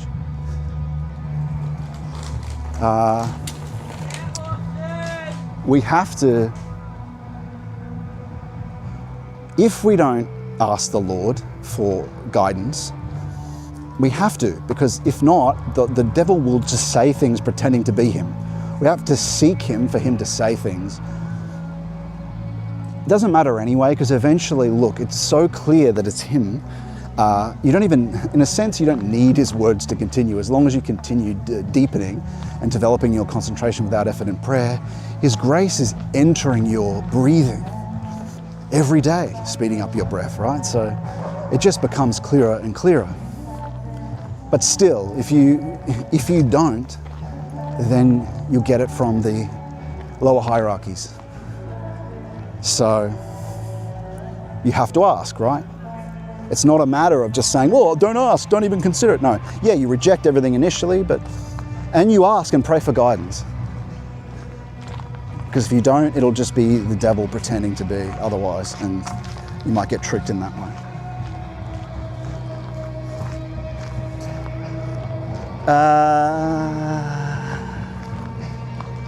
Yeah. And where was I going? That Peter of Damascus talks about, you have to be courageous because, as Peter of Damascus says about, I don't know if I want to walk through that. Just the noise pollution. God, what is this, 1995? What is it, fucking 1995? Peter Damascus talks about you have to be brave, because he says that St. Peter said, no, I'm not going to wash your feet, Lord, because you're the prophet. That would be sinful, in a sense, right? And then he's not doing what the Lord's telling him. Also, there's another example in the Old Testament where the prophet asks a man to hit him with an axe, or the prophet asks him to slap him in the face, and he refuses because it would be sinful to hit the prophet, right? And then a lion eats him. So this is where you kind of need to be courageous, right? Courageous, yet verifying, yet careful. As we always say, courageous yet careful is how we have to be. All right.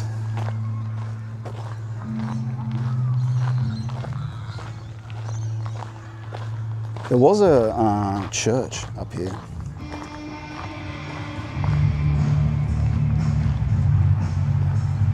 We can try visit that.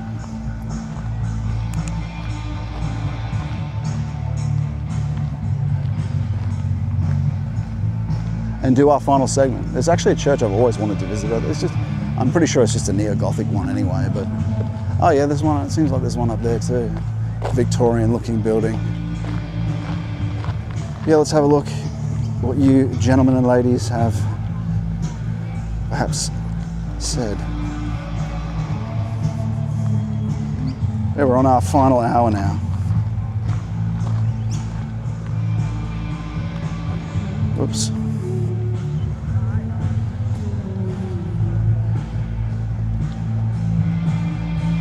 Did I miss the Coke bottle, says Chris Doak. Yeah, it has been poured into the thermos yet.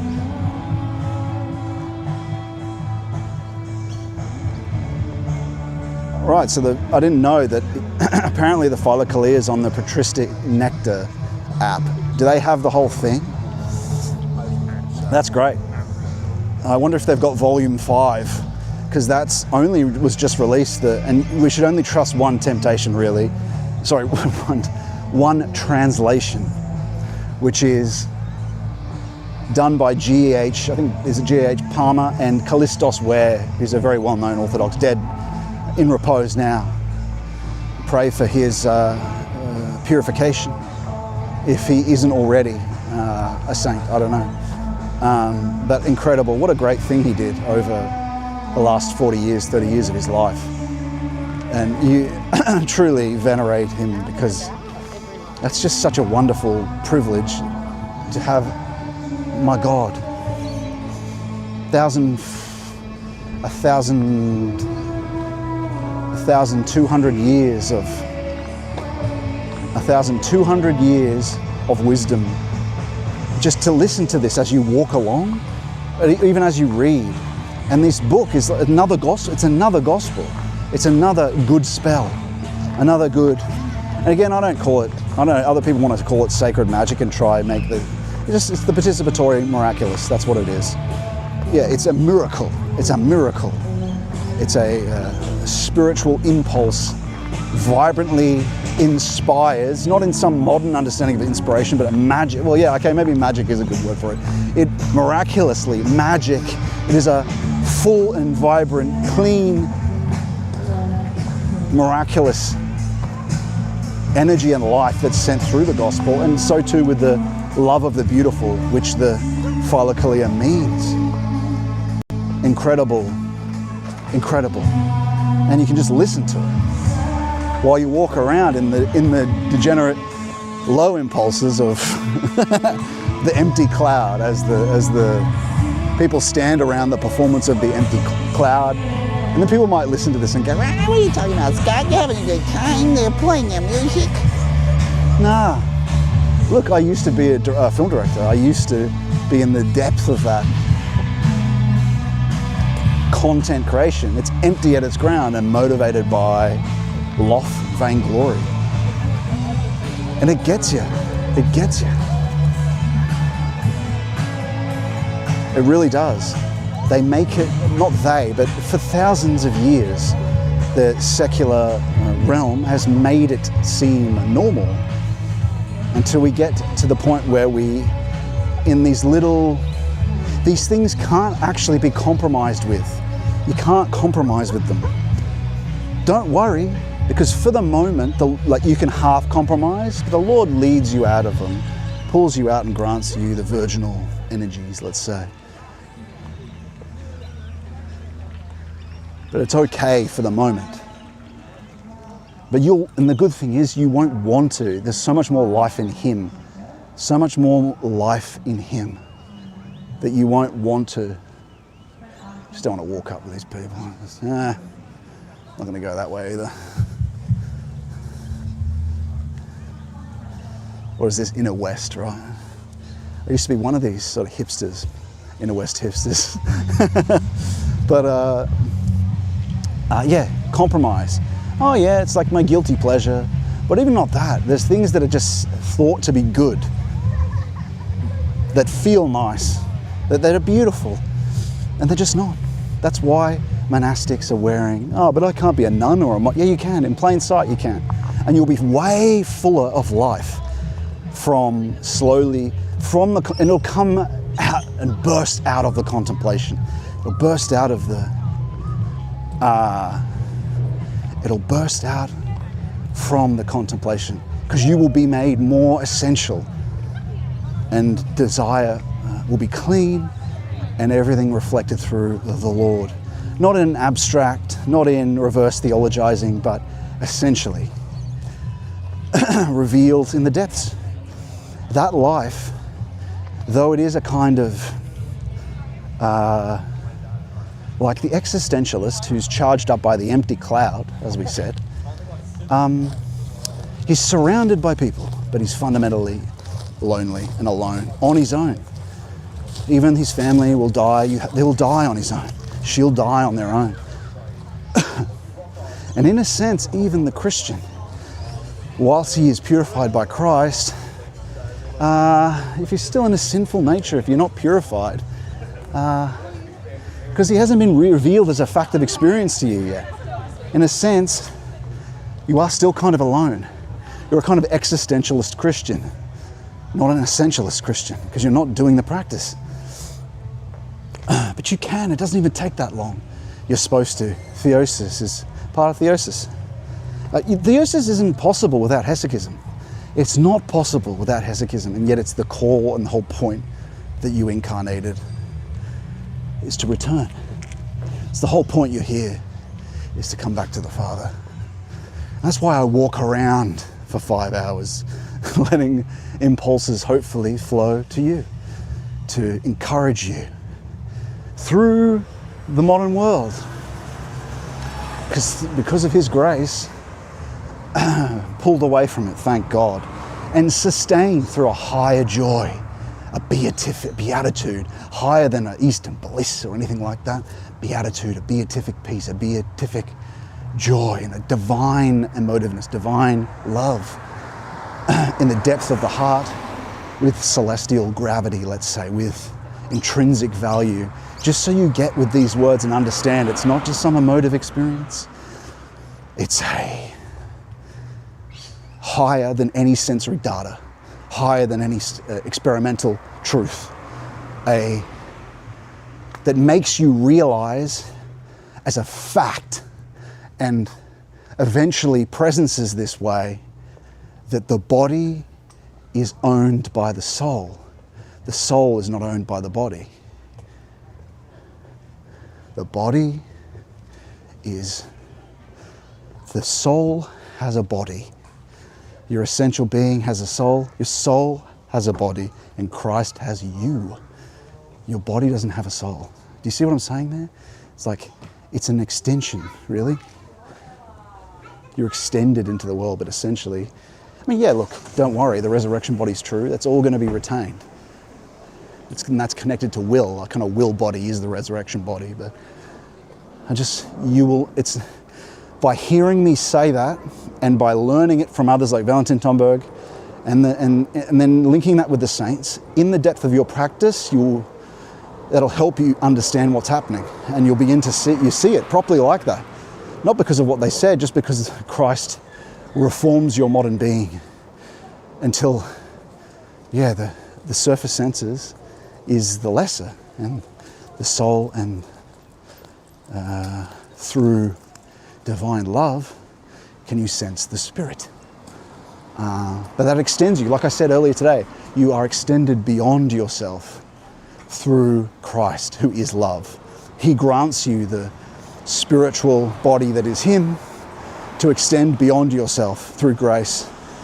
And that this is where you get to interact with saints, who are anyone who went into union with Him, you can interact with through developing a sympathetic relationship with them. Thank God it's possible. Thank God. Thank God. What a miracle. What a miracle. It's a mystery, like until it's developed, that relationship's developed more and more. They're definitely felt, right? Their influence, and then you begin to really recognize the Church Triumphant is real. And they're here helping. There's a little pub there, there's a place full of them. They're here helping right now, so venerate them and put icons up of them. Generate a sympathetic relationship with them and ask for their intercession with Christ for you. There's supposed to be a church here somewhere, but maybe it's usually at the top of the hill, right? So I'll go up the top of the hill. Might be able to find it that way.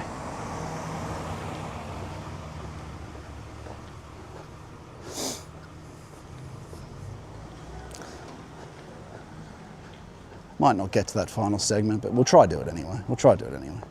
We need to get in this habit of doing it rather than going, oh, well, you skip it, yay.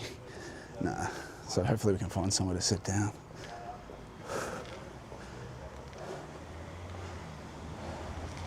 Okay, I think I'm just going to put this on my front.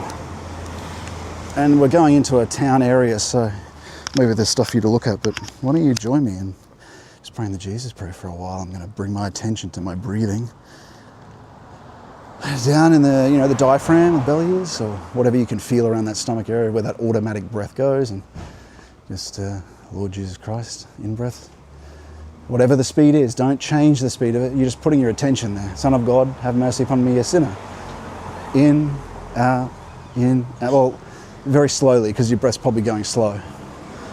And so the speed is determined by the speed of the breath that you don't influence. This is important later for the grace of breathing that we talk about, right? You'll notice why once it begins happening. You're getting used to the passive active, the allowance, yet putting your attention on something, attending to someone. Attention is worship. And so all this stuff,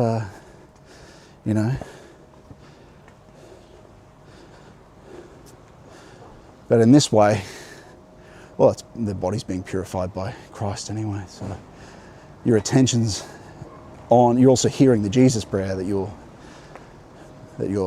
linking these parts of your being together by having the attention there. And the Jesus prayer, of course, is crucial. And its structure has St. Mark as an incredible explication of how the Jesus prayer is broken up and from the apostles by each part of it. The Lord part from St. Paul, the Son of God from St. Peter, because how Christ said, okay, it's a town hall up there. Wow, it's actually a pretty incredible building. Son of God, how Peter says, who do you say that I am? The Son of God.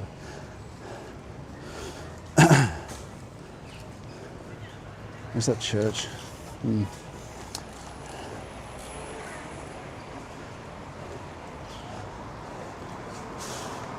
the other, and St. John, I think, justifies the other name. And that's the true identification. And then, of course, because we're sinners and not perfect, we say, and this is so important, man, this prayer is true tradition. Don't think because it's not in the Bible that it's not the most important. It really is the most important, calling on Jesus' name. And we're told to do this in the gospel anyway. Asking for his mercy, every breath, in and out breath, man, incredible.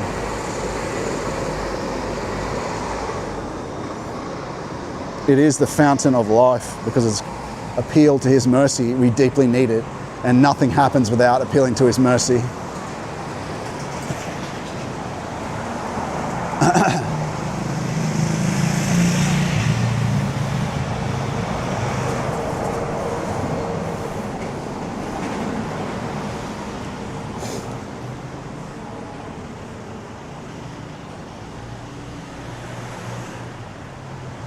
Pretty impressive crown at the top of that government building.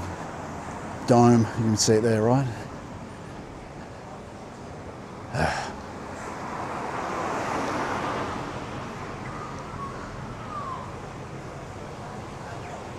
Now I'm just going to pray for a bit, like I said.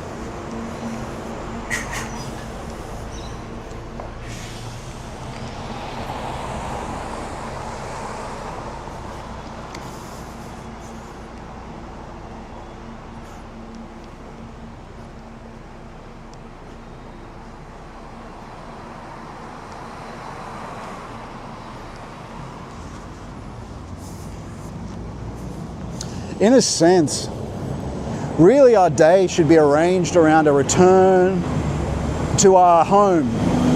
Our home. Our home is sacred space. Sacred space is where communion is. And it's actually found in the depth of our own being. Within. Gosh, where's this church? I think it's left, right? I'm pretty sure it's left. To the left of that town hall one.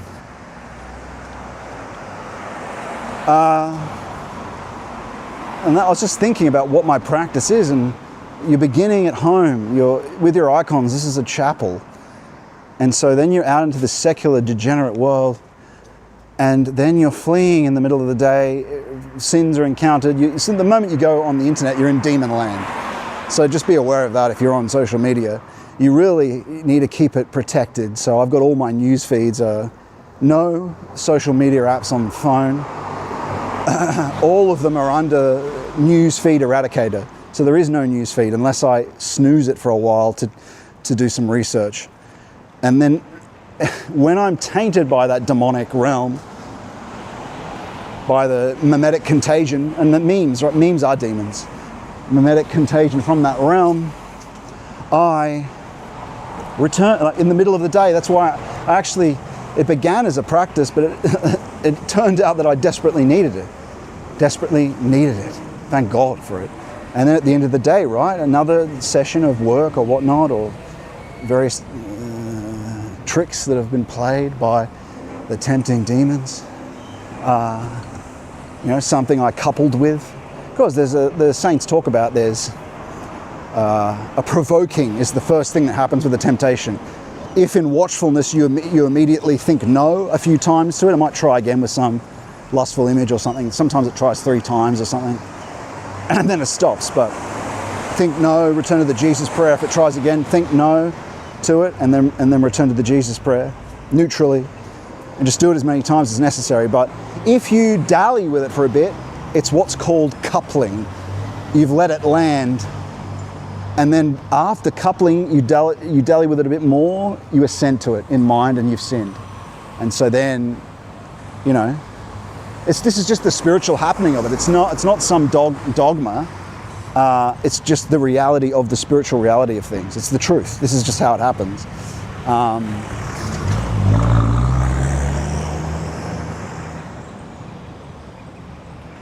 And then it's already polluted your being, right? And then you've assented to it if you dally with it more. Like the Lord to show me in my lack of humility, I thought even just a lack of knowledge can be a lack of humility. Not knowing the kind of spirits he helps you with. That's why reading St. Maximus in the Philokalia and all the different saints of the Philokalia fills you in on what all the things the Lord really does for you. So then you're not in ignorance. You're not in ignorance of all the grace that's provided for you.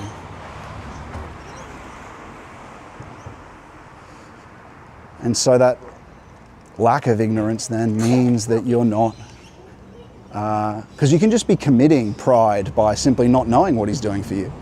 And so if you don't know, he'll show you by withdrawal of grace in that matter. I remember I was dallying with just looking at people, like the saints recommend, and this you should do. Even women, don't look at men. Don't look at handsome men. Look away. Same, and men, don't look at women. Don't look at women, especially if you're married. Don't look at them. Don't dally with the appearances of things. Because very soon you are committing adultery, man or woman. I guess it's harder for a man, but still, don't dally. Don't dally looking at something. Don't couple with the beauty of it. And that's what I do now. Like I dallied with it thinking I was immune from it because the Lord had granted me grace and I wasn't experiencing any lustful happenings, demons. As the saints describe, the demons will like try to touch you in places, and that's from the saints directly, right? And then you want to get rid of that, right? And how you get rid of it is asking for the Lord's mercy. And eventually he'll create a virtue by you rejecting it a long time. Thank God though, if you've made a progress in a virtue and you've receded, He'll bring you back to where you were after you've repented and asked for forgiveness for not knowing what he does. And that's why I'm praying for those 7 spirits and those different things that he does, the different virtues that he grants. Because I didn't know before, and I became conceited. And through that, I recognize truly just how easy it is, just through ignorance, to be completely conceited about what you do. We do nothing without him. It really is true. It really is true. And he shows you through the depth practices and then withdrawing things so you can see the true power and the true things he holds at bay. Here's another point, what people don't recognize. This is a real deep one, esoteric one, is that conscience didn't exist before the incarnation. Any pagan has some instinct written on his heart from things. That's a new occurrence. Before this, it was generated by, and you can't go back. Like, that conscience will always haunt them unless they become evil enough. Conscience doesn't haunt you if you're purified, and it also won't haunt you if you're so evil, then it won't, you won't feel bad or anything like that. That's when you just become, so it can go both ways. It doesn't even bother with you past a certain point. But for the pagans, this is why it's about the transformation of the good, not the liberation, because their goods weren't an objective conscience. Christ is the world's conscience. He's merged with the world. Higher up, you could say, from his essential logos, because he's perfect man as well, right? So it means this has ramifications for understanding how the cosmos was before the incarnation. Really need to get it, what has really happened. So conscience, this whole idea of the golden mean, like do unto others as do unto you. Some patterns were there, but not the conscience. There is no conscience panging you. There's patterns towards a historical good, which you could call demons, right? This historical founding from a Luciferic spirituality, you could say. And we've talked about that before. I'm going to do a lecture on this to explain the difference between pagan cosmos and what's changed since Christ came. Because we've got to get this to know what the essence is of this perennialism, what they're talking about, and how it's confused because the world's changed.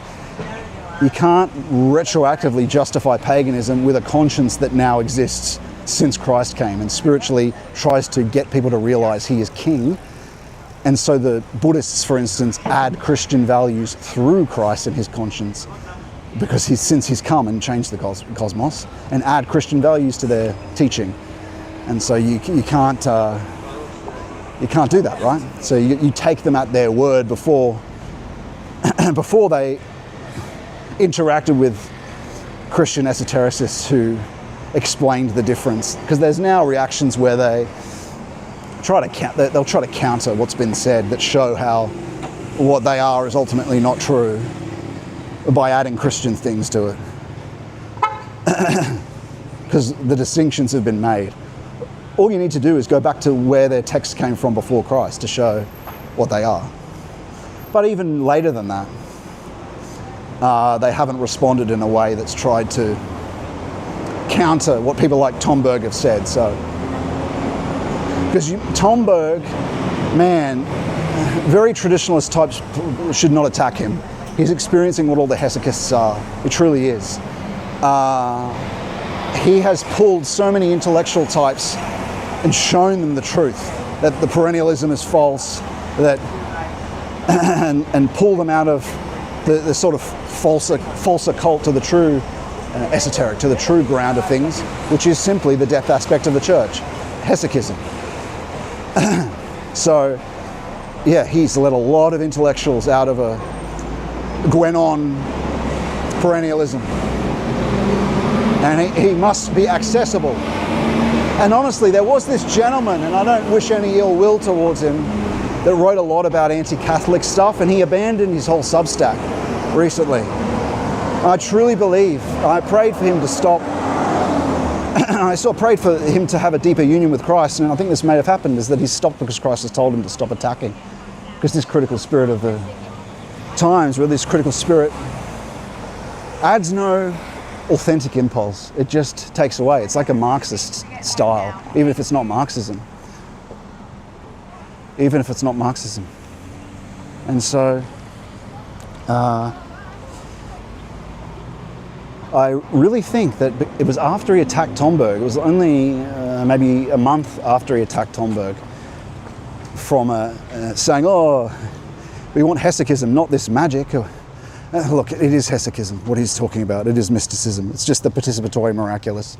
Yes, the words are unfortunate in a sense. And I try to steer away from them. I think the participatory miraculous is better. And authentically, you do need to go to the Eastern Orthodox mystics. There's never been a body of people that are in the ground of things in such a large group. There just isn't. It's not this or that yogi or this or that mystic. It's a continuous line of people in union with God in one place in a lot of the time. And what a hellscape that it was destroyed by this invasion from the Turks. That sucks. But at least Mount Athos persists. And it still happens. There are hesychists there right now.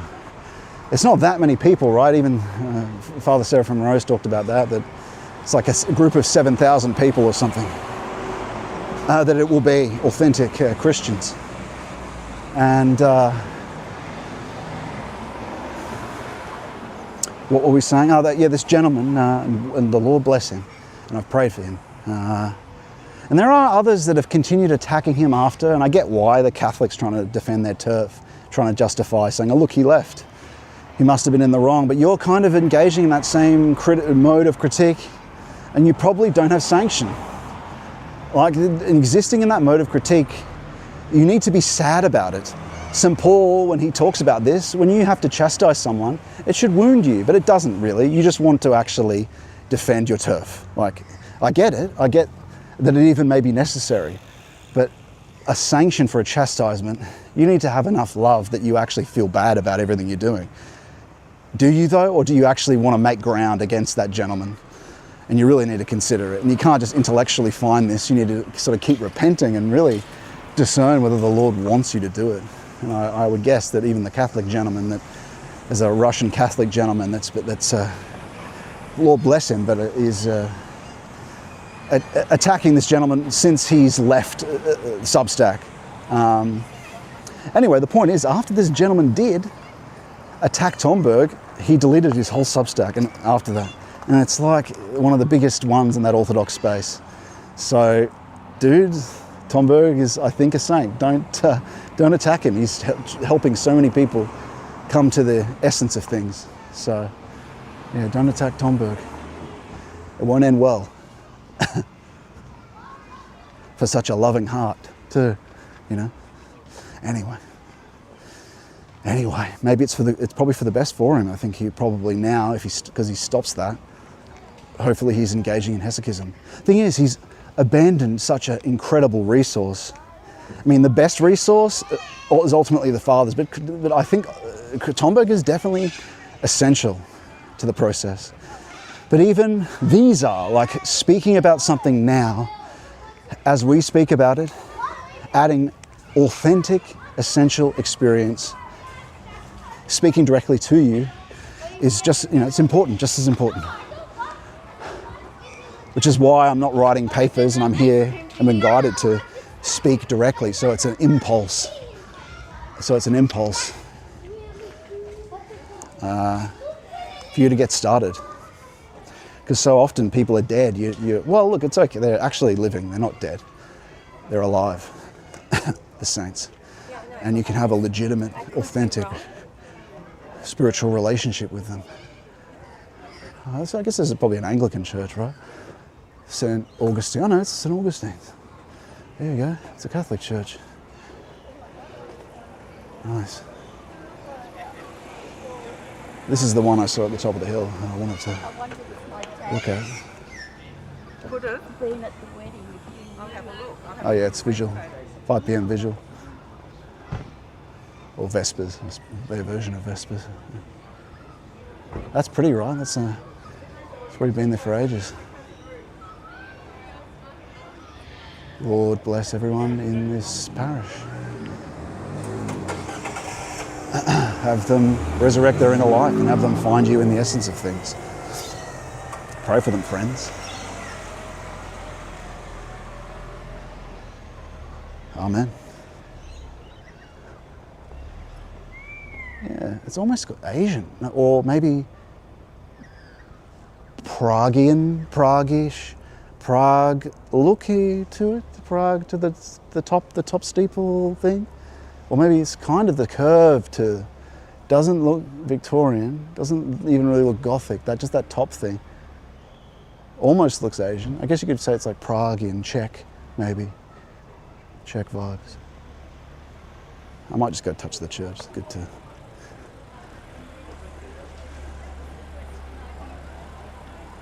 It's good to visit to,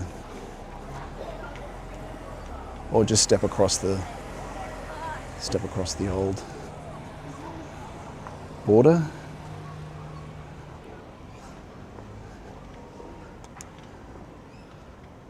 I don't know what you call that.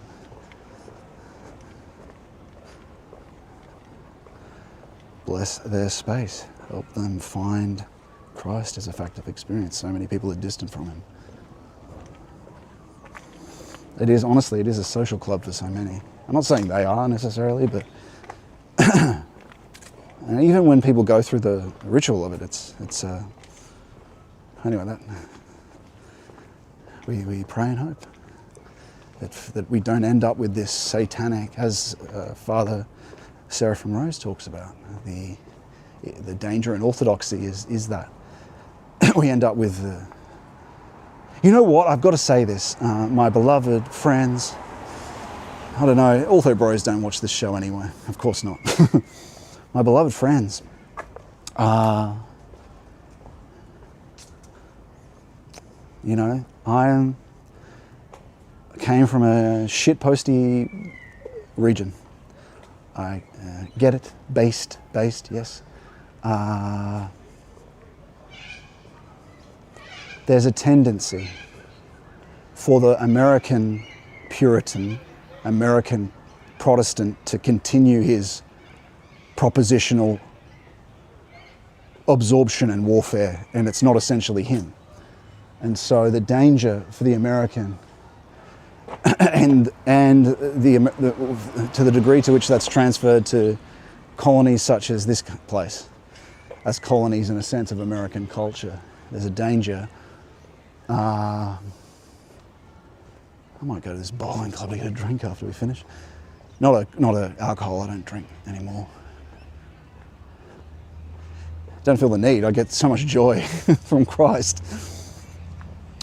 So much joy and divine peace that I used to love a drink, man. You know, I can certainly still enjoy one, but I just, why bother? It's just the next day it tends to mess with you, so no need.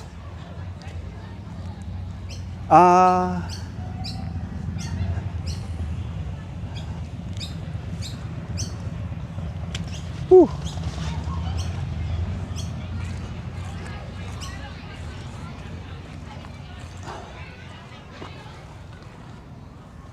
Okay.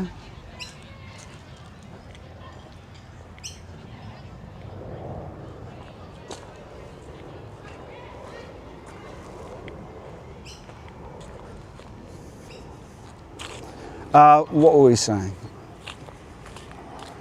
Oh, yeah.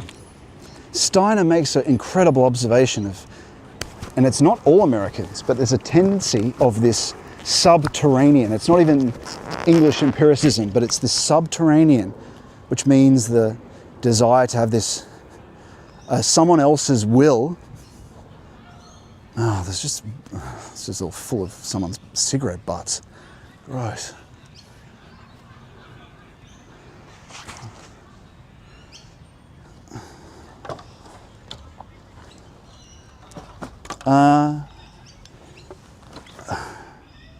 My dear friends,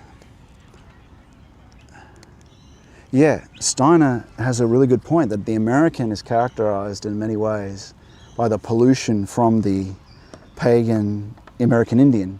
Notice how much of their culture the American Indian is it's a materialistic spirituality, and that they have to chew some peyote to have a religious experience, and it's attributed to the weed itself. Oh, it's the spirit of this weed.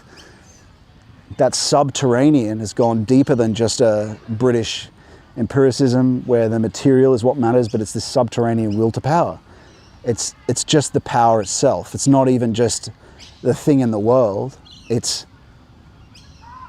I don't even have a self. It's just whatever I can use of these propositions to be better, not develop towards Christ, not be evolved by him, but to win with whatever knowledge I can absorb. For what reason? A Wilsermacht. So he describes it as a perversion of by the spirit of the American Indian, of the colonists. And I think there's truth in that, is that it's not even Puritan, it goes further than that. It goes further into a possession.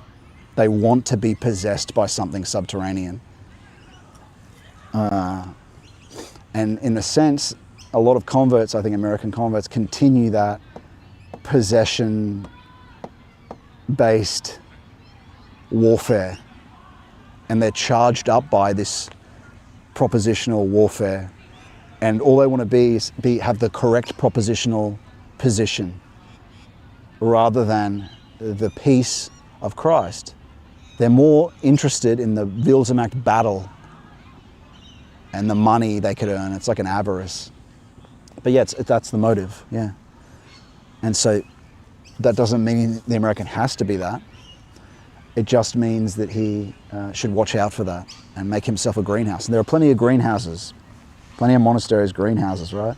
It's just a tendency. But he has to be watchful of that and overcome it. Wow. Okay. Ugh. And this is the danger. People go, oh, I want to have a Substack. I get it. But that becomes your God, the money that's going to provide for you. And then you retroactively attribute it to a mission for God. You've got to initiate first, abandon, walk away. Even as a Christian, walk away from a desire to have some vocation first. Experience the existential dread of nothing and no plan, even as a Christian, and no plan and no money for the future, and give it all to Christ first and do the practices and see then what he shows you. And then, as the unseen warfare priest talks about, make no plans. Make no plans until the Lord has joined you properly, as a fact of experience, mystically, till you can contemplate, make no plans. And then he'll approve anything you do. And then you can be sure you're in divine will, not just checking with a spiritual father. No, you've got to know. You've got to know deeper than that. That's part of it. That's a safety mechanism, which is a very good thing. Anyway, it's enough on that subject. Just a warning to our friends. Don't let this American Indian subterranean influence get you, because it's there. Oof, it's been a long day. Gosh. Let's see what's going on with everyone.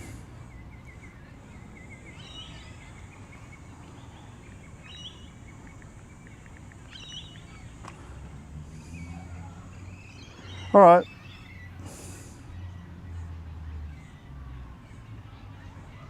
Look, everyone, it's been a great day. We're gonna bring this to a close. It's been a great talk. There's been a lot of stuff disclosed here, talking about practices. We've talked about Lent. Well, we didn't really talk about Lent. Why? Because everything we've been saying is Lent. Concentration without effort is the first thing. If you're not doing it, that's your Lent. Use Lent to habituate that, because that is a fasting. One of the Philokalia saints said this, is that fasting, the best fast you can do is fast from, I don't know, was it fast from the world or something? Or that fasting is all, that virtue needs to be gained. It's like an early training in virtue to gain that. And it's such a good practice, and I do it as well, right? I eat 2 meals. I eat a meal at night. I try not to eat. I don't eat during the day. Oh, you don't need to know that. Sometimes I fast once a week and then I don't eat. Well, no, I try to fast once a week and then I don't eat during the day. I have one larger meal at night. And on weekends, it's pretty much aligned with orthodoxy. But all right, that's it, guys. I'm going to switch this off.